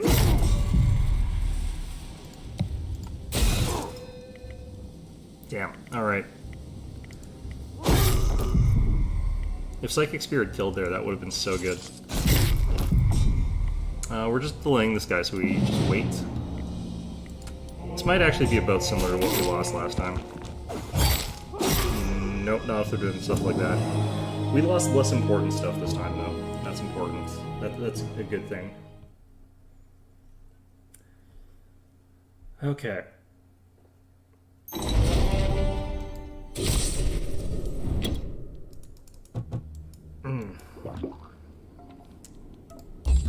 I want to figure out what we get out of that building. That's going to be kind of important for us. I'm going to send this person up here, and they're going to pick up some of the stuff here. This guy's going to go and get the more important stuff, actually. Like the experience points. Rigor, +2 hit points. I think Essence Shield is what is the crux of what we're going for here. And again, like, all it really does is it stops us from being countered. Because, like, the counter to the stupid Banes is just get Rangers. That's all you need. Like, that'll do it. Or get these wolf things. That also would do it. This is a lot of wolves. I'm actually going to withdraw that. I'm going to wait till later. This one had a penalty to it, I think. What was this one? -5 defense. That's actually still worth it. It's risky, but it is worth it.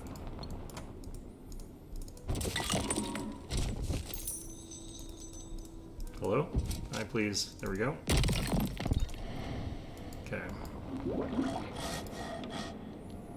This finished. Fantastic. And yeah, it is Celestial. Or it is Ancient Amber, unfortunately. That is not what we need. I could get more Arcana, or I could get more money. Those would both be kind of helpful here. So what I think I might have to do is go Trading Post, money, money. Money, money, money. If I can afford it. I need to buy some more Ancient Amber. We'll wait the 2 turns for that, because it will be having when we have another market, we'll get more money off of it, or save money on it.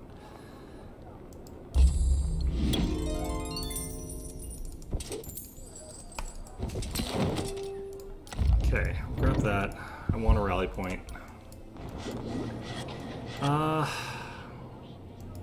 Okay, actually it's worth it to get this now so I can get the rally point started. So we do that and we get the rally point started.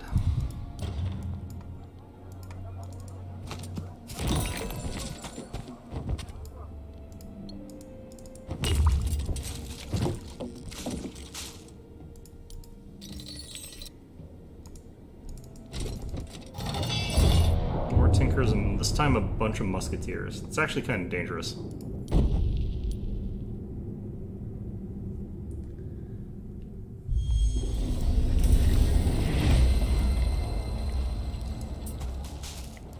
They might try to dive past everything just so they can shoot at these guys. It would not surprise me in the least. Alright, wipe out the 13 stack.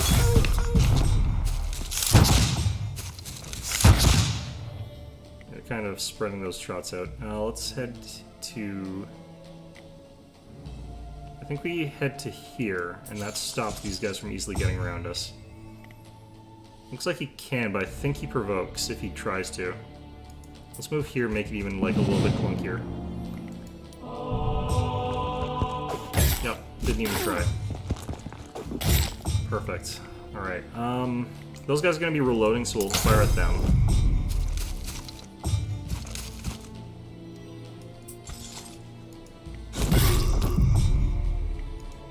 Shamble slowly towards these guys. Could probably Psychic Spear one of these units completely to death, basically. No, because we have no magic, right? I forgot. Alright, kill them. There are instances like this where the ability to fire every single turn is huge, but we shouldn't actually be able to fire every single turn against these muskets because they should be standing in the back using take aim. But they're not upgraded because the AI or the independent camps aren't upgraded. So this isn't really indicative of a real fight against Baria. Yeah. So with this and attunement and everything like that, we're basically like not going to worry at all about getting shot. Like it just doesn't matter at this point. Okay. I guess I could get some Celestial Ore income just so that I've got it, but it really doesn't matter that much.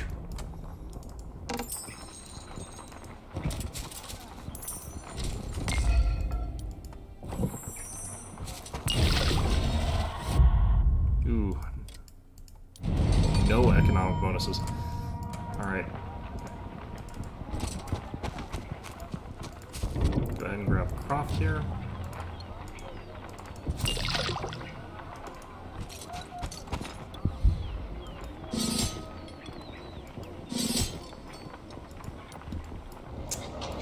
Yeah, so with the market saturation that I'm getting, I can do this. I've got enough money now that I can sort of just go like that and then get another set of 5 and then keep looking to see if I can keep affording more. I think we can.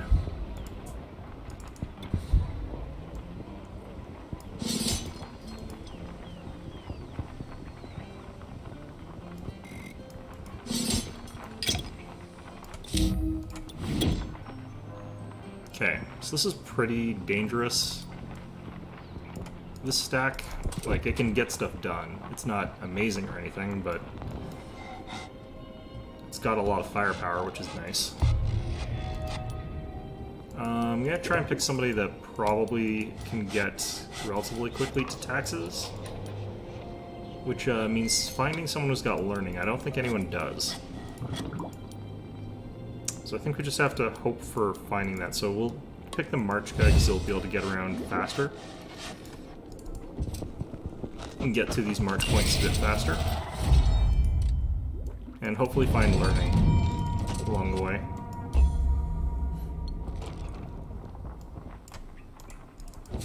Gotta grab that. Alright.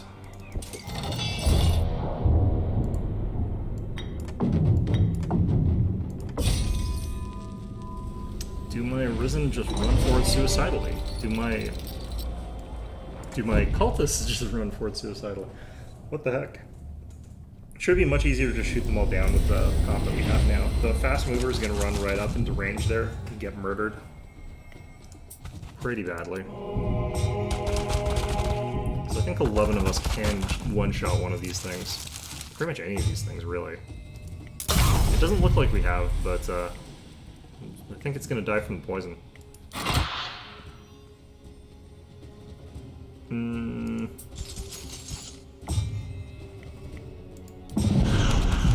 Yep. Wasn't too sure if it would, but it did.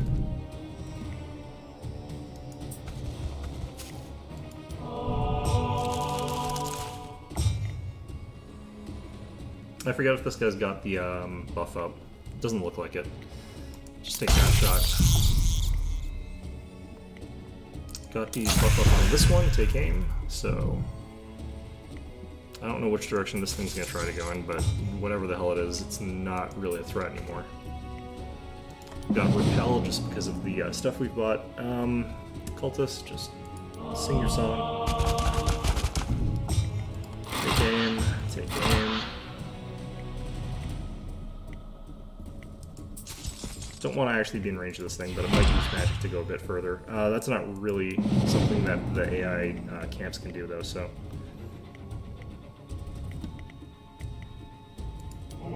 Should have moved up when I was using take aim, but it looks like it doesn't matter.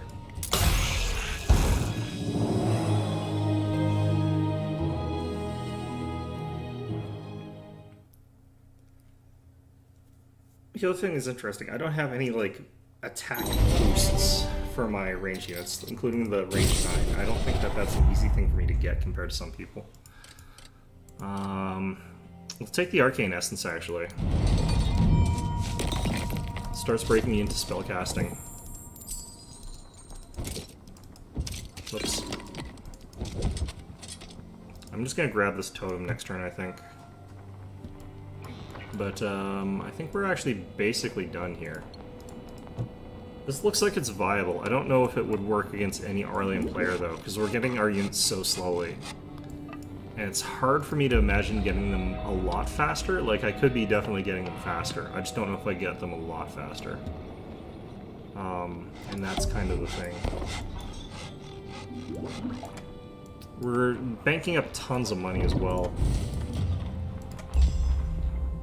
Like, we're not able to spend it down effectively because we're being gated by dumb resources. Sure. I guess that changes if you wait. That's interesting. Keep forgetting to pick up this stuff off this dead commander. Okay. You... get that. And that. Guess that's not done yet. And then head up here.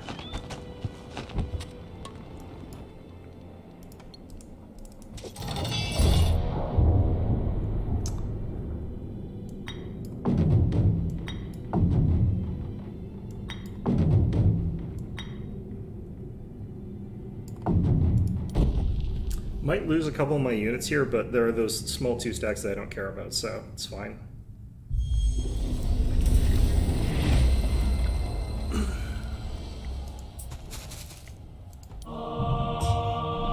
The other fact about playing like this compared to like just playing Barya and using this style is that Barya just uses their units in like this and they get magic out of it. Like they don't have to do anything fancy to get like spells, whereas this kind of does because the toxicologists aren't really giving me any magic.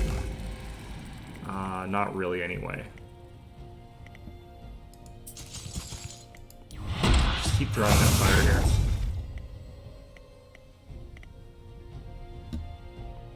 Gonna get out of the way a bit so that these guys can move forward if they have to.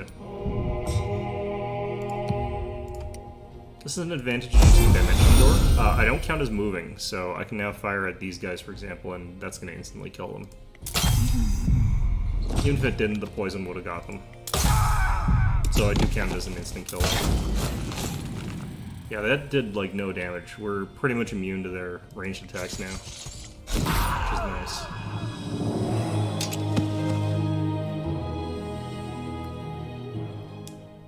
Okay.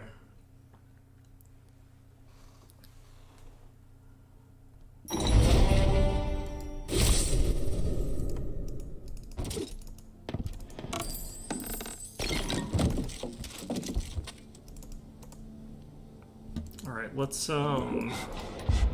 just really focus on upgrading this, I think. We just need a little bit more stone. Actually, I can get it next turn. Let's just wait till next turn. Nope.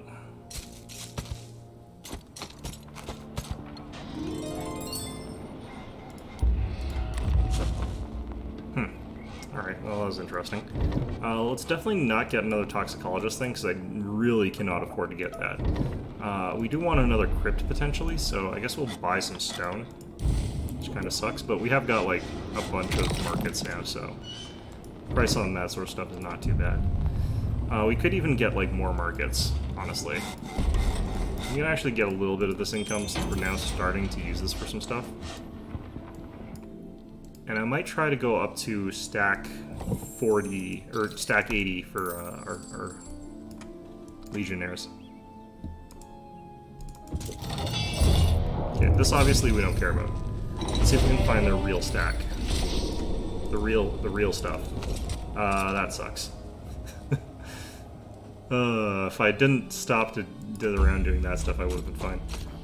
Alright, fine. Get wrecked me. Fine.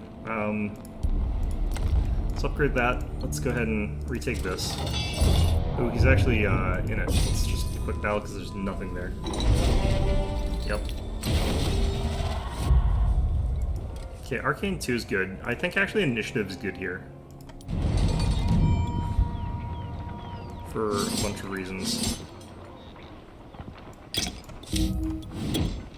Okay. Let's get rid of them. Let's get these guys, and then split the stack.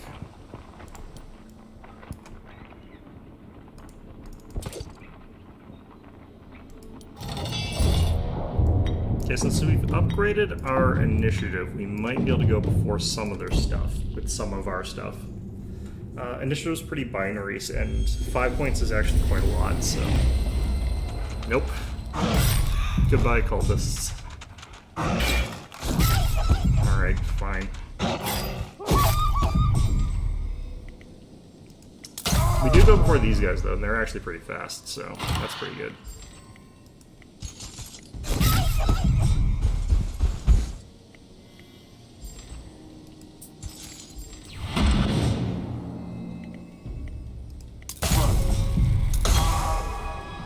Yeah, made a difference there. Not a huge one, but enough.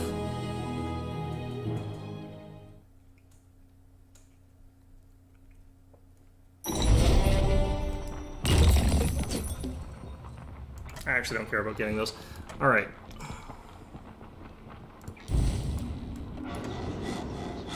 Got a couple crypts, they're both upgraded. I think we just get another one of these for now. Just really drag down trade prices as much as possible.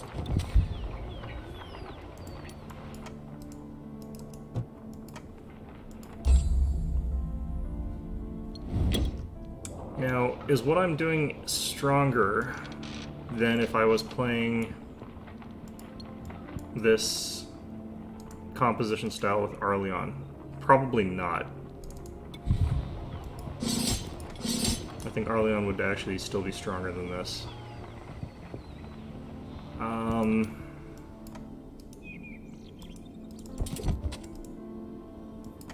There's no point in actually in upgrading the stack size for my Legionnaires because I can't get enough that I would ever be able to.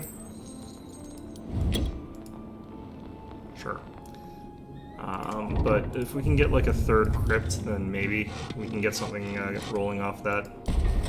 I don't know. It's kind of sketchy, honestly.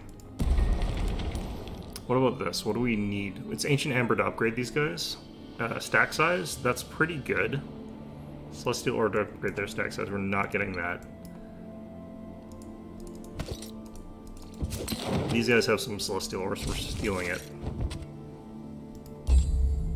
But let's see if they send a real stack against us. They might have sent it south. Ooh, that sucks.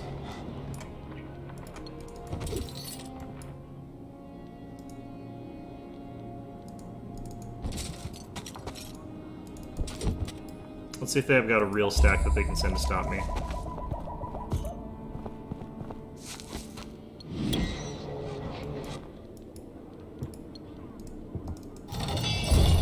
Not really, nope. AI just splits up their forces way too much compared to a real person. It's hard to really test my compositions.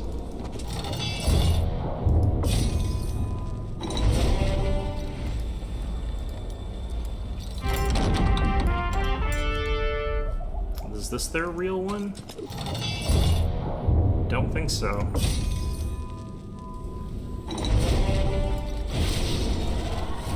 Okay, I guess we take Arcana here. On a map like this, you just don't need leadership that badly, or that much command. Oh wow, we're just rolling in money. I forgot to get this guy to go around, level up and stuff like that, but that's fine. Okay,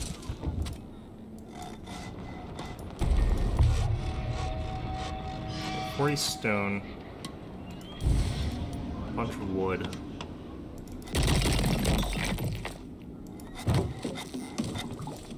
We just needed 30 wood. Or no, I need 50 wood. That's interesting. Guess these guys are wood heavy. Okay, that should be enough. Well, I should get some from raising that. Okay, there's our second large slot, so we can use that for a form of the Unseen. Not that it matters this late into the game.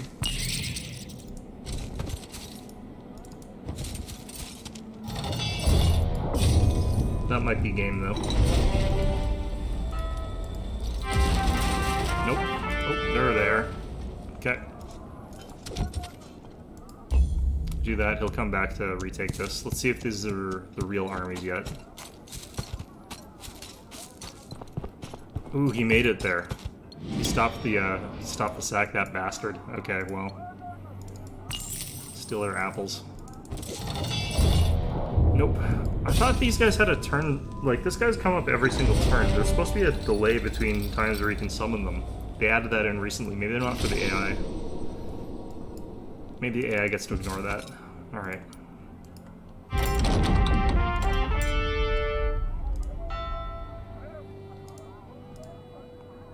Let's do this. This will probably lure them over to there. Ooh, no, they ran. They ran so far away. And then they came back. What the hell? I don't think that's the real army either.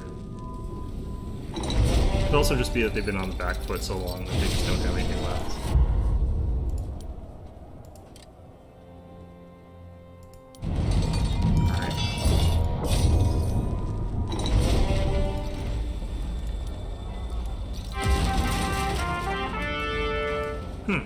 Interesting, they still have more.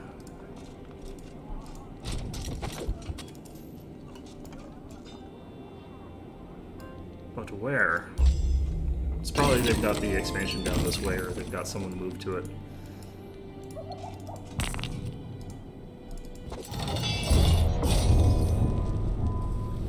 Ironically, this camp is probably more dangerous than the enemy is.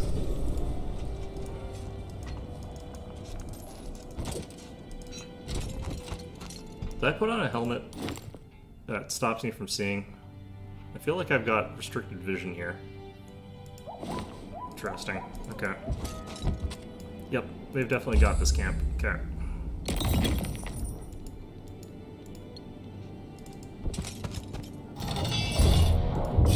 Why does she have less troops than she's supposed to spawn with? Alright, that was everything. Okay. So, there's no way in hell that that composition wins against, like, Arleon's Archer and Footman combo. Like, it's just less efficient, it's less cost efficient, you're going to be massing a lot slower.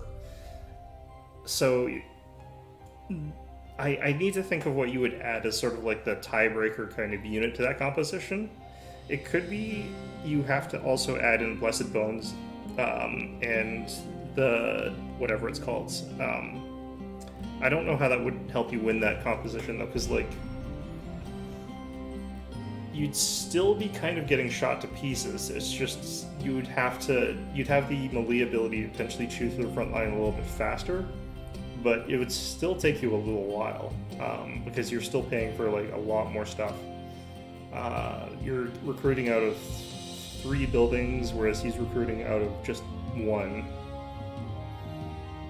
And if he's getting like militia, he's got 3 buildings. But if he just added knights or something like that, he's already on par to you in terms of spending. But he doesn't have to get that. He could just get 2 sets of like buildings producing footmen and archers.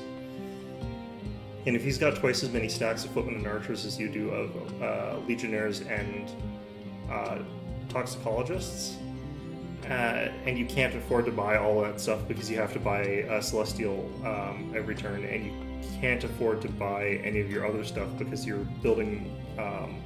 You can't afford markets because you can't put them in your slots. You're kind of stuffed there too. So I don't really like that build a ton. I think what's probably going to have to happen is Barony of Loth might need some slight buffs, because I think they were supposed to be really relying on the Aurelian scholars and the necromancers, because back when magic was a lot stronger and there was a lot less magic resistance, and a lot of like Arleon's good scary troops here, like the Shield of Order, plus 25% spell damage resistance, you cast that on yourself and you cast that on an adjacent archer unit, and then you sort of spread out otherwise. Means that you're defending your archers pretty effectively, and if you're using things like, say, protection, that's also giving you like 30% spell resistance now on 3 friendly troops, or 10% on 3 units, or you could do the same unit 3 times. That's also giving you spell resistance now. You're capable of just draining out the amount of spell damage you're going to be taking on your key units now compared to what you would be taking before. And protection is an easy spell for them to take nowadays. If you're going for archer and you're going for footman, you're going to have the ability to spam cast protection really, really hard. So I don't think that you can really realistically kill things using spell damage anymore. So I think that they need to readjust Barony of Loth, knowing that you can't do that, and make it so that some of their other units, like their other options, are a little bit easier to get access to. It's not that they're necessarily too weak, it's that there's weird gates that stop you from getting them appropriately. Like the fact that building a crypt requires Ancient Amber. If that wasn't the case, then Legionnaires would be a little bit easier to get, so you'd be paying a little bit less than that initial investment. You'd be saving that sort of very difficult to acquire resource so that you could upgrade the building maybe. If Toxicologists just cost a lot more in terms of money, but no Celestial Ore, like you could probably get away with charging 500 for them each and then not charging Celestial Ore. I think that would be fine. And they'd be a lot stronger that way, I think. Or, like I said, removing their deadly or their aim ability and instead just giving them more base range. Like making this unit an 8 range unit. And making it so that instead of having to spend a turn using aim, they've got like just other passives. Like maybe they've got a passive that says that if they fire at a unit that's already afflicted with poison, that unit takes a lot of extra damage or something like that. Or you could make it so that if they kill units off, like not like full stacks, but if they kill members of a unit, they cause an explosion, and that explosion does area of effect damage around it in a toxic cloud or something like that. That affects everything around it as well as the unit around that they hit. Meaning that if they're capable of hitting like a lightly armored unit that's capable of they're capable of taking out like a huge amount of them, they just deal huge damage in a radius around them. Like that could be a more interesting ability than aim. That I think would make Banes viable at breaking up formations, for example. If they're doing that kind of thing, you might not even need to give them a huge boost to their like range or something like that. But I do think that 6 range is way too low for this type of unit. So I think that you could be definitely doing something to make them a little bit more competitive or something like that. And I think that like you just gotta change these abilities. Like you'd be losing a Blessed Bones, which is 1,400 gold, which is pretty expensive, to get 15 Oathbound, which only lasts for that one unit, and they're not the upgraded version. Like you're getting this version of the Oathbound. A 15 stack of these guys just gets evaporated by anything that looks at them funny. By the time you've got big stacks of like late game sort of units, and you're using a Blessed Bones to build stacks of other units, those other stacks of units are just costing you 1,400, so you're getting out attritioned in fights. In big fights where you need that sort of ability to be meaningful, it's just not. You're building up this big sort of block, and you're almost always better off using the Blessed Bones to attack the enemy directly. Because like if I want a speed bump in front of me, building stakes is usually better. Or building a landmine or something like that. So this thing's fine. Like the 1,400 gold is not that expensive for this type of unit. Its stats are really, really good. So the only problem is that it's going to walk up to things and it's going to be outcompeted by things that have better passive abilities. Like if we take a look at the Queen's Guard here, these things way cheaper. They've got the defend ability, which is a way to advance without taking as much range damage. They've got like less stats overall. They're not as good overall. But if you've got 5 of these guys, you were getting 4 of the other guys, so that's sort of fine there. You're probably actually getting, you're getting like 4 of the other guys. And you'd still have some change left over. You've got Berserk instead. Like, Berserk is a stronger ability, Defend is a better ability. If you're up against like Beria is getting the Brutes, Scarred Brutes. The Scarred Brutes are actually really deadly right now. They're intimidating, so they'd be reducing the defense and the initiative of the stuff around them. They are more expensive because the Ancient Amber is harder to get. But the Scarred Brutes are actually a really decent unit right now for what you're getting. The only problem I, again, have is that Ancient Amber, not what they default get. These guys get Celestial Ore. And Rana's got the Chellan Elders. The Chellan Elders are broken as shit. Like, these things are absolutely ridiculous. These guys are not going to outkill the Blessed Bones, but the Blessed Bones is going to start running up to these guys and smacking them in the face, and these guys are just not going to care. Like, they're going to take it and, like, be like, whatever, dude, and they're just going to use their ability to recharge Essence, which is a much stronger ability than the Blessed Bones ability. They've also got that 50% range resistance, so, like, if you're trying to shoot them to death, they don't care. Because they've got a huge range resist, they've got huge defense, they've got good health pools. If you're trying to hit them in melee, they don't care because they're going to retaliate and deal like a ton of damage, and they're not going to take very much damage in that initial hit. Like, Chellan Elders are absolutely crazy good. even with the Glimmerweave cost, they're crazy good, because Glimmerweave is also what Rana gets from their building, so they're guaranteed to be able to get 3 Glimmerweave per turn.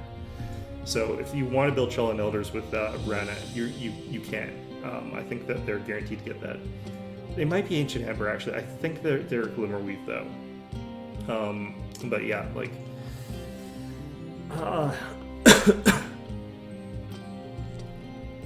yeah, I think that's the case. The only problem with Chell and Elders is, like, if you do have to advance into Gunfire, they're movement too, but you'd never have to. Like, you could always be just spamming out, like, Acid Cloud to deal, like, 60 damage. The thing about this is that it's, like, there for 3 rounds, and every round that you're in it, so it's actually one of the highest damage spells that you can get in the game. It's 180 damage, which is really, really good at tier 3. By contrast, this is doing 70 damage, so this is doing less than half, and I think it's more expensive. It's Arcane 16 compared to Creation 12, so this is way cheaper. Chain Lightning, I think, has 100 damage, and then it bounces a couple times, so it's an area effect at least. This one, Fireball, is 90 damage, so this is worse by a lot. And then, of course, Order doesn't have a damage spell. I think that, like, legitimately, Acid Cloud is the highest potential damage out of any spell in the game. Other than, yeah, maybe if someone steps on all 3 mines of, like, an explosive fungi, but no one's ever going to have to step on 3 of them. Not really. The only thing that does more damage is if you've got the ability to hit somebody who's really, really valuable. Justice does more damage, because it's just kills 3. If you're up against something that's really, really tough, that's stronger. For its cost, this is 16. That's a lot more expensive. Apocalypse, this is actually hits friendly, so that's really dangerous, and it's not that much damage. So yeah, I think legitimately, like, in terms of potential damage from single cast, Creation 12, for cost, this is probably one of the best damage spells in the game. The thing is, you can move out of it. So it does have that sort of weakness or limitation, but still, with the fact that you're getting enough creation magic, you could also just box them in, because you've also got Earth Block. At tier 3, it's 2 of them. It's capable of just sort of creating a circle around the gas cloud, and then you just keep gassing the people stuck in there. So, yeah, it's pretty brutal. So, yeah, I definitely think that the Chell and Elders are stronger than the Blessed Bones in terms of that. I don't think that it's, like, the stats on this are bad, though. Maybe you just have to take this guy for the stats. Only 1 Destruction Essence. It's so bad. It's coming with the Seneschals. These guys also don't have the best magic arrangement. Because you do still want to have buff spells, but either way, though. That has been a very, very long stream, and I'm very much tired, so I think we're going to call this one quits. So, hope you found this one enjoyable. I'll be back on Monday. We'll be starting another one of these. Next one I'll be doing Baria, and showing you, I think, what is their most generic sort of strategy, and then we'll think about ways to counteract it. But, yeah, in any event, hope you found this episode enjoyable.